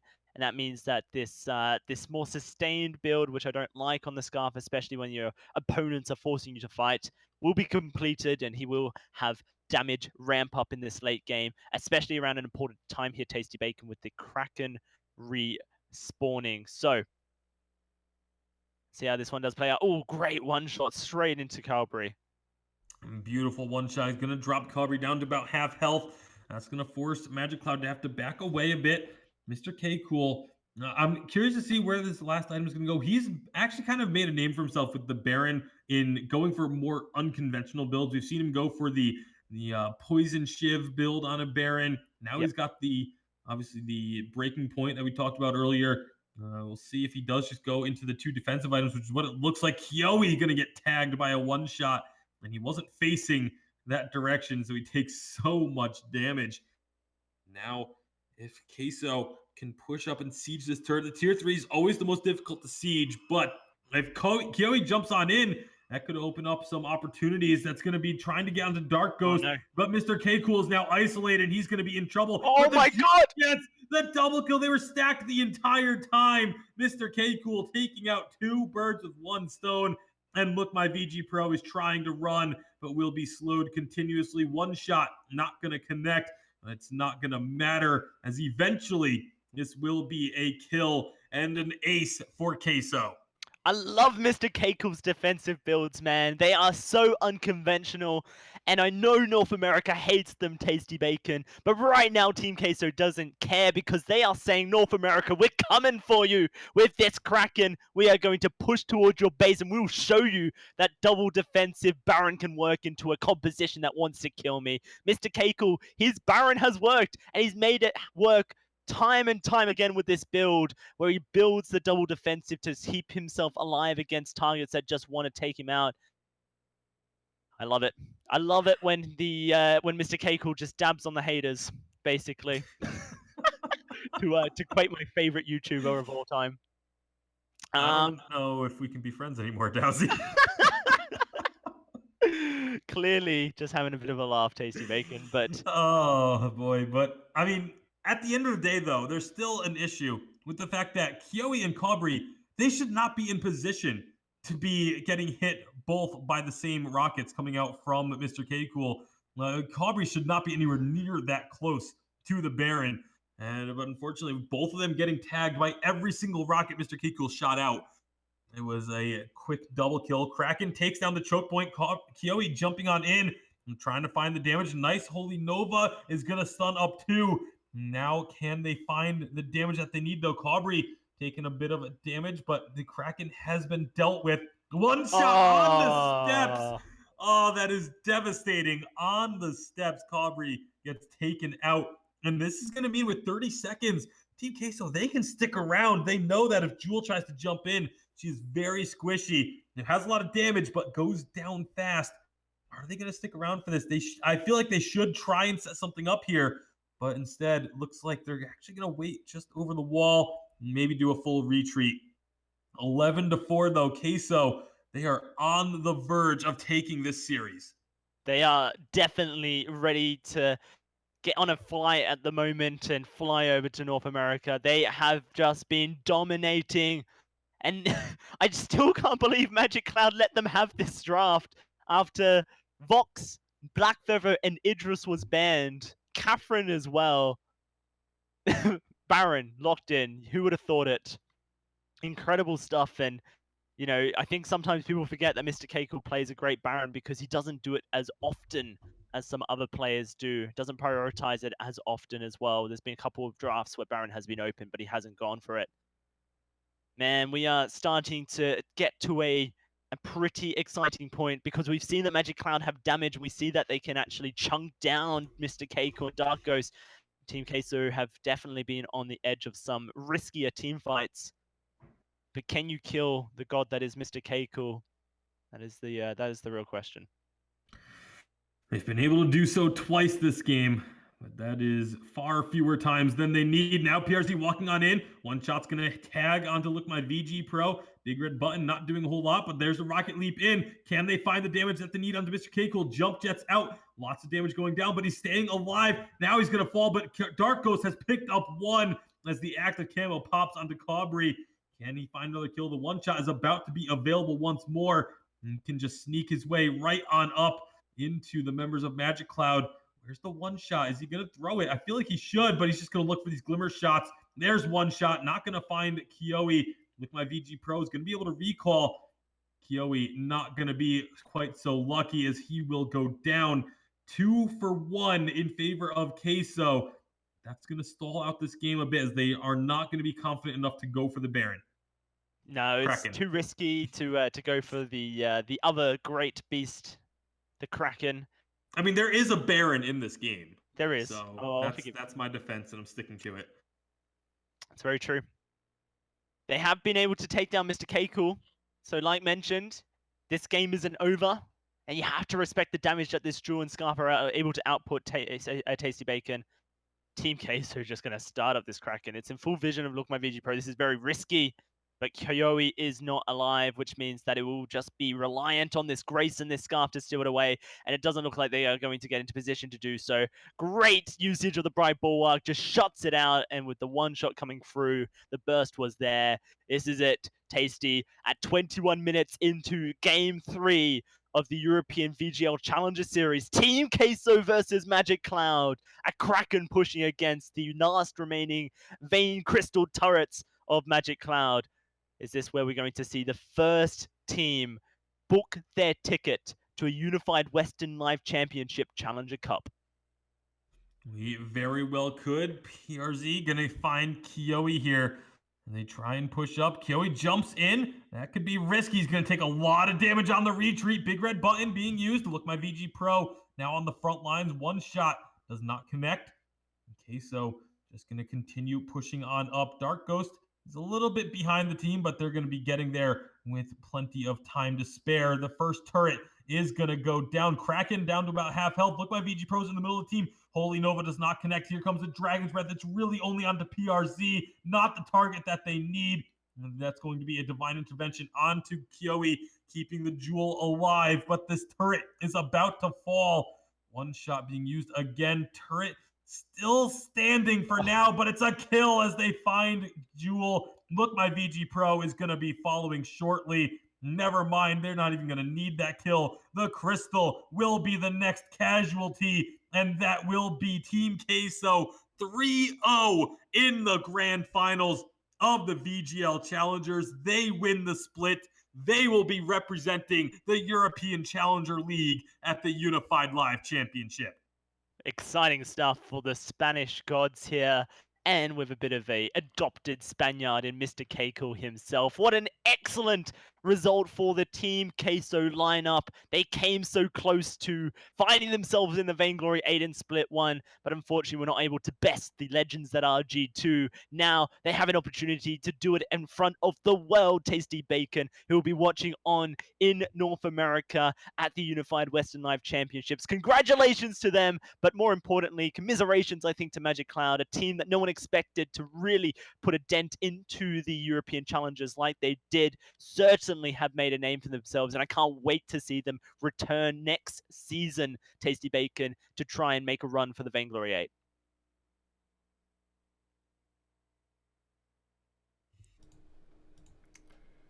Said Tasty Bacon, but I think he meant Scoundrel.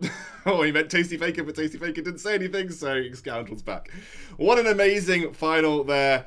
And that was so fantastic. I've never seen Team Queso look as good as they have done now. They obviously put a lot of work in. I said yesterday that Mr. Keiko hit VG Gold. That was actually just one of his Smurfs.